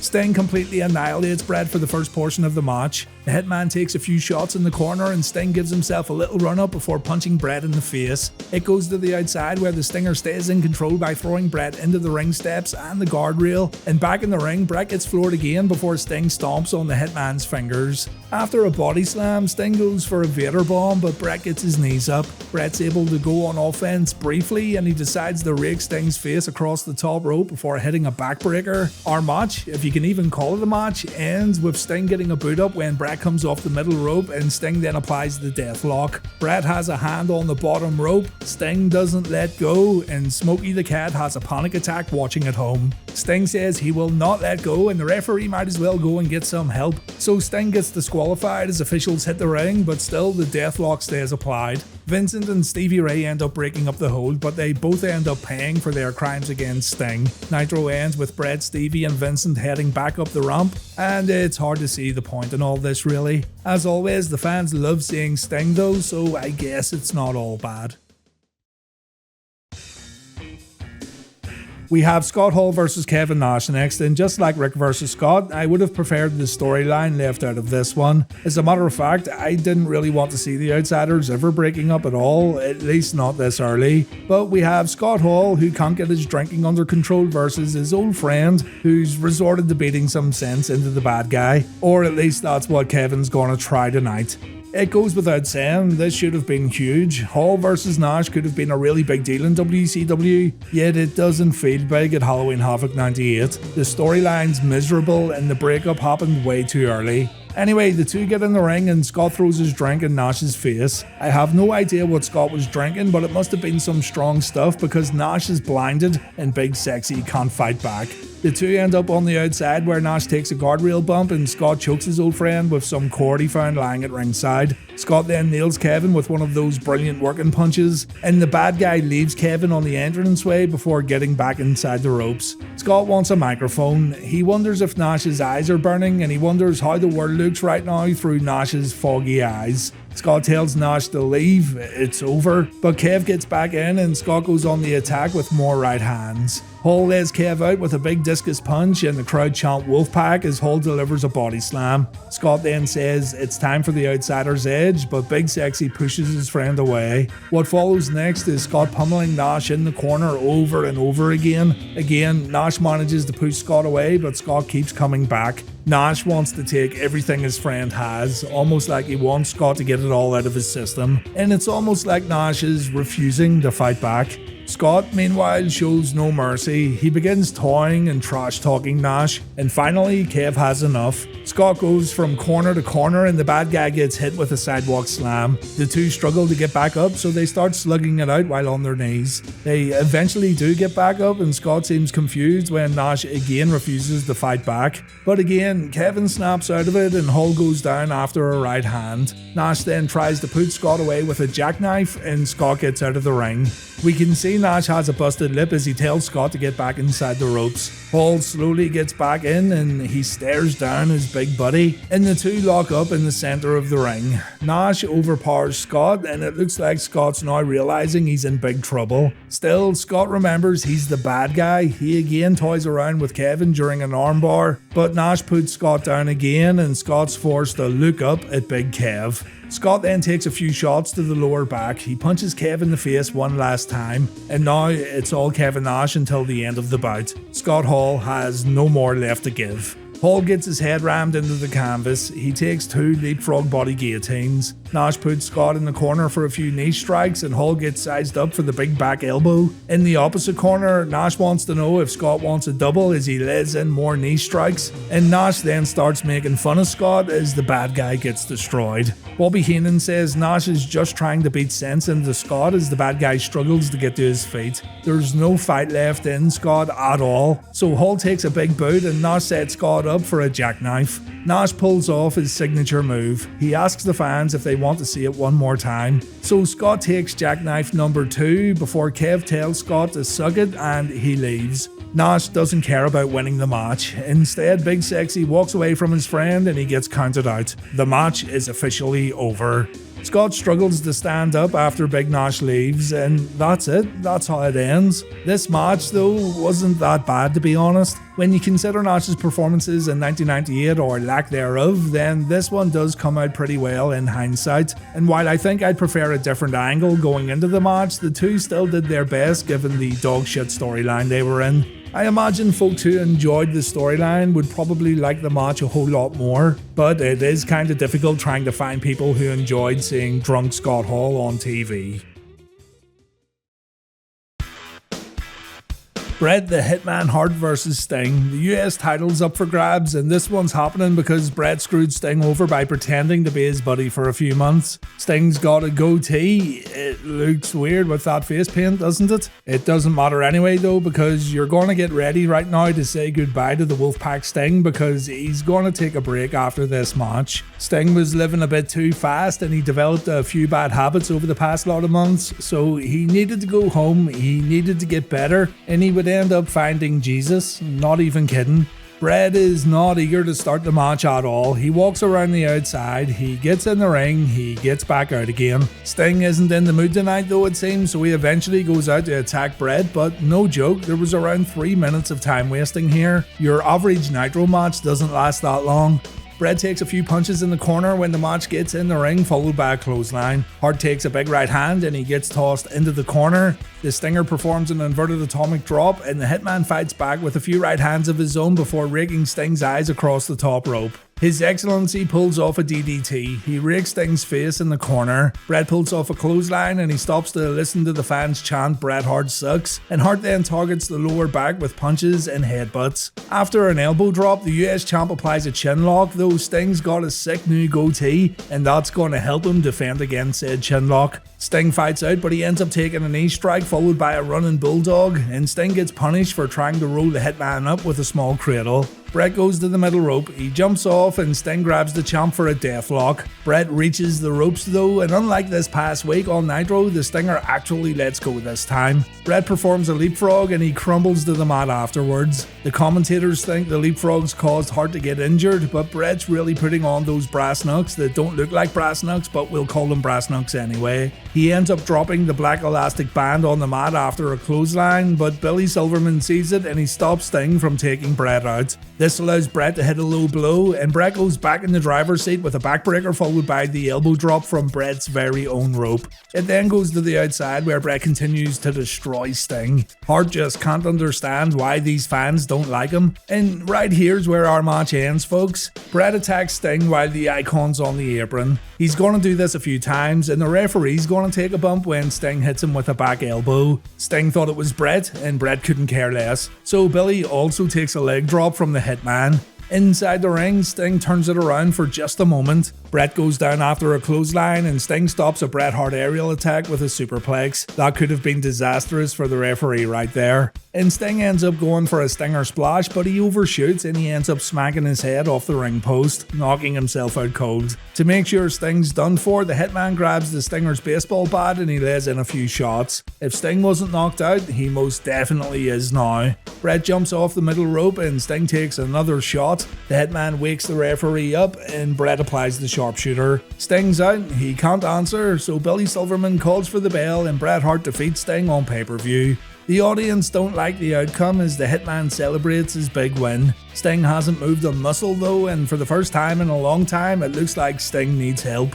Medics come down to put the Icon on a stretcher, and we see Sting getting brought back up the ramp and put in an ambulance. We won't be seeing the Icon for a while, folks, as this storied part of his career comes to an end. But he'll be back soon, and when he does return, he won't be associated with the New World Order. The match itself, though, was very average. You expect more from these two.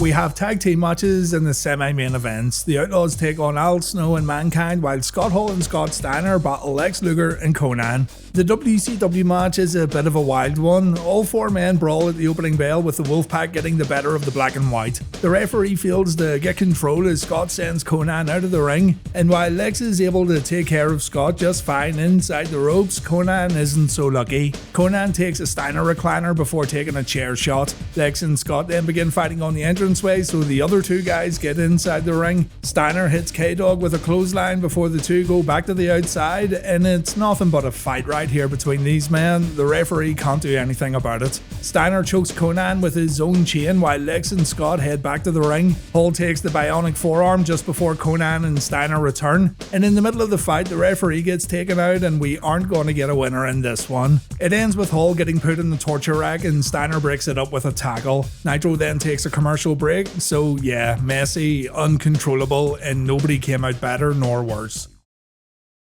On Nitro, we've got the Giant versus Lex Luger and not Bret Hart versus Lex Luger. It's a match that you can play out in your head, but it's the main event, so let's check it out. The two have a little pose down before the action gets underway. Giant brings it to the corner and Flexi Lexi counters with a few punches. The Giant then pulls off a big boot and yeah, you guessed it, it's all the Giant from now until the final moments of the match. Giant goes low with a headbutt. He gives Lex a big old slap on the chest. Lex gets choked out before taking a Russian leg sweep, and the big man poses again for the audience. Tie-dye guy absolutely loved it. The Giant bullies Lex, he steps on Lex, he stands on Luger's throat. Lex gets thrown from corner to corner, and man, the crowd is so quiet. In comparison to Raw, it's like night and day. Lex continues to take a beating, punches, shoves. These two fans in the audience decide to leave early for crying out loud, so please Lex, begin the comeback so we can wrap this up. Giant pushes Lex around and yay, Lex has had enough, there it is. Multiple clotheslines stun the big man. We've seen this spot before. Giant goes for a chokeslam, but the total package counters with a jawbreaker, and the crowd finally get loud when Lex body slams the Giant. This was pretty awesome. Lex signals for the rack, but here comes Bret Hart holding a guardrail. Bret wants to injure another WCW babyface as he goes to work on Lex's knee, and things don't look good for poor Lex as Bret applies a sharpshooter. Just then, Bill Goldberg runs down for the save and Bret lets go of his hold. The world champ lines up a spear, but Bret moves out of the way and Lex takes all the impact. Nitro then fades to black, and there you have it. Not a great main event, but I wouldn't call the last 10 minutes of Raw all that great either.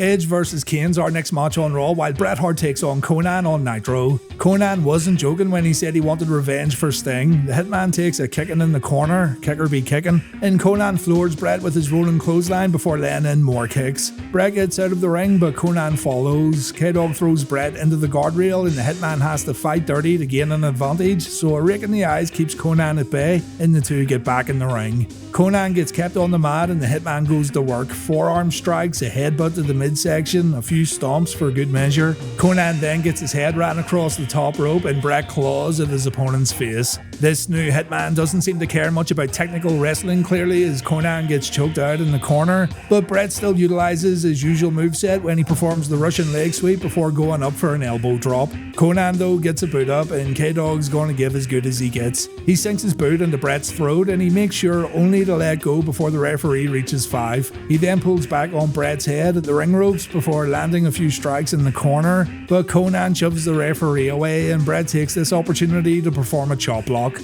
Bret goes to work on the leg. You know what's coming up soon. Conan screams in pain as Bret drops all his weight on K-Dog's leg and knee. Conan gets his leg wrapped around the ring post as the audience chant "We want Sting," but the Stinger ain't here tonight, folks. Conan almost begs Bret to stop. He says Bret's name before His Excellency snaps the knee. And just to show he means serious business, Bret grabs a chair and he gets himself disqualified. Bret attacks Conan's knee with multiple chair shots. The bell rings, but Bret doesn't care. Bret only stops when Lex Luger makes an appearance, but too slow bozo. The Hitman's able to escape and his mission has been complete. Bret Hart's the real crippler of WCW, and over the past few weeks he's become the most dangerous man in the company. Conan has to get carried out by officials in Lex just before Nitro moves on to its next segment. So the big question is, who's next on the Hitman's hit list?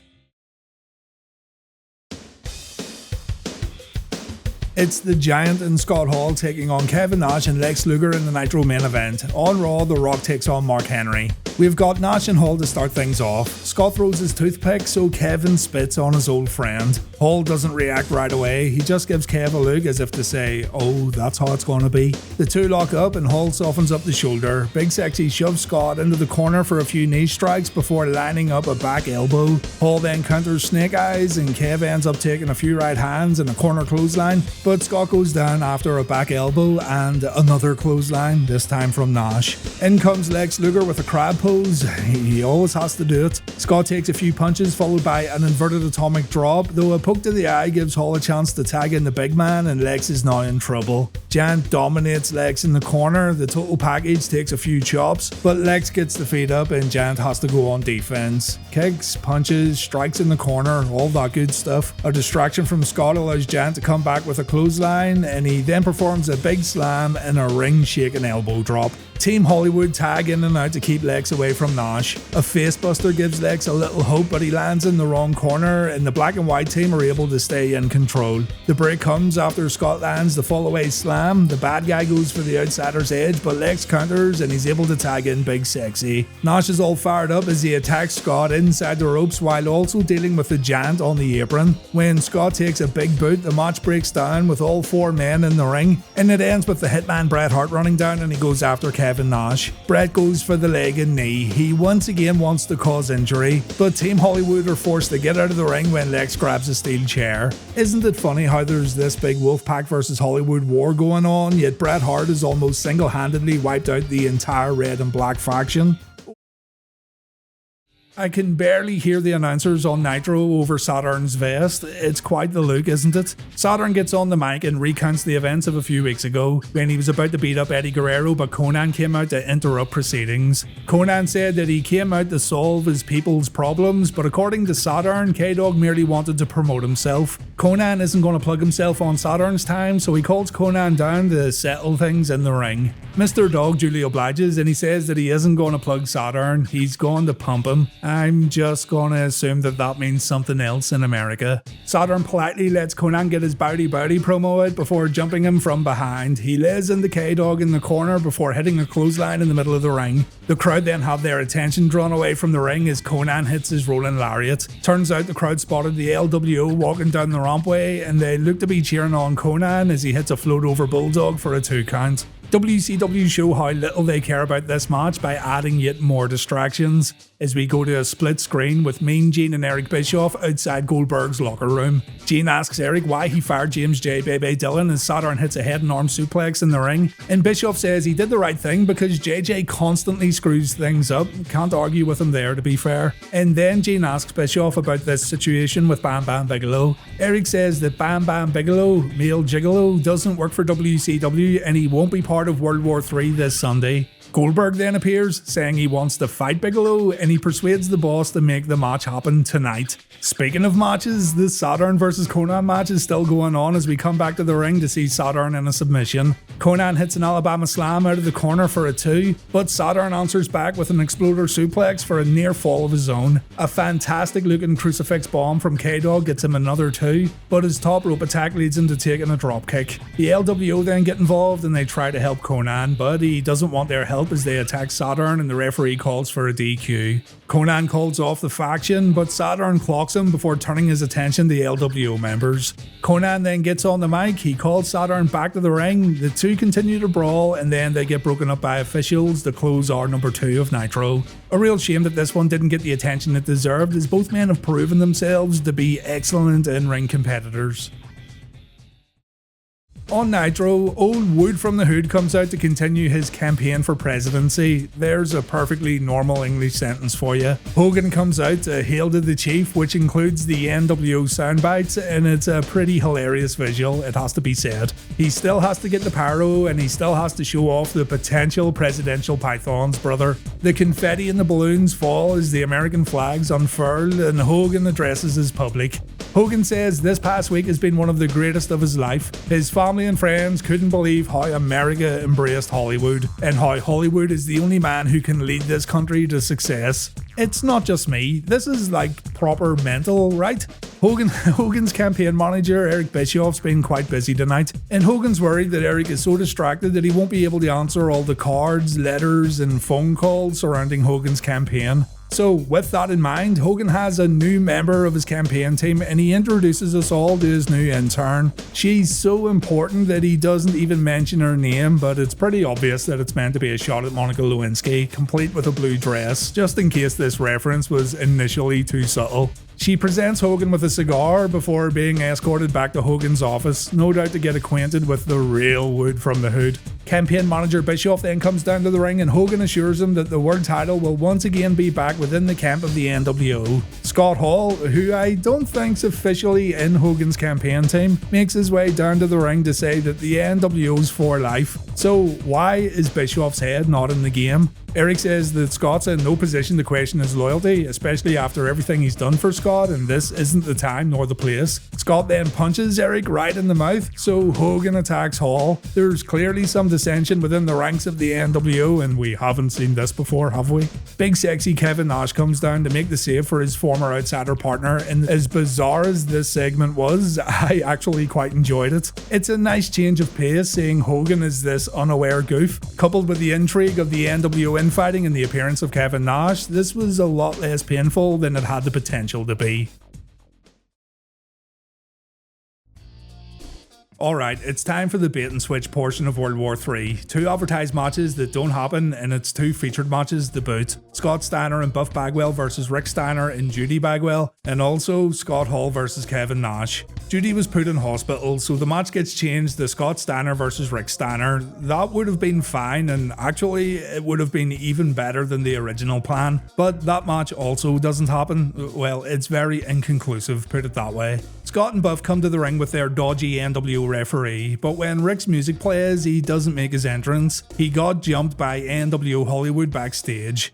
The Giant ends up bringing Rick down to the ring. He gets thrown inside the ropes, and both Scott and Buff beat Rick up for a bit before Bagwell decides Scott can handle this all on his own. Rick fights back, but he's not at 100%. It doesn't take long for Scott to hit a low blow, and Buff continues to interfere on the outside. It's absolutely insane that WCW didn't book Rick vs Scott one-on-one with no bullshit, and it's even more insane they decided to keep producing these unfair and one-sided showdowns between the Steiners. I know that's how the NWO operated, but still, just one match would have been good enough without all the nonsense. When Rick gets put in the recliner, Bill Goldberg shows up. Scott flips him off before going back to Rick, and I gotta say, the crowd reaction to Steiner and Goldberg going at it is absolutely brilliant. Scott also takes a great looking spear before getting set up for the jackhammer, but Bagwell hits Goldberg with a chair. Goldberg no-sells it, so Slick Johnson jumps on Billy Boy's back and he instantly regrets that decision. The world champ sends the referee from one ring to another, and that's how the match ends.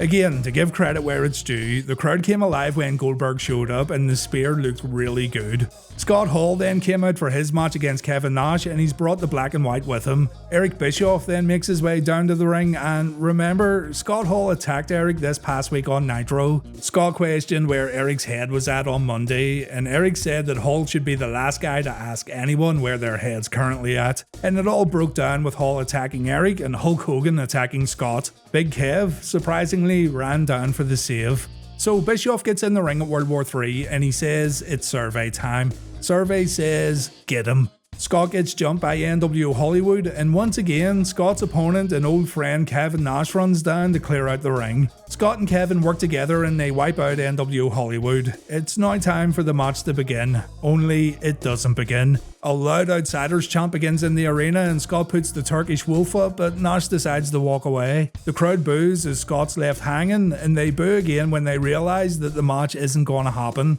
Absolute dog shit right here from WCW, and it's no wonder fans were quickly losing faith in this company.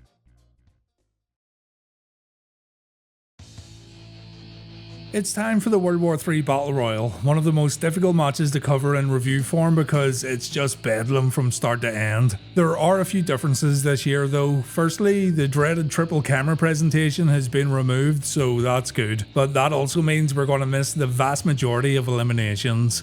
Pinfalls and submissions also count this year for eliminations, but this new rule doesn't get utilised at all, so I'm not sure why WCW bothered. And you also get eliminated for leaving the ring for any reason. You don't need to get thrown over the top rope. If your feet touch the floor, you're out.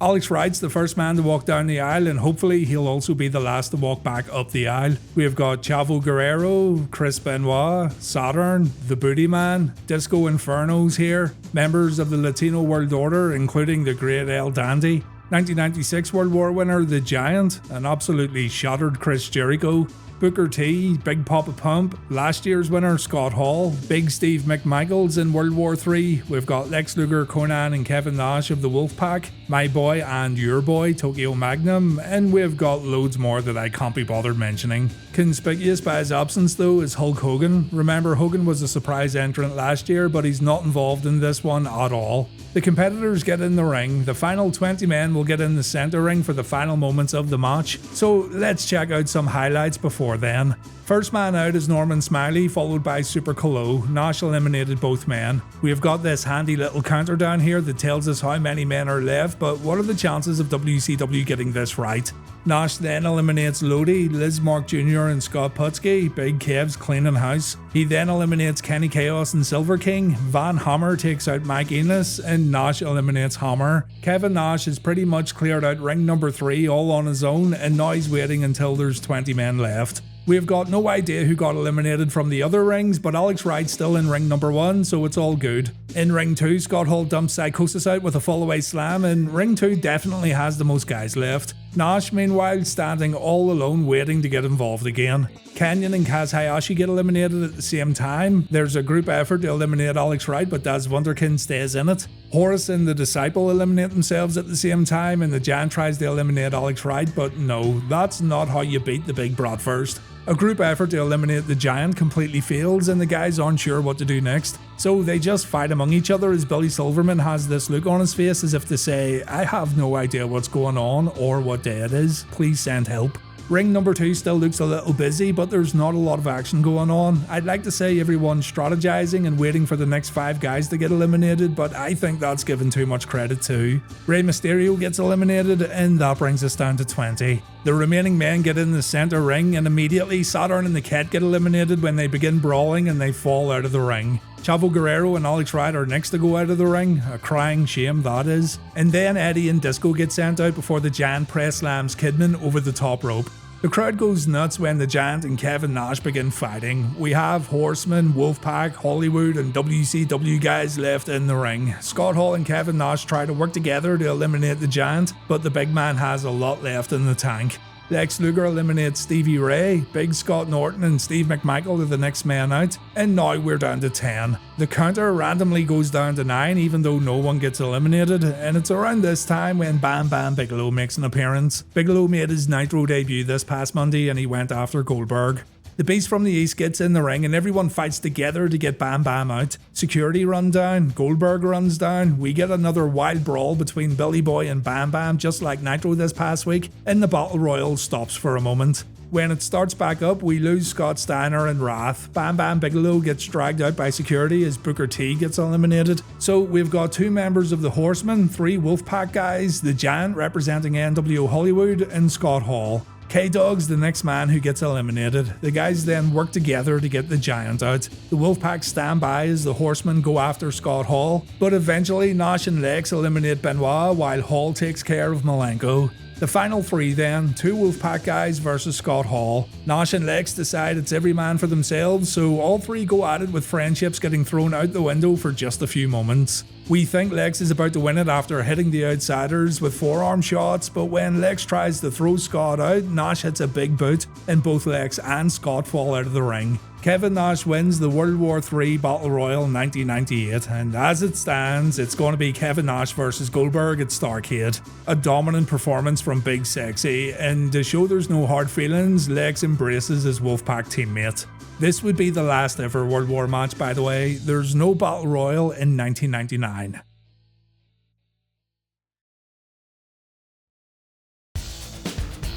The commentators on Nitro are all hyped up after Nash's big win last night at the pay-per-view. They also mentioned that Hollywood Hogan wasn't at the show, but he will appear on the Jay Leno show on Thanksgiving. That's great news, I guess. Lex Luger took on Mike Enos in the Nitro opening match, and Mike defeated the Total Package with this piledriver right here.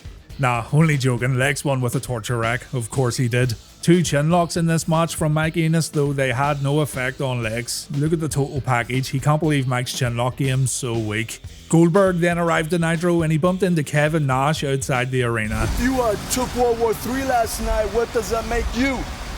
Next! Goldberg says being next isn't a safe place to be, just ask your girlfriend. Old William's getting a bit frisky tonight, boys.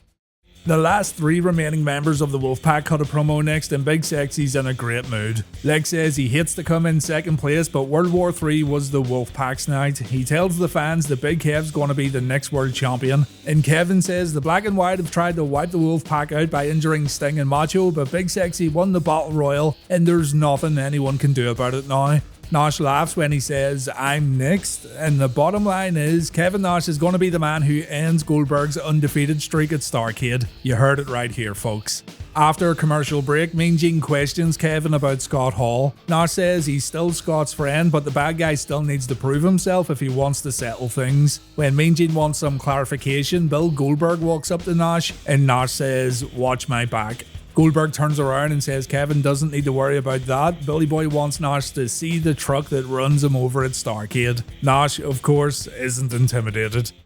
On Nitro, for the first time in a long time, it's hard to pick a winner. Conan and Booker T fall into that crowd-pleasing upper mid-card bracket that WCW don't like messing around with too much, so I'm going to say it'll be a draw or a DQ. The 2 trade wrist locks, but it's Booker who gets the better of Conan. K-Dog goes down after a few forearms and a shoulder block, but Conan comes back with his rolling lariat. Conan struggles to capitalize and he ends up going down after a back elbow. Tony Schiavone announces a Kevin Nash vs Wrath match as K-Dog fires back again by drilling Booker's head into the mat. We then see the K-Factor facebuster, but Booker's hard to beat tonight and Conan takes a spinning back kick followed by the axe kick. Stevie Ray then shows up and he hits Conan with the slapjack, leading to Billy Silverman calling for the bell and disqualifying Booker T. The brothers argue and Stevie says he beat Conan in 3 minutes last night while Booker couldn't beat him in 10. Mate, that match wasn't even 5 minutes, but okay. Booker tells his brother to stick with his NWO friends and leave him alone, and Stevie tells Booker he needs to open his eyes and see what's going on, as in he needs to join the NWO.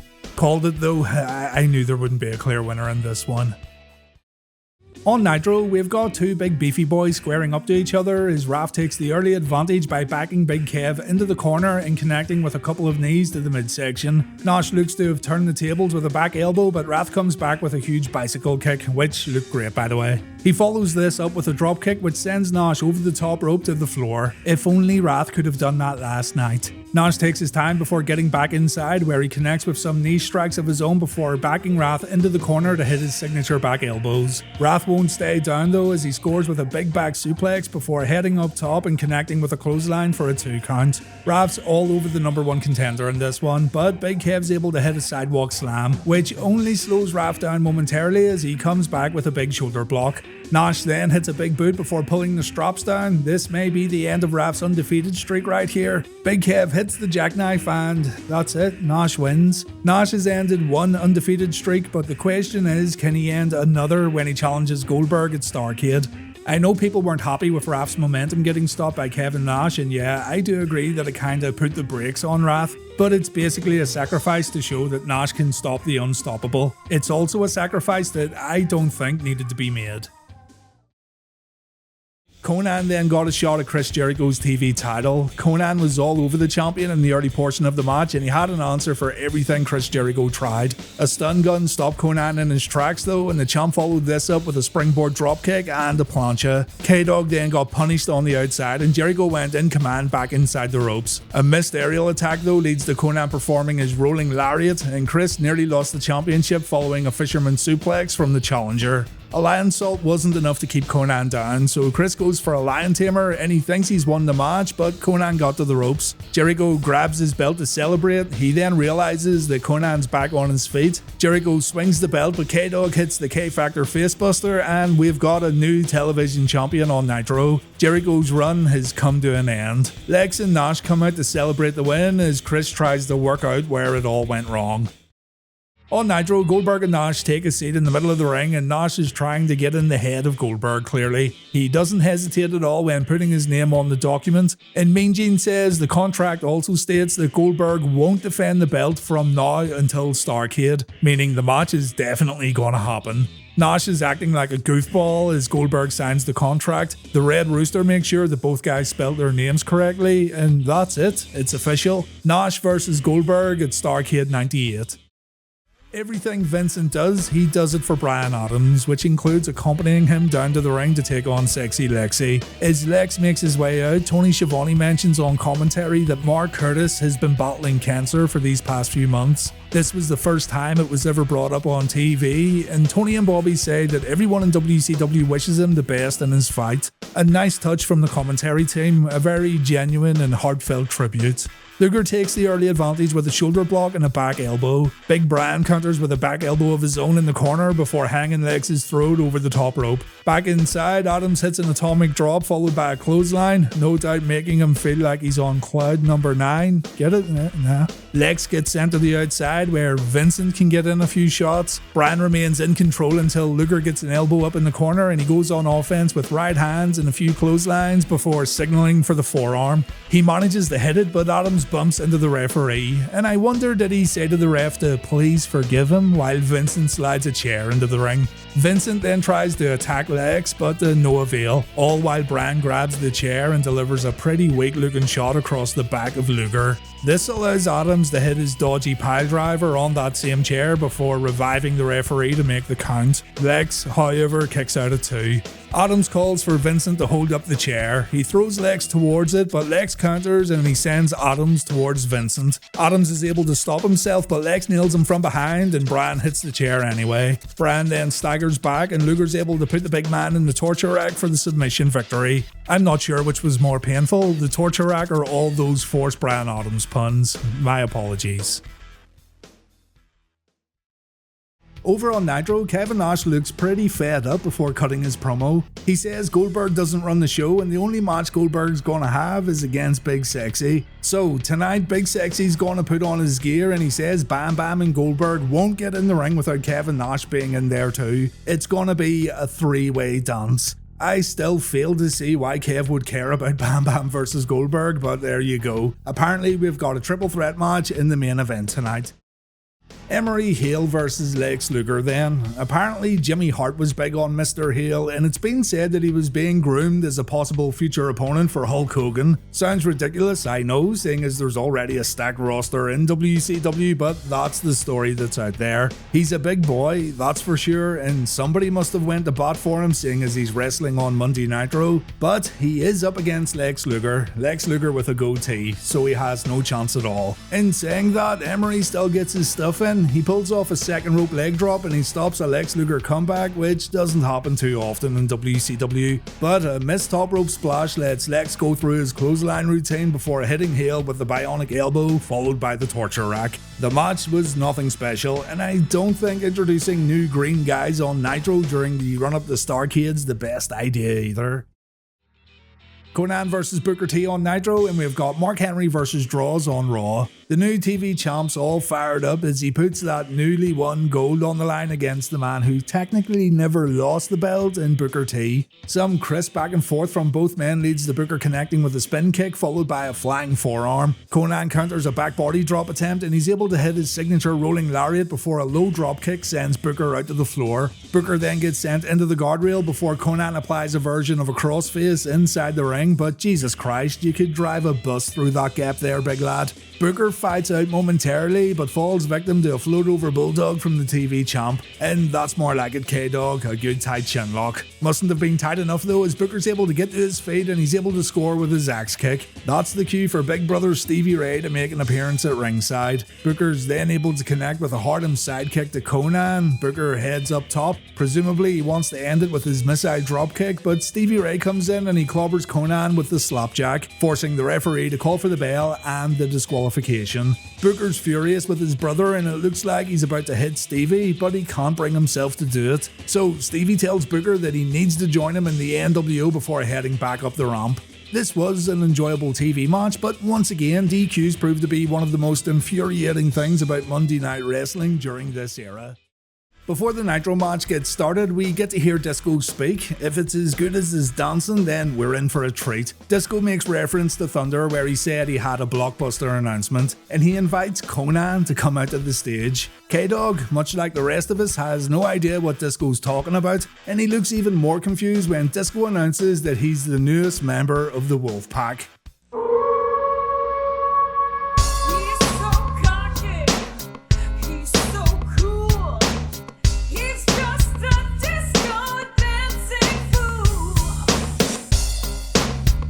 Disco really likes to jump on things that are past their best, it would seem. But for now, he's got to work this tag match with Chavo against two members of, I guess, his new rivals, the nWo Black and White. Horace takes the early advantage as he pounds away on Chavo in the corner before throwing Guerrero to the mat from the opposite corner. The Horseman's able... fair enough, that wasn't brilliant. But Guerrero's able to fight back with a dropkick and a springboard bulldog before making the tag to Disco. Disco immediately loses the advantage and he gets pummeled in the nWo corner. Disco does fight back with a swinging neckbreaker and an elbow from Bret Throat, but he's unable to put his opponent away. Stevie, meanwhile, doesn't take too kindly to all this as he tosses Disco to the outside where Horace is able to attack with his nWo weight belt. Horace hits a backbreaker inside the ring, but he misses a splash which allows Disco to make the tag. Chavo fires up with dropkicks and forearms and he even scores with his tornado DDT, but Stevie breaks up the pinfall attempt. The referee then gets distracted by trying to get Chavo to leave the ring after Disco tagged in, and this distraction allows the nWo lads to hit a spike pile driver for the win.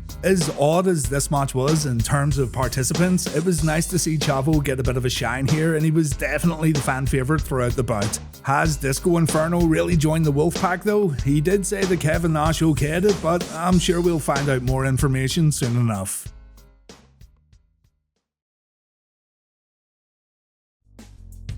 The McMahons come out next to cut a promo on Raw, while Conan takes on Stevie Ray over on Nitro.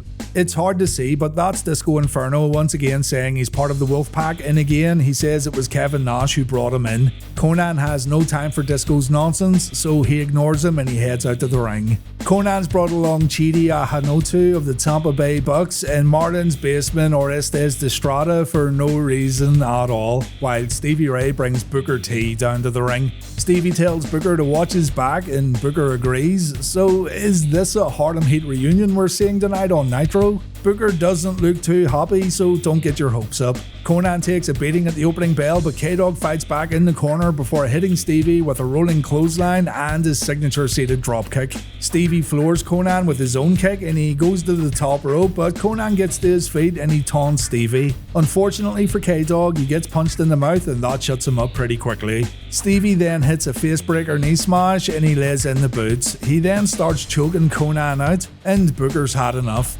Stevie's brother gets on the apron and he says to just end it, just pin the guy and get it over with. But Stevie wants to take Conan out with his slapjack and Booker's not having it. Booker grabs the weapon, Stevie takes it back and Conan's able to recover. We see the K Factor and Conan defeats Stevie on Nitro. We'll come back to Stevie and Booker a little later on.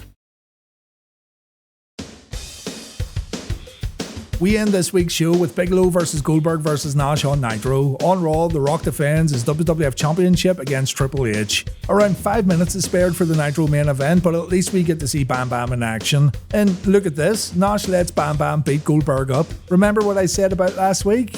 Why would Nash care if these two fight?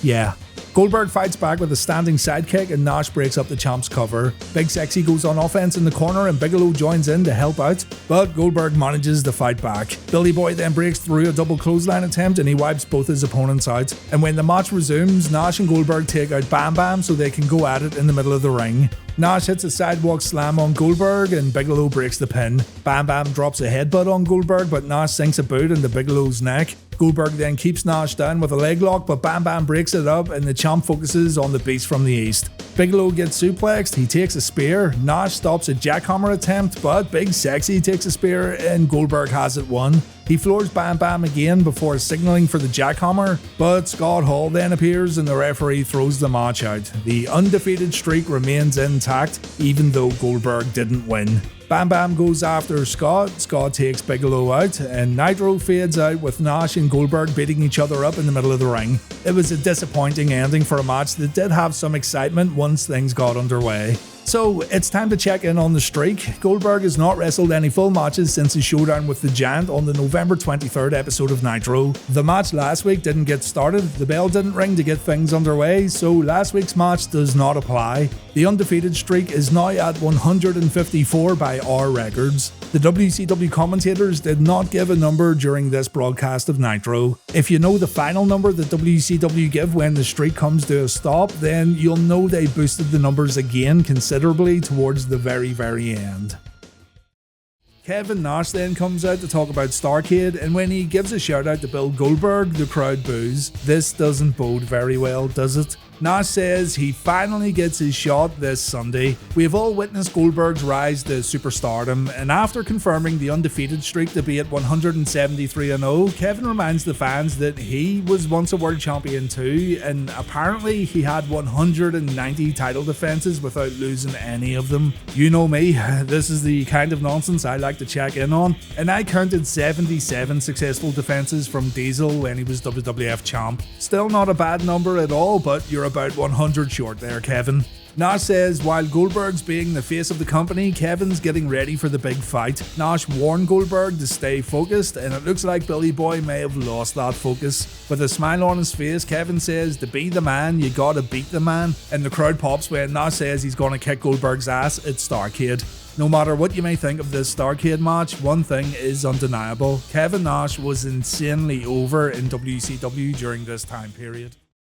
Next, we've got Scorpio and Holly versus the Acolytes on Raw, while on Nitro, it's Kenny Chaos versus Lex Luger. Alright, so my boy Kenny Chaos has a big task ahead of him tonight, but if anyone can overthrow Lex and survive the forearm and the rack, then it's Kenny. It starts off well with Lex taking a body slam. Chaos mocks Lex and the Wolfpac because he's absolutely hilarious, but Flexi Lexi comes back with a body slam of his own, and now the total package is all annoyed. The ref tries to stop Lex from doing something he might regret later, like, I don't know, win this wrestling match, but Chaos fires back with an inverted atomic drop and a back elbow, only scoring a 2. Lex takes a few kicks, he gets choked out on the bottom rope before taking a body slam. Chaos pulls off a second rope leg drop, but once again, Lex kicks out at 2. Lex then hits his clotheslines, he nails Chaos with the bionic forearm. Robbie Rage then appears on the apron and he costs Kenny the match. High Voltage explodes on Monday Nitro, ladies and gents. Lex wins with the torture rack, and after the bell, we learn that Robbie's annoyed with Kenny teaming up with Rick Steiner like, a month ago or something? 2 months ago? No joke, by the way, Robbie actually says that Kenny needs to check himself before he wrecks himself, while Kenny tries to explain he wants to pay his dues and stay with High Voltage. At least I think that's what he said, because Nitro takes a commercial break before we get a resolution. It's time for Shane McMahon versus Mankind on Raw. On Nitro, Alex Wright takes on Conan. Guys, it's a dark day indeed, and no, it's not because Disco's in the ring right now. It's because Saturday Night Fever is seemingly over. Disco tells Conan that Alex has lost his mind recently and K-Dog needs a fellow Wolfpac member in his corner. Only problem is, of course, Conan doesn't believe Disco's part of the group. Disco says his shirt says from Nash to Disco on the tag, and he's adamant that he's part of the faction. But Conan says Nash is busy right now with Starrcade coming up, so all this will be dealt with later on. Alex comes out and there's no Saturday Night Fever. He's not dancing anymore. And this is it. Alex won't be competing in the ring anymore following this match, and we won't see him again until the middle of next year. I need a moment. This is difficult. One more time for old time's sake. I'm going to dry my eyes. Goodbye, Alex White. I will miss your big bratwurst in my face every Thursday night. Oh, big bratwurst.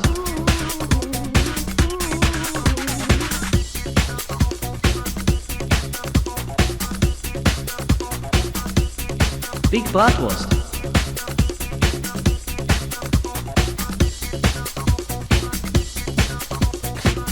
Let's enjoy this one then. Alex starts off with a wrist lock before pulling off a fireman's carry. You know he wants to dance, but he doesn't do it. Conan pulls off an arm drag and he transitions into a pin attempt. Alex counters and the two get back to their feet. Alex is like talk to the hand because the bratwurst isn't listening. After 2 arm drags, Das Wunderkind gets out of the ring and he takes a break. We come back from commercials to see Alex choking Conan with his own chain, and after a few clubbing blows, Alex sends K-Dog out of the ring. When the match resumes, Alex ties Conan up like a pretzel, but Conan refuses to give up. So our hero goes upstairs and Conan says his sausage is bigger than Alex's. Fueled with rage, Alex gets down and he goes after K-Dog, but he takes the seated dropkick followed by the rolling lariat. Conan pulls off the float over bulldog, but it was more like a little walkover bulldog. And the match ends with the K-Factor facebuster followed by the tequila sunrise. Alex is angry, he throws a hissy fit in the middle of the ring and he then goes outside so he can hit the ring post and the apron with a steel chair. Conan's distracted by Alex and this gives Conan's Starrcade opponent Chris Jericho the opportunity to hit the ring and launch an attack. Jericho puts the TV belt on Conan's face before hitting a lion salt, and Chris then puts the belt around his waist before leaving the ring. It was a sad piece of television, but we shouldn't be sad that Alex is gone. We should be happy that he graced us with his presence for so long.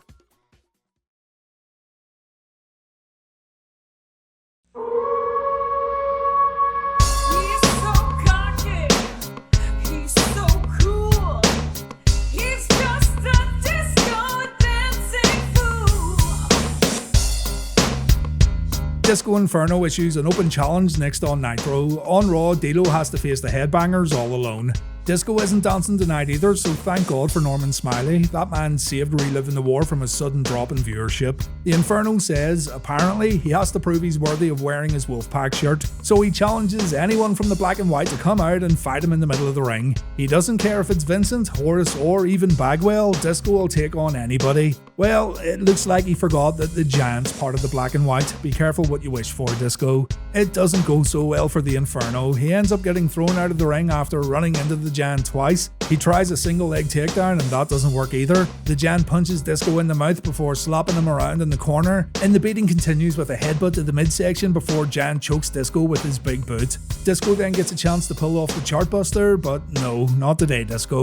Giant signals for the chokeslam and the Inferno takes it all the way from the top rope. Schiavone says the Giant calls this one the slam dunk. Disco loses the match and Giant grabs the mic. He wonders where DDP is right now and he concludes that he's probably lying somewhere dead. That's quite the assumption there, big man. If that cockroach Page isn't dead, then he will become Starrcade. Giant's gonna pull DDP's arms and legs off, and when it's all said and done, Giant's gonna squish Dallas under his thumb. Page appears in the audience. He calls Giant Fathead, and Dallas acknowledges that the Giant put him down last week, but Page always gets back up. As a matter of fact, Page is always jacked up. Giant may be the biggest of the two, he may be the strongest, but he's not the smartest. Somehow, this Sunday, Page will wrap his arms around Giant's fat head.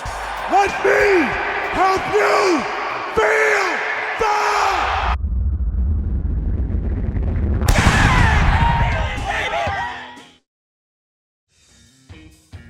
Our third title match of the evening sees Conan defending the World Television title against Chris Jericho. The Ayatollah has possession of the physical belt, having taken it away from K-Dog on the Go Home episode of Nitro. Jericho grabs a mic and he says both he and Ralphus want to wish all his Jerichoholics a very happy Jericho holiday. He says that maybe he's just not hip enough to understand what Conan says, but what he does know is that he's the women's pet, the men's regret, and the man with the voice and the Jerichoholics' choice.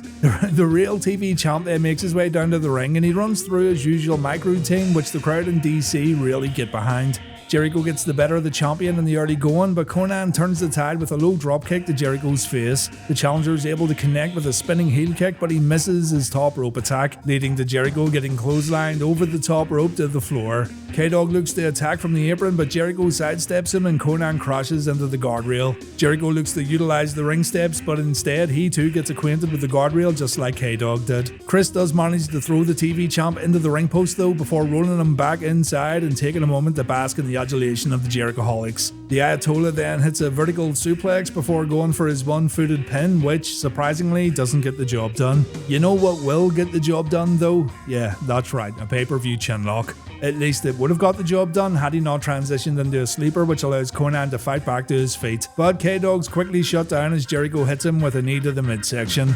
K-Dog then gets choked in the corner before getting dropped with a body slam. Chris heads back up top, but he wastes way too much time and Conan's able to get a boot up. Don't you just hate it when that happens? Conan fires up by hitting his rolling lariat before planting Jericho with an Alabama slam for a near fall. Jericho regains the advantage with a jawbreaker and a clothesline before quickly springing off the middle rope with a lion salt, but he only gets a 2. Conan rolls out to the floor and Jericho looks to springboard over the ropes after him, but Conan moves out of the way and Jericho goes crashing into the ring steps he introduced earlier on. What goes around comes around, I guess. Back in the ring, Conan looks to hit his K-Factor facebuster, but Jericho counters the move into the lion tamer. The champ prevents Jericho from turning him over, so the challenger instead catapults Conan into the top turnbuckle. Jericho then charges at Conan, but K-Dog moves out of the way and the champ goes on the attack, but he clips the referee in the process and Jericho takes advantage by grabbing the TV title and clobbering Conan in the head with it. He then revives the ref. It looks like it's all over, but Conan somehow kicks out at 2 and the fans are absolutely delighted. Conan then counters Jericho coming back off the ropes and he's able to hit the K-Factor before locking in the Tequila Sunrise. Jericho taps out, Conan retains the TV title and Conan also reclaims the physical belt. Not a bad match at all. Both men have good chemistry together and the crowd were definitely into the match, so I give it a thumbs up.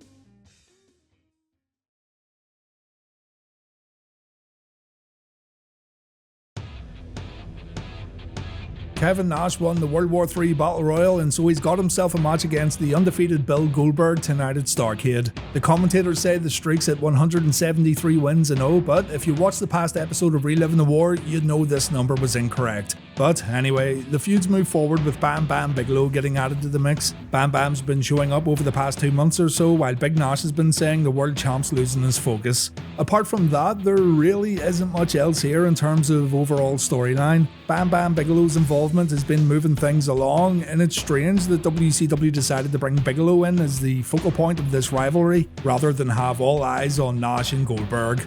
Big Sexy looks extremely confident and extremely calm as he makes his entrance. The big man's looking good tonight. Goldberg gets his usual security entrance, and he even stops this time to sign a kid's shirt. Why is that kid walking around backstage and where's his parents? Goldberg then marches down to the ring and he too looks ready to go. The entrance is brilliant, but the pyro completely smokes the arena out, and you'd think Warrior and Booty Man were in the back having a good time. But here we go, the undefeated Goldberg against the Wolfpac's Kevin Nash. It's time for the Starrcade main event.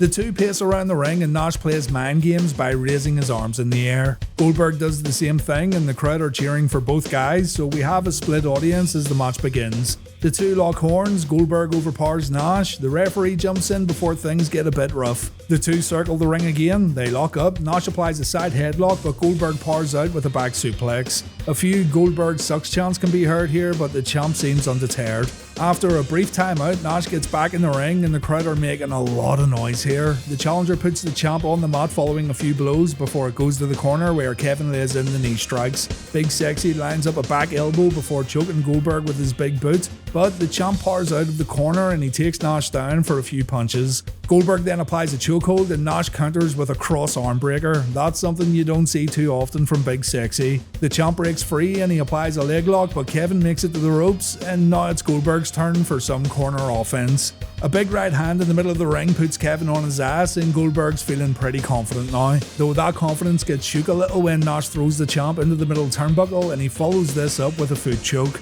Nash picks Goldberg up, he throws him into the ropes, and there it is, the spear. This one should be all over. Goldberg signals for the jackhammer, but a dick punch puts Goldberg down and Nash now has a chance to win this thing. Big Kev pulls off his signature sidewalk slam, he only gets a 2. So Nash drops an elbow on his opponent, but again, it's only a 2. Nash tries a leapfrog body guillotine, but the follow-up cover yields the exact same results. And a back elbow fails to put Goldberg down, but a big clothesline does the job. Nash just can't put Goldberg away. He goes for a suplex and Goldberg counters with a spinning neckbreaker. Big Kev then takes a double underhook power slam and Goldberg wipes Nash out with a standing sidekick. The champ goes for a cover after another power slam, but Nash kicks out. So Billy Boy hits a spinning heel kick, and this is where the match ends. Disco Inferno, who's been trying to prove himself worthy of joining the Wolfpac, hits the ring and he gets taken out with a spear from Goldberg. Bam Bam Bigelow then attacks the champ, but Goldberg takes care of him too. And then Scott Hall jumps on the apron and he pushes a kettle prod into Goldberg's chest. Apparently Goldberg wanted to use a taser right here along with a taser dart, but WCW wouldn't allow it. But still, the champ's been stunned long enough for Kevin Nash to hit him with a jackknife, and the streak comes to an end. Kevin Nash wins the World Championship in the Starrcade main event. Loads of discussions been had about this main event, and I don't want to get into all that backstage nonsense about this decision, but I will say this: in my opinion, Goldberg's World Championship run was horrible and it was definitely time to move the belt onto someone else. And I say that as someone who doesn't hate Goldberg the way everyone else seems to nowadays. The match here wasn't absolutely terrible either, but that's only in comparison to other Goldberg matches of this era. It's certainly not a great Starrcade main event, but the crowd went crazy for Nash winning the championship.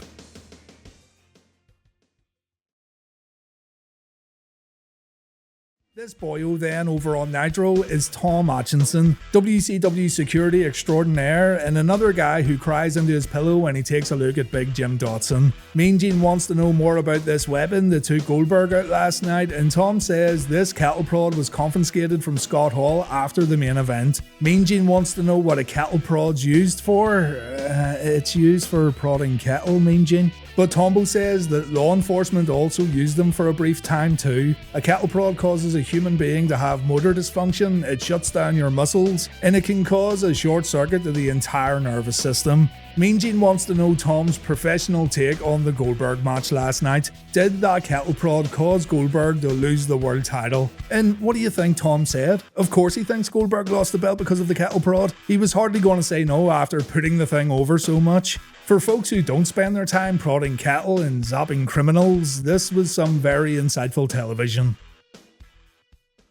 On Nitro, DDP says he feels like he's been to hell and back following Starrcade. The Giant may be the biggest and he may be the strongest, but it's all about how much heart you've got. DDP waited for the Giant to make a mistake, and that patience paid off. Dallas then says a few of the Starrcade matches have a black cloud hanging over them, one of which being Flair vs Bischoff, the other being the World Heavyweight title match. Dallas said Nash needs to do the right thing, and Dallas also says he expects to see Ric Flair beat Bischoff tonight on Nitro. DDP would love to work for Ric Flair, and as for Bischoff, you're gonna find a whole nother way to feel the...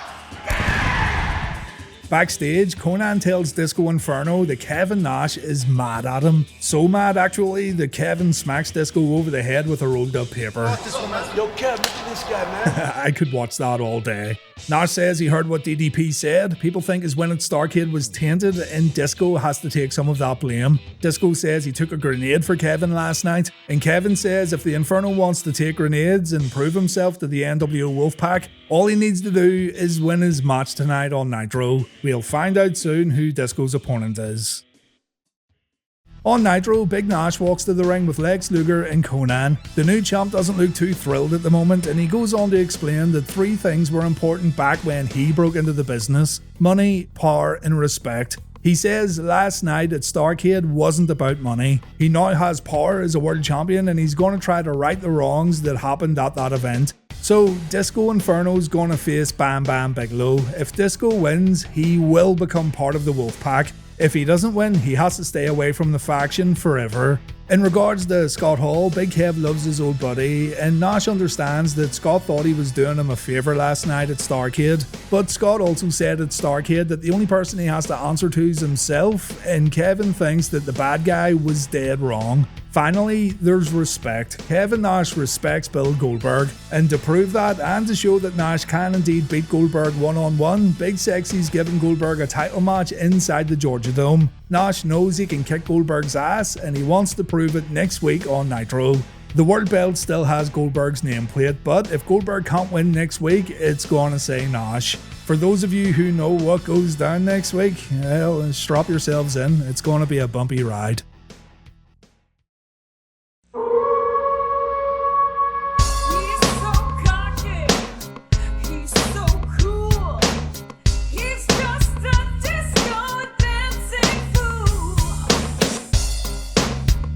So it's Disco Inferno's biggest challenge to date. If he beats Bam Bam, he's officially in the nWo Wolfpac. Bam Bam tosses Disco from one side of the ring to another twice, and when Disco tries to fight back with a punch to the midsection, Bam Bam just shakes it off before sending Disco into the corner for a running splash. This isn't going well for the Inferno at all. Bigelow goes up for the diving headbutt, but Disco moves out of the way. This might be his only chance. Disco tries a few clotheslines, but Bigelow won't go down, so he instead delivers a swinging neckbreaker before going to the second rope. Disco lands an elbow drop, but Bigelow kicks out at 2. Disco surprises everyone with a chartbuster, and this should be all over, but again Bigelow kicks out and it would seem all hope is now lost. Disco goes down after a clothesline, he gets some greetings from Asbury Park, and Bam Bam Bigelow defeats Disco Inferno via pinfall. Disco's failed to become an official member of the nWo Wolfpac. Last night at Starrcade, Steiner confronted Conan backstage, and so tonight the two are going to go at it inside the ropes. Conan's TV title is up for grabs, and it starts with Conan hitting Slick Johnson with a K-Factor. Scott Dickinson agrees to be the referee, so the match is still on. Conan saves Scott Dickinson from a beatdown and Buff gets sent out of the ring. The rolling lariat puts Steiner on the mat and Scott gets nursed on the outside following another lariat. Buff helps Scott out from the apron and the TV champ takes a double underhook powerbomb. Scott's now filled with confidence as he dumps K-Dog out of the ring and the champ gets tossed into the guardrail. Once again, Buff Bagwell attacks Conan and Scott Dickinson lets it all slide. Back inside the ring, Conan takes a stiff clothesline and Buff Bagwell's enjoying this one immensely. He enjoys it so much that he gets involved again before calling Conan a loser. Steiner rips the Wolfpac shirt off Conan's back before dropping an elbow. K-Dog gets hung up in the Tree of Woe and again Buff Bagwell lends Scott a hand. This has turned into basically a 2-on-1 match. Scott follows up a belly-to-belly suplex with some push-ups. He says this is too easy, but he really shouldn't have opened his mouth, seeing as Conan's able to counter a power slam attempt with a reverse DDT. K-Dog gets another break when Steiner tries a corner charge, and there's the K-Factor facebuster. Conan locks in the sunrise, Buff tries to pull Steiner out of the ring. Lex Luger shows up and he tries to pull Buff away from the apron, but this causes the submission hold to get broken up. Conan doesn't seem too happy with Lex, and things go from bad to worse when he tumbles out of the ring thanks to Lex punching Buff on the apron. Steiner brings Conan back in while Lex chases Buff around the ring. Scott applies the Steiner recliner, and we have a new TV champion tonight on Nitro. Scott Steiner defeats Conan via submission. Did Lex just help the black and white, or was it an innocent, clumsy mistake by the total package? Either way, it's good seeing Scott win a singles championship on Nitro, but I'm not sure if the TV title really suits him. Big Papa Pump's been on fire recently, and I wouldn't have minded seeing Scott challenge for the world title, to be honest. We then go outside where Bill Goldberg is getting arrested. Yeah, we have no idea why he's getting arrested, and neither does Goldberg, but Billy Boy says he did nothing wrong. That's what they all say. Goldberg says this could ruin his reputation. He's done a lot for the community here in Atlanta, and these dirty coppers should know better. But Police Chief Jack tells Goldberg to chill out. Goldberg has to go down to the precinct to get this all sorted out. Everything's gonna be fine, and Bill can go back to doing whatever it is that Bill Goldberg does. Goldberg says this is wrong, he's all pissed off, but he's going to get interviewed downtown, and this means our title match tonight is probably in jeopardy. Kevin Nash, the world champion, sees Goldberg getting put in a police car. He's not happy about it at all, and as the car speeds off, we see Hulk Hogan walking into the Georgia Dome. Hogan says a man should do his time if he's guilty while laughing at Kevin, and as Hogan makes his way into the Dome, we see Miss Elizabeth getting questioned by detectives. We have a mystery on our hands tonight on Monday Nitro. On Nitro, Billy Boy gets brought to the cop shop. He's brought into room 3, also known as the romper room, and Bill learns he's being arrested for aggravated stalking. Bill Goldberg's been on the prowl, it seems.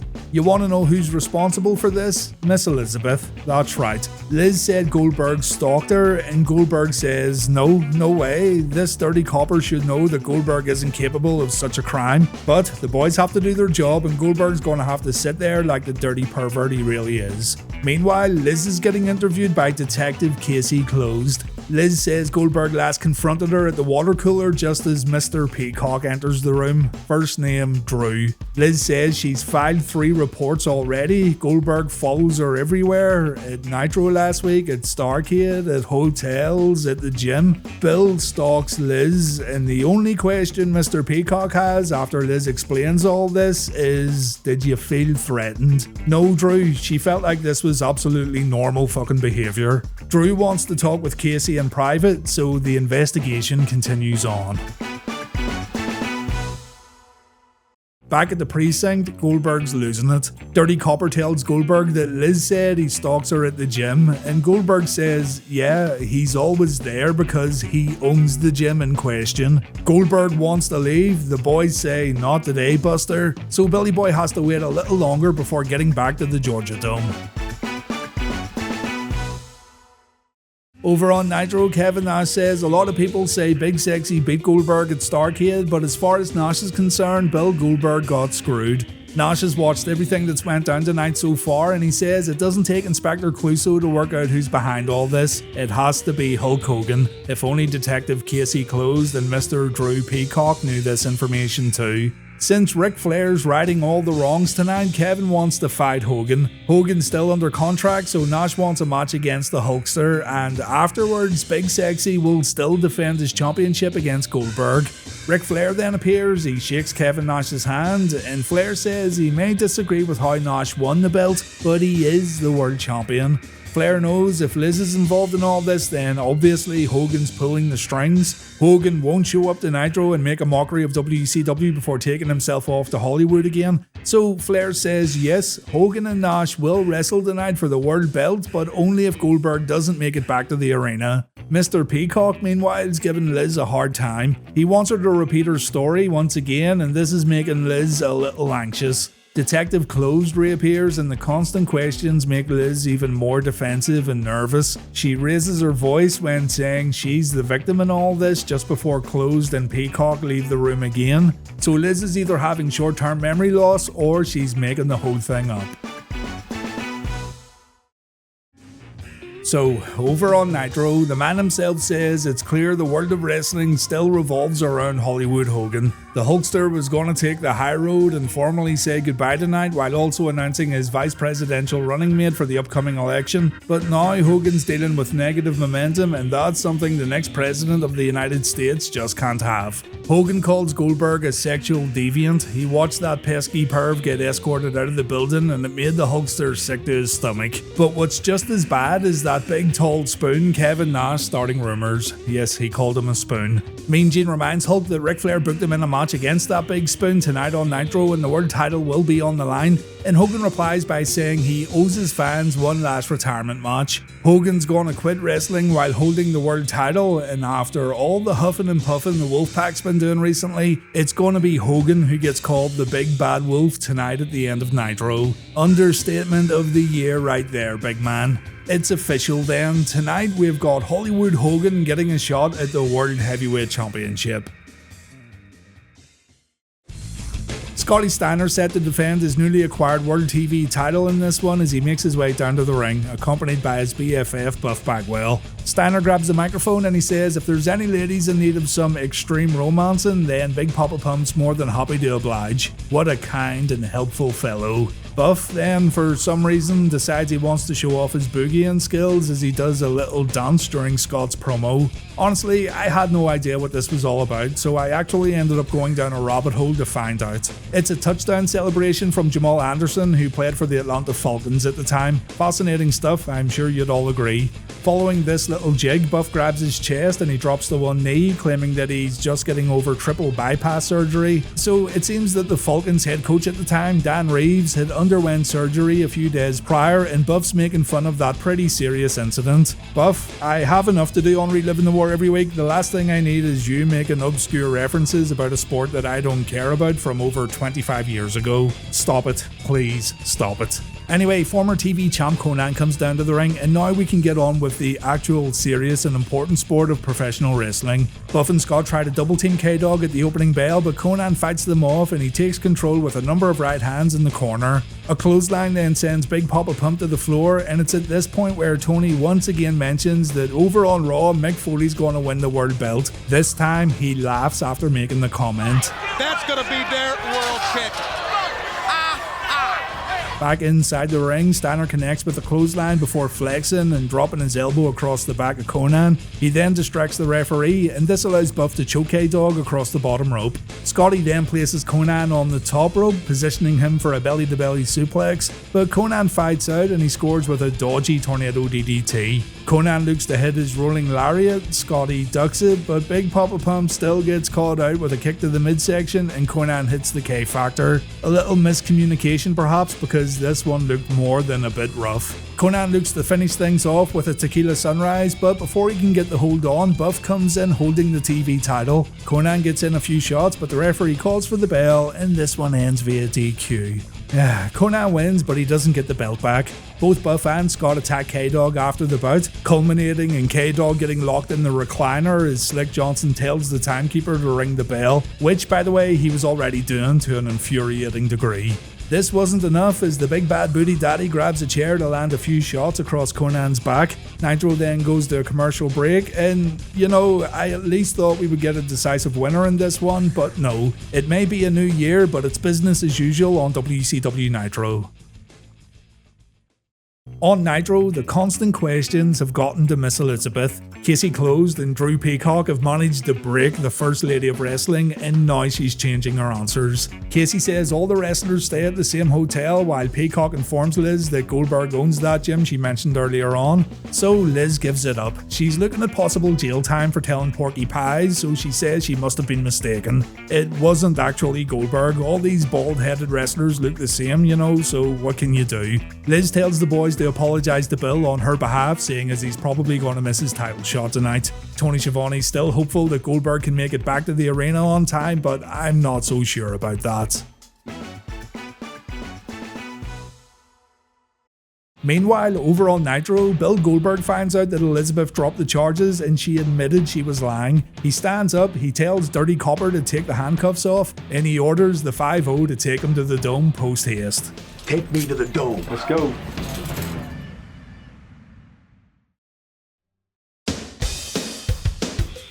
Fans who watched the ending of Raw had the opportunity to switch over to Nitro to see what went down in the Nash vs Hogan main event. WCW ran overtime as usual, so a lot of people left the USA Network feeling very happy and fulfilled by what they just witnessed in the Mankind vs Rock main event. Hogan comes down to the ring with nWo Black and White leader Scotty Steiner, but Nash has brought some backup of his own. Scott Hall's here and he's wearing a Wolfpac shirt. The bad guy's officially part of the faction, and this should have been the first red flag after what Hall and Nash said about each other last week. The crowd pop huge for Scott Hall though, and yes, Hall and Nash being together once again is awesome. They never should have broken up in the first place though. Hogan tells Steiner to watch his back before stepping into the ring. Nash makes fun of Hogan by ripping off his shirt. Hogan circles around the ring and he takes a moment to listen to the fans, and then Kevin shoves Hulk. They're building this up pretty nicely, all things considered. Hogan then cocks his fist back, but he doesn't punch Nash. Instead, he pokes him with one finger and Kevin takes a bump. Hogan then covers Kevin, he wins the match via pinfall, and Hollywood Hogan is the new WCW World Heavyweight Champion. Maybe 5 or 10% of the audience react to what happens while the others look on in bewilderment, but it then makes sense when Wolfpac members and nWo Hollywood members begin celebrating together. Nash lay down for Hulk, there's no divide anymore between the Wolfpac and the Black and White, and it would seem we now have a reunited New World Order. Goldberg arrives on the scene, he rushes to the ring, he takes out Steiner and Hall, and when Hogan attacks him with the world belt, Goldberg no-sells it. The world champ takes a spear and the crowd make a lot of noise. Lex Luger then shows up. We think he's going to help fight off these NWO dirtbags, but Lex saves Hogan from getting jackhammered and Goldberg gets put in the torture rack. To be fair, this is probably the most interesting thing Lex Luger's done all year. Goldberg gets handcuffed to the ropes, he gets tasered by Scott Hall, Hulk Hogan uses red spray paint to spray Goldberg's back and the World Heavyweight Championship, and there you have it, the incident known as the Fingerpoke of Doom. Now, remember what we just watched on Raw, and look at this. There is absolutely no defending it, and somehow, someway, WCW take another colossal misstep by pretty much screwing over their fan base, both those who paid money to get into the Georgia Dome and those who took time to check out this main event on TV. Also, I need to say this wasn't the end for WCW. I know many people like to say that, but it wasn't. WCW's TV ratings stay within the same range throughout all of January, so it wasn't this big event that killed off an entire organisation, but it definitely hurt the minimal goodwill that loyal fans had in the company and the company's ability to deliver on what they promised. You've been watching this series with me. You know WCW's been declining long before the Fingerpoke of Doom, while WWF's been flying high. But we could look at this Nash vs Hogan match as the beginning of a new chapter for WCW. A long and very drawn out chapter that turns out to be the last in a book that started off pretty well. Is it still fun to look back on today? Absolutely. Does its overall effect on WCW get blown out of proportion? Yes it does. But from a fan's perspective who watched Nitro at the time, it was another bad NWO ending that didn't do any good for anyone involved.